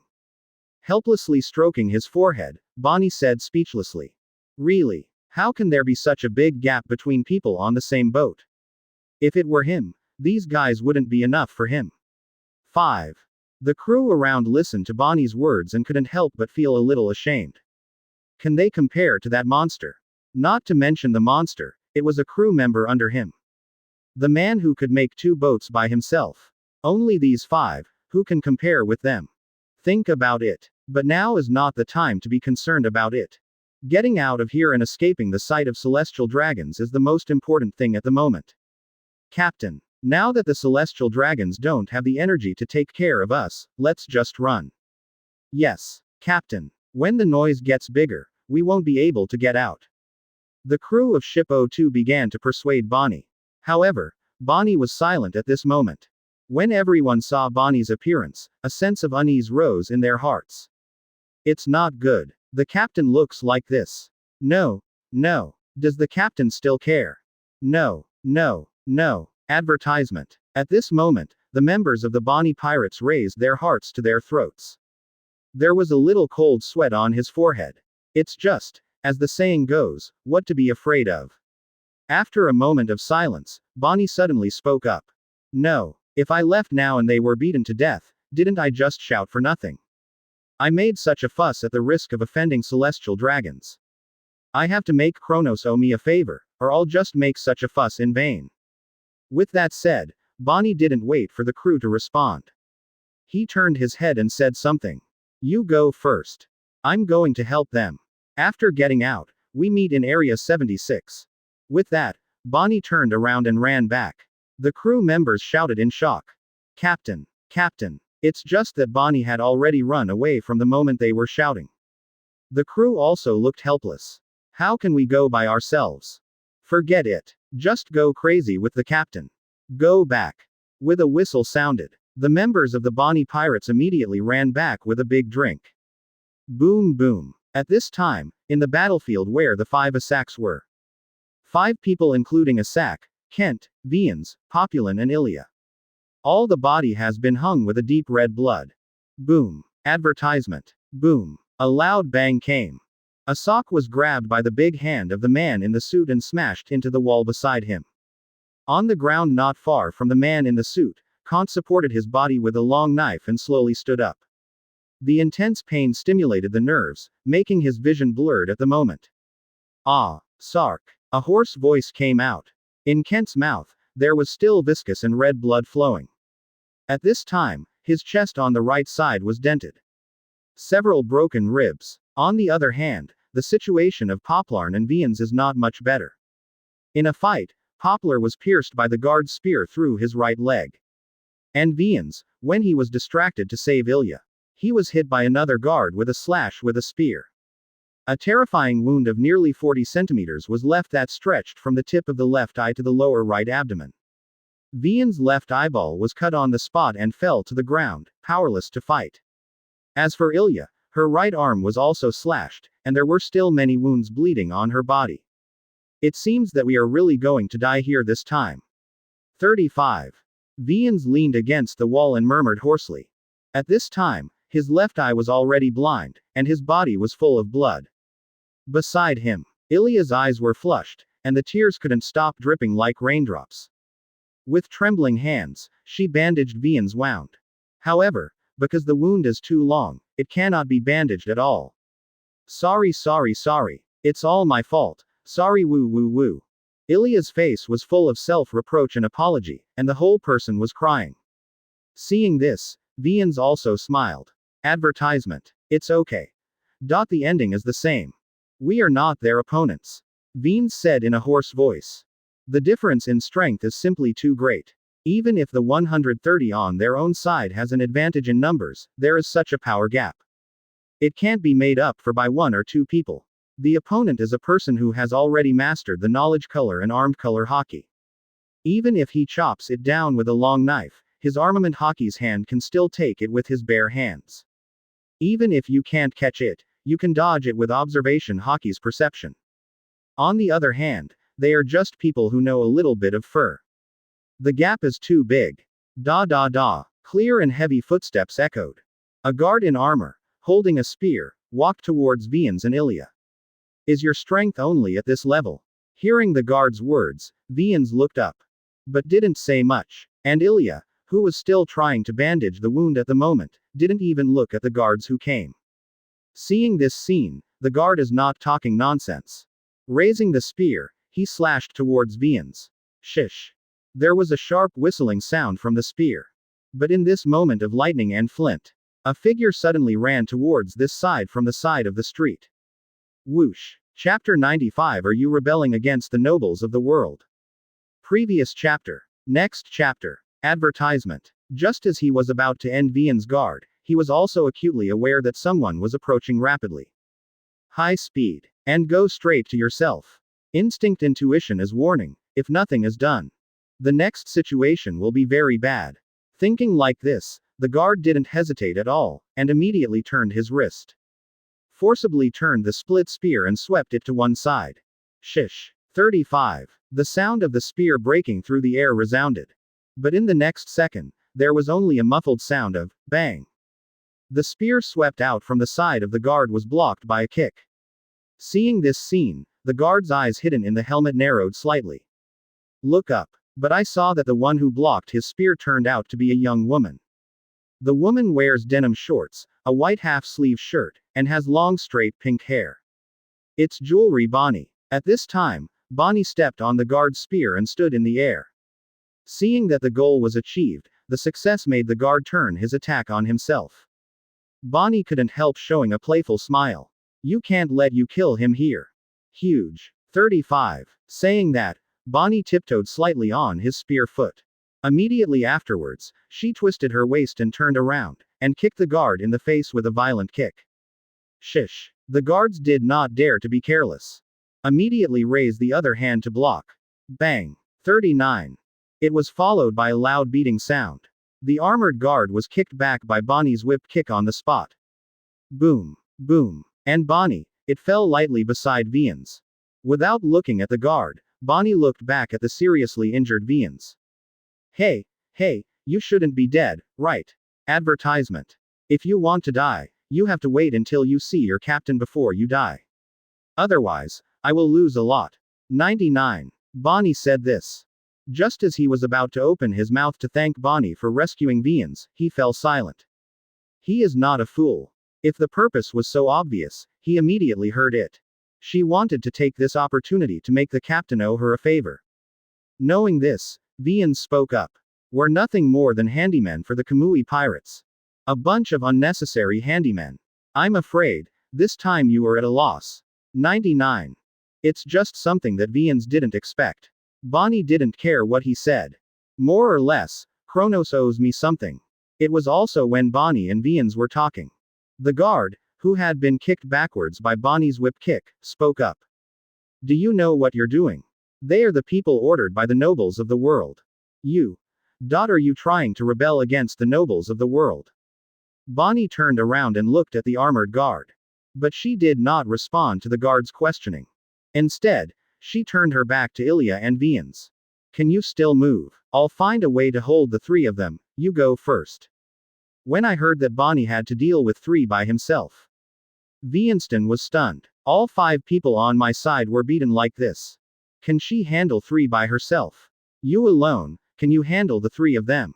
Vians asked in disbelief. Bonnie, on the other hand, waved his hand impatiently. I'm stronger than you. Let's go your way. Listen to Bonnie. Ilya didn't hesitate, and slowly stood up with the help of Vians. Advertisement. At this time, the man in the suit also walked over slowly with an indifferent face, and said in a bad tone. When did the rats here become so many and so presumptuous? Let's not talk about whether you can stop us by yourself. Where can these half-waste people escape to? Bonnie smiled lightly and took a fighting stance. It's not something you should care about. On one side, Ilya supported Vians and slowly left. Right now, she is only supported by Vians. The rest, she can't reach at all. However, Ilya helped Vians and didn't take a few steps. The celestial dragons with bubble hoods appeared on their bodies angrily. You damn untouchables. 9. Saying that, celestial dragons took out a short gun and aimed it at Ilya. Seeing this scene, Ilya was shocked. However, before she could react, celestial dragons pulled the trigger. Bang. 35. Fire bursts, bullets pop out of the chamber. The target goes straight to Ilya's head. However, this bullet has just entered within 5 meters of Ilya. A sledgehammer suddenly flew out from one side. Shish. When the bullet from celestial dragons hit the sledgehammer. But the sledgehammer did not stop because of this, but flew straight towards the man in the suit. Seeing this scene, the pupil of the man in the suit could not help but slightly quickly sideways to dodge. Backquote. Shish. Boom. Boom. The sledgehammer hit the wall, smashing a hole in the wall. Smoke and dust filled the air. Immediately afterwards, there was a burst of hurried footsteps in the direction of the flying sledgehammer. Da. Advertisement. Captain. We're here to help you. Between the words, a large group of men with fierce faces and armed men rushed out. The man in the suit and the 2 armored guards saw this. All were shocked. Immediately afterwards, they didn't even care about Asak and the others. Turning around, he galloped towards celestial dragons. It doesn't matter if these pariahs die. But if the celestial dragons get injured, they'll be doomed. Soon, the 3 of them tightly guarded celestial dragons behind them. This scene, the immediate celestial dragons hated it. Damn. 99. These goddamn pariahs. You bastards, don't hurry up and kill them for me. Seeing that celestial dragons was angry, the man in the suit quickly opened his mouth to apologize. I am so sorry. There are so many of them. For your safety, we can't do it rashly. 35. I'm calling for reinforcements now. With that said, the man in the suit took out the phone bug. And the other side. Bonnie watched his crew come to support, and immediately showed a happy smile. Why are you here? Listening to Bonnie's words, the crew of the Bonnie pirates also laughed. You are our captain, Claw. How can such a dangerous thing be without us? Looking at his crew, Bonnie was moved. But she also understands that now is not the time to chat. Quick, take them, we have to leave quickly. Bonnie pointed at Kent and others, and told the crew. Listening to Bonnie's words, the crew did not dare to delay, and immediately acted, carrying the wounded on their backs. Chapter 96. An existence more terrifying than Marine Admiral is here. Previous chapter. Next chapter. Advertisement. Looking at the crew of the Bonnie pirates, he helped himself up and put his back on his back. Covered in blood, Asak, who was dying, couldn't help but smile miserably. Am I saved? You're seriously injured, stop talking. And don't sleep. The crew of the Bonnie pirates has grown in shape. Quickly. Poplar and Kent were also supported by the Bonnie pirates, and their backs were on their backs. Vians, who was also taken over by the Bonnie pirates, was carried on his back. Looking at the terrifying scar on Vians.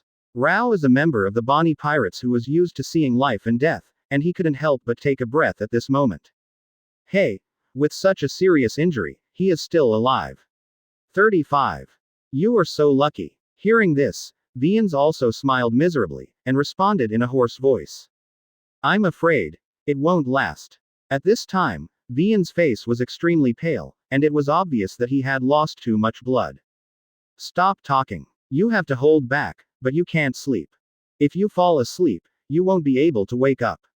A member of the Bonnie pirates reminded in a deep voice. Seeing that Bonnie and others are about to leave. Not far away, celestial dragons pointed at Bonnie and others anxiously and shouted at 130. Quick! Don't let them run away. I don't need protection, you useless things, stop them for me. If they run away, prepare to bear my wrath. Hear the roar of celestial dragons. The man in the suit could not help clenching his teeth, and there was a war between heaven and man in his heart. In the end, he still spoke. I'll stop them now. After that, the man in the suit ran towards Bonnie and the others. The two guards also looked at each other, and then ran towards Bonnie and the others. Advertisement. Facing a sudden scene, Bonnie also shouted anxiously to the crew behind him. You take them away first, and I will block them. 35. We meet at the place we agreed to. While speaking, Bonnie greeted the man in the suit. The crowds kneeling on both sides of the street. After seeing this scene in front of me, my jaw dropped from shock. Hey, these guys, is this crazy? That's celestial dragons. How dare they attack celestial dragons? This is going to attract Marine Admiral, don't they know? First, there were 5 people who dared to take the road of celestial dragons, and now there are a group of people who dare to fight with celestial dragons. Are these guys crazy? Damn, they'll kill us. These lunatics. The crowd started scolding Bonnie and others. Even the Capone Beige hiding in the alley. After seeing a large group of pirates, they were so daring to start a fight with celestial dragons, they couldn't help cursing. These goddamn guys are really not afraid that things will get bigger. Inviting Marine Admiral 9 in the alley on the other side. For the scene in front of him, Hawkins has always watched with a cold eye as a bystander. Even if Bonnie and others recklessly deal with celestial dragons, Hawkins didn't take it to heart. After watching for a while, Hawkins once took out the tarot cards for divination. Shish. The tarot cards show a purple glow. After shuffling the cards for a while, Hawkins slowly took out one and turned it over. On the card is a man wearing a crown and holding a scepter. Advertisement. Upright. Pope card. Looking at this card, looking at the divination result, Hawkins looked up at Bonnie and the others. Whispered softly. They will be aided. Quickly. Hawkins drew another chapter of tarot cards that exuded a faint purple light. And this time, what he wants to divination is the consequences of this event. However, when he turned over the tarot card, he saw the pattern Ache on the tarot card. It turned out to be a skeleton head riding a white horse and holding a flag. Hawkins' eyes immediately shrank uncontrollably. Upright. Shinigami. 39. At this moment, Hawkins was horrified. Is it because of the celestial dragons? Or, because of them? Thinking like this, Hawkins drew out the tarot cards again for divination. But when he saw the result, his face changed greatly. How so? Hawkins couldn't suppress the shock in his heart, and said in horror. Immediately afterwards, he suddenly raised his head and looked around. Look at this. Immediately, Hawkins felt like he was falling into an ice cave, and he was sweating coldly. At this moment, his face was full of disbelief. I saw a good crowd on both sides of the street. At this moment, the faces full of one after another, and a dead appearance quickly emerged. He stared blankly at the people with dead faces on their faces. Hawkins murmured in horror. What a vicious person is this? After all, Hawkins didn't even bother to wipe the cold sweat from his forehead, so he turned and left. Advertisement. Come on. Can't stay here anymore. The crew members on the side were a little puzzled listening to Hawkins' words. But everyone still kept up with Hawkins' pace before asking. Is it because those guys offended the celestial dragons and brought in the Marine Admiral? As Marine Admiral coming, heard, Hawkins' face showed a very solemn expression. Immediately afterwards, I heard him speak in a deep voice. Do not. There is something more terrifying than Marine Admiral, here we come. At the same time, on the corner of the street not far behind the Bonnie pirates and others, Kronos leads the Kamui pirates. At this moment, he walked slowly from the corner and appeared on the street. Da, da, da, da, not in a hurry, but very clear footsteps echoed. This is the first glance at the street just after turning the corner. Kronos saw that he was covered in blood. Vians, Asak, Kant, and Poprun who were carried on their backs. At this time, Bonnie, and the crew of the Bonnie pirates. But haven't noticed yet. Behind them, the Kamui pirates arrive. It was also during the fierce battle between Bonnie and the men in suits. It was when the crew of the Bonnie pirates was about to turn around and flee with Asok and the others. The cool voice of Kronos. It suddenly entered the ears of everyone present. What are you doing? Chapter 97 Terrifying Murderous Aura. What kind of monster is this? Previous chapter. Next chapter. Advertisement. Hearing this familiar voice, all members of the Bonnie pirates froze uncontrollably. Immediately afterwards, there was an uncontrollable look of fear on their faces. Guru. Some hard swallowed saliva. All members of the Bonnie pirates are like robots at this moment. With difficulty, he turned his head a little bit and looked behind him. Immediately after, the Kronos, who led Madara, Gojo Satoru, Konan, and Tendo Pain, came into their eyes. At this moment, Kronos looked at the four Asoks who had almost become bloody people. The expression on his face has become cold and gloomy like never before. Although, they are just handymen. But their presence has saved Kronos a lot of things along the way. Steering, sailing, cleaning, on duty, buying newspapers, reporting news, repairing the ship, walking around various things for him, docking, checking the condition of the ship, etc. Everything they do, Kronos sees it. And because of them, there is no need for Kronos for these little things. Don't even need Konan to deal with it. Today, they went out early in the morning to check the coating of the boat. How long have you been out? Are you being beaten like this right now? Being beaten to death. Hey, even if you want to beat the dog, you have to see who his owner is. Thinking of this, Kronos had a terrifying murderous aura all over his body. That rich murderous aura is like the substance. It turned into a breeze, covering the entire surrounding area. Advertisement. All the Hawkins pirates who were walking away from the alley quickly. Suddenly, I felt a strong murderous aura at this moment. But in the blink of an eye, Hawkins' face turned pale. The crew members behind him also shivered involuntarily at this moment. This is murderous. Who is it? Hey, liar. How amazing is this killing intent? 99. Damn, what kind of monster is this coming here? With such a strong murderous aura, are you kidding me? The crew of the Hawkins pirates. Chi-Chi was in a cold sweat and looked back in horror. They dared to look back. But Hawkins, who had performed divination, had no such courage. At this moment, he was so frightened by this amazing murderousness that his face turned pale, and he shouted in a low voice without turning his head. Run. With that said, Hawkins didn't walk away either. Just step out and run. Still walking slowly. What are you kidding? That guy, but no matter how divination. As long as he is right, there is a 100% chance of death. A monster with no hope of escape. Hearing Hawkins' low voice, the crew members suddenly woke up at this moment. He ran quickly, keeping up with Hawkins' pace. Both sides of the street. The masses and pirates who are either kneeling or hiding. After feeling the murderous aura that Kronos suddenly released. Advertisement. All of them couldn't help shivering, and the whole person was like falling into an ice cave. Meet Kronos members of the Bonnie pirates. It was even more frightened by this terrifying and rich murderous aura, and the cold sweat broke out. At this moment, all the Bonnie pirates panicked. The pirate carrying Eudemons on his back, Kronos, who hurriedly raised his hand, explained. Wait a minute. Wait. 35. Captain Kronos, don't get me wrong. 99. It wasn't us who hurt them like this, we saved them. As soon as the words came out, the other Bonnie pirates also woke up suddenly and hurriedly explained to Kronos. Yeah, don't get me wrong. It's not that we hurt them like this, we're here to save people. It's the nobles of the world who hurt them like this. At this moment, all members of the Bonnie pirates shrank. Heart panic to ultimate, looking at Kronos' slow response. The pirate carrying Eudemons on his back had beads of sweat on his forehead running across his cheeks. Hey, brother. Just say a few words. Just say a few words and explain it to your captain. 0 katakana middle dot for flowers.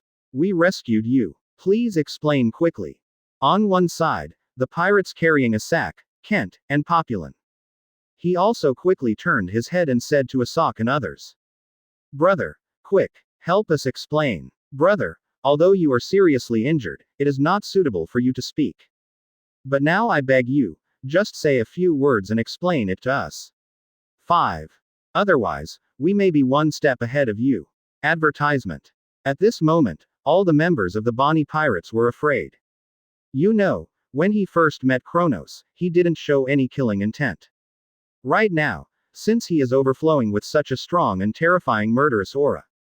Point 0. This is the rhythm that really wants to kill. It's just that the members of the Bonnie Pirates don't know. At this time, Asak and others were also stunned by the strong murderous aura that Kronos showed. Because this is still since they boarded the ship.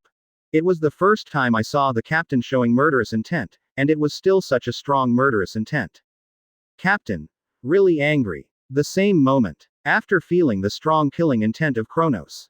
Rao is a man in a suit and 2 guards. He was also shocked and retreated on the spot, and once guarded celestial dragons behind him. Seeing that the man in the suit came back again. Celestial dragons immediately punched and kicked the man in the suit angrily. Damn it! Damn it! Why do you rubbish return it? Am I not letting you stop them? The man in the suit looked terrified. I saw him bow his head again and apologize to celestial dragons. I'm very sorry, but the current situation is very unfavorable for us. They've come for reinforcements again. And the people who came this time are not weak. I'm afraid that if they go crazy and hurt you, then our sins will be big. So, for your safety. Chapter 98 Treat their wounds first, I'll go back when I go. Previous chapter. Next chapter. Advertisement. The other side. Bonnie also, because of the retreat of the man in the suit, was able to escape and return to the members of the Bonnie Pirates. Looking at the murderous Kronos coming, Bonnie said with some trepidation in his heart. Hey, don't get me wrong. I faced the danger of offending the nobles of the world, and worked so hard to save your subordinates. 39. You can't get mad at us. 35. Bonnie said the words. Don't let Kronos' murderous aura frighten Ilya. Populin and the others reacted. Immediately afterwards, Ilya spoke for Bonnie and others. Yes, Captain, they saved us. 35. Poplar also spoke at this time. Our injuries are none of their business, they really saved us. It's just something that Bonnie didn't think of. 130. Even Poplar and Ilya both explained. But the murderous aura emanating from Kronos did not diminish at all. This time, Bonnie was really panicked. Hey, Kronos. You don't really want to piss us off. Quickly. Kronos and others have already come to Bonnie and others. Looking up at Bonnie Road. I haven't reached the point where I'm incompetent, and I need to piss you off. Hearing Kronos speak, everyone in the Bonnie Pirates breathed a sigh of relief. I'm saved. No misunderstanding is good. No misunderstanding is good. They are your subordinates, how could we do anything to them? Yes. We are friends. 35. Ha ha ha ha. Everyone in the Bonnie Pirates looks like they're after a catastrophe. Advertisement. There is a match and no match. Bonnie on the side was also relieved. But when Kronos just said something, she thought something was wrong. Get mad at these people, incompetent. Bonnie still wanted to ponder. But she found out that Kronos was overflowing with murderous aura. It always made her a little nervous. Can you restrain your murderous aura?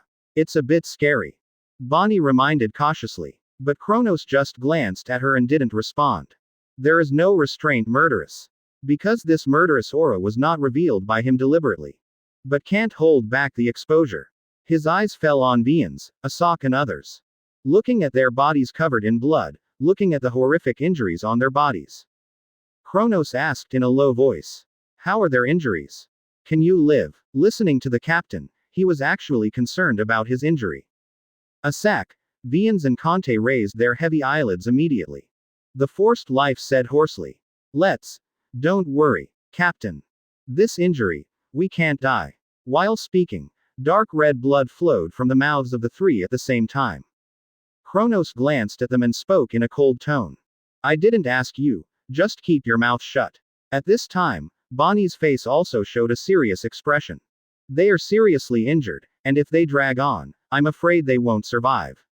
We have to get out of here quickly. Marine will be here soon. Advertisement. Hearing Bonnie's words, Kronos nodded slightly. Upon seeing this, Bonnie was preparing to greet the crew to leave. But before she could speak, Kronos spoke again. Do you have a ship doctor on board? Can you help them treat their wounds? This sudden inquiry made Bonnie stunned for a moment. Yes, but we have to find a safe place before we can help them deal with their wounds. With that said, Bonnie raised his hand to greet the crew to evacuate together. But Kronos spoke directly. It's safe enough here. Help them heal their wounds first. Kronos said that. Bonnie was just dumbfounded. Is it safe here? Are you kidding me? It won't be long before Marine's large force arrives. Are you telling me it's safe here? Before Bonnie could react, Kronos spoke up again. You treat their wounds first, and I'll go back when I go. Saying that, Kronos took a step forward. Bonnie also suddenly woke up at this time. This guy, is he going to attack celestial dragons? Thinking of this, Bonnie immediately stopped in front of Kronos and said solemnly. Are you crazy? 35. Don't tell me, you don't know what will happen to the world's nobles. Bonnie said this. Everyone's Bonnie pirates were suddenly scared out of a cold sweat. Honey, did I hear anything? He's going to take on celestial dragons. This will attract Marine Admiral 99. You have to calm down, Captain Kronos. The consequences of attacking the nobles of the world are very serious. Advertisement. Yes, let's get out of here first. At this time, Asak and others on the side also heard Kronos' purpose. Immediately afterwards, they also persuaded in a hoarse voice.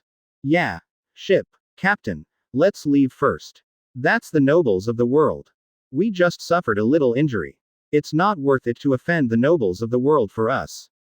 Listen to the persuasive voices around. Kronos just feels so irritable. Woo. With a heavy breath, Kronos held back the outburst. No shouting, no yelling at those around you to shut up. Kronos said coldly. 4.7. Step aside. 35. At this moment, Kronos' whole body's killing intent skyrocketed. The words that were spoken were as if they came from hell, icy and biting. Creepy. Even now, even on the same side as Kronos. Jewelry Bonnie. Even the entire Bonnie pirates. At this moment, my body can't stop shaking. On his face, it appeared again and again. That was the boundless fear that was revealed when he met Kronos for the first time in Area 52. The nerves are beating violently, and the instinct is madly warning. Intuition is telling them, must get out of the way. Otherwise, they will die first. Chapter 99 Instant Kill. Power not at the same level. Previous chapter. Next chapter. Advertisement. Soon, Bonnie slowly stepped aside. All members of the Bonnie pirates also stood on both sides at this time. Make way for Kronos. In the rear, Wutiaowu and others saw this and stepped forward. Get ready to keep up with Kronos. But at this moment, Kronos turned his head to look at Gojo Satoru and the others, and said leisurely. You stay and don't interfere. I'm going to kill them with my own hands. As he spoke, Kronos' eyes. It was without him even noticing. Exposed black streamer. And as Kronos' voice fell, the people around couldn't help but shudder. The pupils were shrinking sharply, and Bonnie and the others stared at Kronos. Some couldn't believe what they were hearing. Gee, Kronos. Resisting the fear in his heart, Jewelry Bonnie called out softly. And Kronos, therefore, cast a scrutiny on her. At this moment, Bonnie looked at Kronos. Looking at his pair of black eyes, it was like seeing the abyss. Instinctively, Bonnie lowered his head. The voices were a little trembling. I know you're outraged that your companion was seriously injured. But, you have to be calm and don't be impulsive. That's celestial dragons. If you kill him, it'll be a big deal. Don't talk about Marine Admiral, even the world government will trouble you. Listen to what Bonnie has to say. Kronos did not respond. Slowly turning his head, Kronos looked away from Bonnie. Then he strode towards the celestial dragons. Advertisement. Da. Clear footsteps echoed. The power in Kronos' body became restless as the killing intent climbed. Up to this moment, bursts of faint black mist slowly spilled out from Kronos' body. Looking at the back of Kronos, looking at the black mist that surrounds him. Rao Shi Wutiaowu couldn't help but stunned at the moment. It seems that the captain is really angry this time. It's the first time I've seen the captain look like this. 35. It's really scary. On one side, the four of Asak, Vians, Kent, and Poplin who were lying on the pirate's back. Tears welled up in my eyes after seeing Kronos like this. Captain is angry. Angry because they were injured. That indifferent expression, that strong and terrifying murderous aura that was so strong that it was almost condensed. Such an angry captain. This is the first time they have seen each other. You are nothing but a handyman. But the other party is a world aristocrat. How could he be able to make the captain so angry because of his serious injury? How could he be able to make the captain a handyman for himself? To provoke the world nobles who have such a huge backer as the world government. Thinking of it, several people couldn't help crying and shouted hoarsely. Captain. Tears welling in his eyes. At the moment when the captain fell, tears overflowed. At this moment, the four big men who were seriously injured and endured the pain without crying. At this point, I couldn't help shedding 2 lines of tears. The other side. Feel the murderous aura emanating from Kronos. Looking at him surrounded by black mist, he strode towards celestial dragons. Advertisement. Whether it was the men in suits, the celestial dragons, the guards, or the crowd kneeling on both sides of the street. It's all restless now. Hey, I said, what does he want to do? This strong killing intent, is this guy serious? Where did this lunatic come from, to fight celestial dragons? He ignored the words of the surrounding people. Kronos looked at celestial dragons indifferently. And this also made celestial dragons raise the shotgun in anger. Damn. Damn. One after another. One after another. A mere pariah, how dare you stand in front of me? After all, celestial dragons pulled the trigger directly. Bang. 35. With a loud bang, the flames burst, and bullets blazed towards Kronos.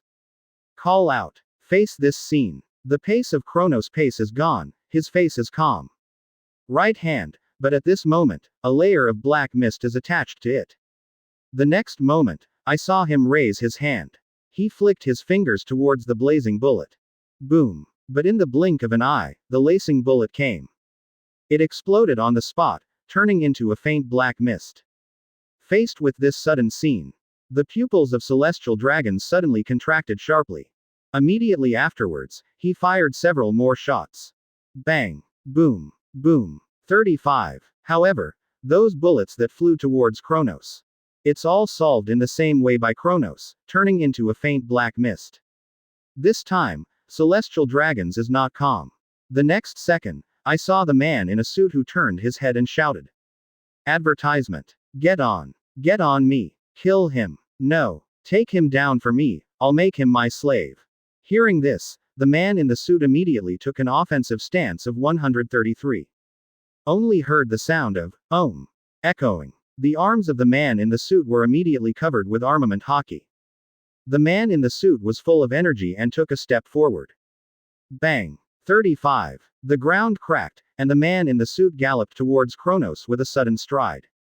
Whoosh. As the target approached, the man in the suit jumped. A clenched fist punched Kronos in the face yesterday. Shish. The fist wind is whistling. That fist with great power is coming. But Kronos was not afraid of this at all, and his expression was still as calm as a probing hand grabbed it. Shoot. It was accompanied by a tearing sound. The warm and red blood spurted out like a spring. PFF'd. 39. Crash. In a short time, the ground was dyed red with blood. And Kronos has an additional object in his hand at this moment. That's a head. The head of a man in a suit. Just a face to face. Kronos took off the head of the man in the suit. Chapter 100 Fruit Awakening, symbolizing the ability of darkness. Previous chapter. Next chapter. Advertisement. Thump. The headless body of the man in the suit fell heavily on the ground. His body was twitching violently, and the dark red blood kept pouring out from his neck. Looking at this bloody scene, Bonnie was so frightened that he covered his mouth. There was a look of horror on his face that could not be concealed. All the members of the Bonnie pirates at the back turned pale with a swipe. Brain.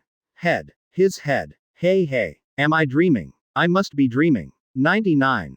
He took his head off in an instant. Ha. I must be dreaming. At this moment, everyone felt an unprecedented shock in their hearts. So much so that there were tears in their eyes now. Some incoherent gibberish went up. They couldn't even see how Kronos did it. It was like a blink of an eye, it was that moment. The bloody head of the man in the suit was carried by Kronos. His body trembled violently like a sieve. The pupils of all Bonnie pirates are shaken. At this moment, they seem to see their own figure on the man in the suit. He also seemed to have seen his own head. Like a man in a suit, he is about to be carried by Kronos' black misty hand. Quick, quick, put them down. Ship doctor, ship doctor, ship doctor.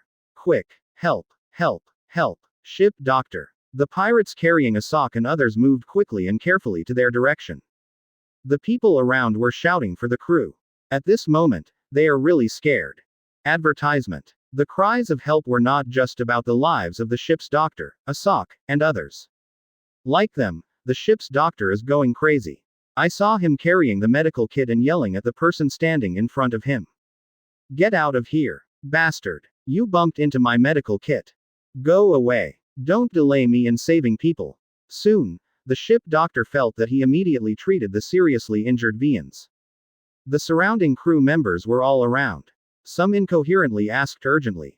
Doctor, whatever you want, just tell me. Need a hospital? Are we going to dig it for you? Are you busy? Can we help? Need a doctor? We can go and tie it up. They bleed so much that they need to donate blood. 35.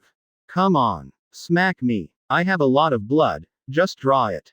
No, no, you don't need a doctor to do this kind of trivial matter, you focus on treating the wound. We can do it ourselves. 99. Put the blood out first. Go. Get the bucket. Put 4 buckets first. Listen to the incoherent words of the crew. The ship's doctor didn't pay any attention to their intentions, and dealt with the wound on his own. At this moment, he had a premonition. This is not to save others, but to save yourself. If the wound can be treated urgently and bandaged, they can live, and they can live. If the bandage is not good, everyone will die. Beside Eudemons. A burly man with tears in his eyes looked at Eudemons Road affectionately. Brother, you must hold on. Promise me. Don't die. Advertisement. I want to see the sun round tomorrow. Wait for you to be well, let's worship. Drip, drip, drip. The blood dripped on the ground one after another, and the eyes of the man in the suit were still open at the moment. But Kronos didn't look. The pace toward the celestial dragons is non-stop. After taking a few steps, Kronos casually tossed the head of the man in the suit aside. Thump. Grumbling. The bloody head rolled to the side of the street and in front of the crowd. Looking at the bloody head, all the people on the street turned pale. This guy really does it. Even the nobles of the world dare to kill, this guy doesn't want to live. Damn it. He'll lead Admiral to this island. At this time. It seems to be due to the use of abilities. The black mist scattered around Kronos' body also became a little thicker. And celestial dragons, after seeing the cruelty of Kronos. At this moment, I took 2 steps back in fear. Only, this is just 2 steps back. The status of the world noble, the noble bloodline of the celestial dragons, immediately made him angry. It's just a pariah. What is arrogant longevity? 35. FK me both of you. Kill him. Celestial dragons shouted at the 2 guards beside him. And the guard looked at the approaching Kronos without hesitation. Just listen to whoosh, whoosh. 35 twice. 2 guards galloped at Kronos with spears on their left and right. But in a short while, 2 guards came to both sides of Kronos. Almost at the same moment, the 2 guards raised their spears. One after the other, crossed and slammed down towards Kronos. Advertisement. Shish. The spear fell, and the sound of breaking the sky exploded. Kronos also raised his arm, which was shrouded in black mist. Backhand punch to meet it. Boom. Fist and spear collide. A huge roar sounded. The black mist that swirled around Kronos' arm was also spreading at this moment. The next moment, only a crisp sound of click came. The spears held in the hands of the 2 guards. It's all torn apart right now. Immediately afterwards, the 2 spears broke at the same time, turning into dozens of segments. Bang, well. Facing this sudden scene, the pupils of the 2 guards were hidden in their helmets. It shrunk sharply. How can that be? It was just one blow. The spear broke. The 2 guards were horrified and their faces changed drastically. At the same moment, Kronos took a step forward. That hand shrouded in black mist turned into a hand knife. A brazen blow stabbed one of the guards in the chest. Shish. The fingertips surrounded by black mist touched the armor. At this moment, the hard armor was in front of Kronos' hand knife. Like paper, it was torn through in an instant. PFF'd. 99. The first one is here. I don't know if the reader can see it, but let me explain a little.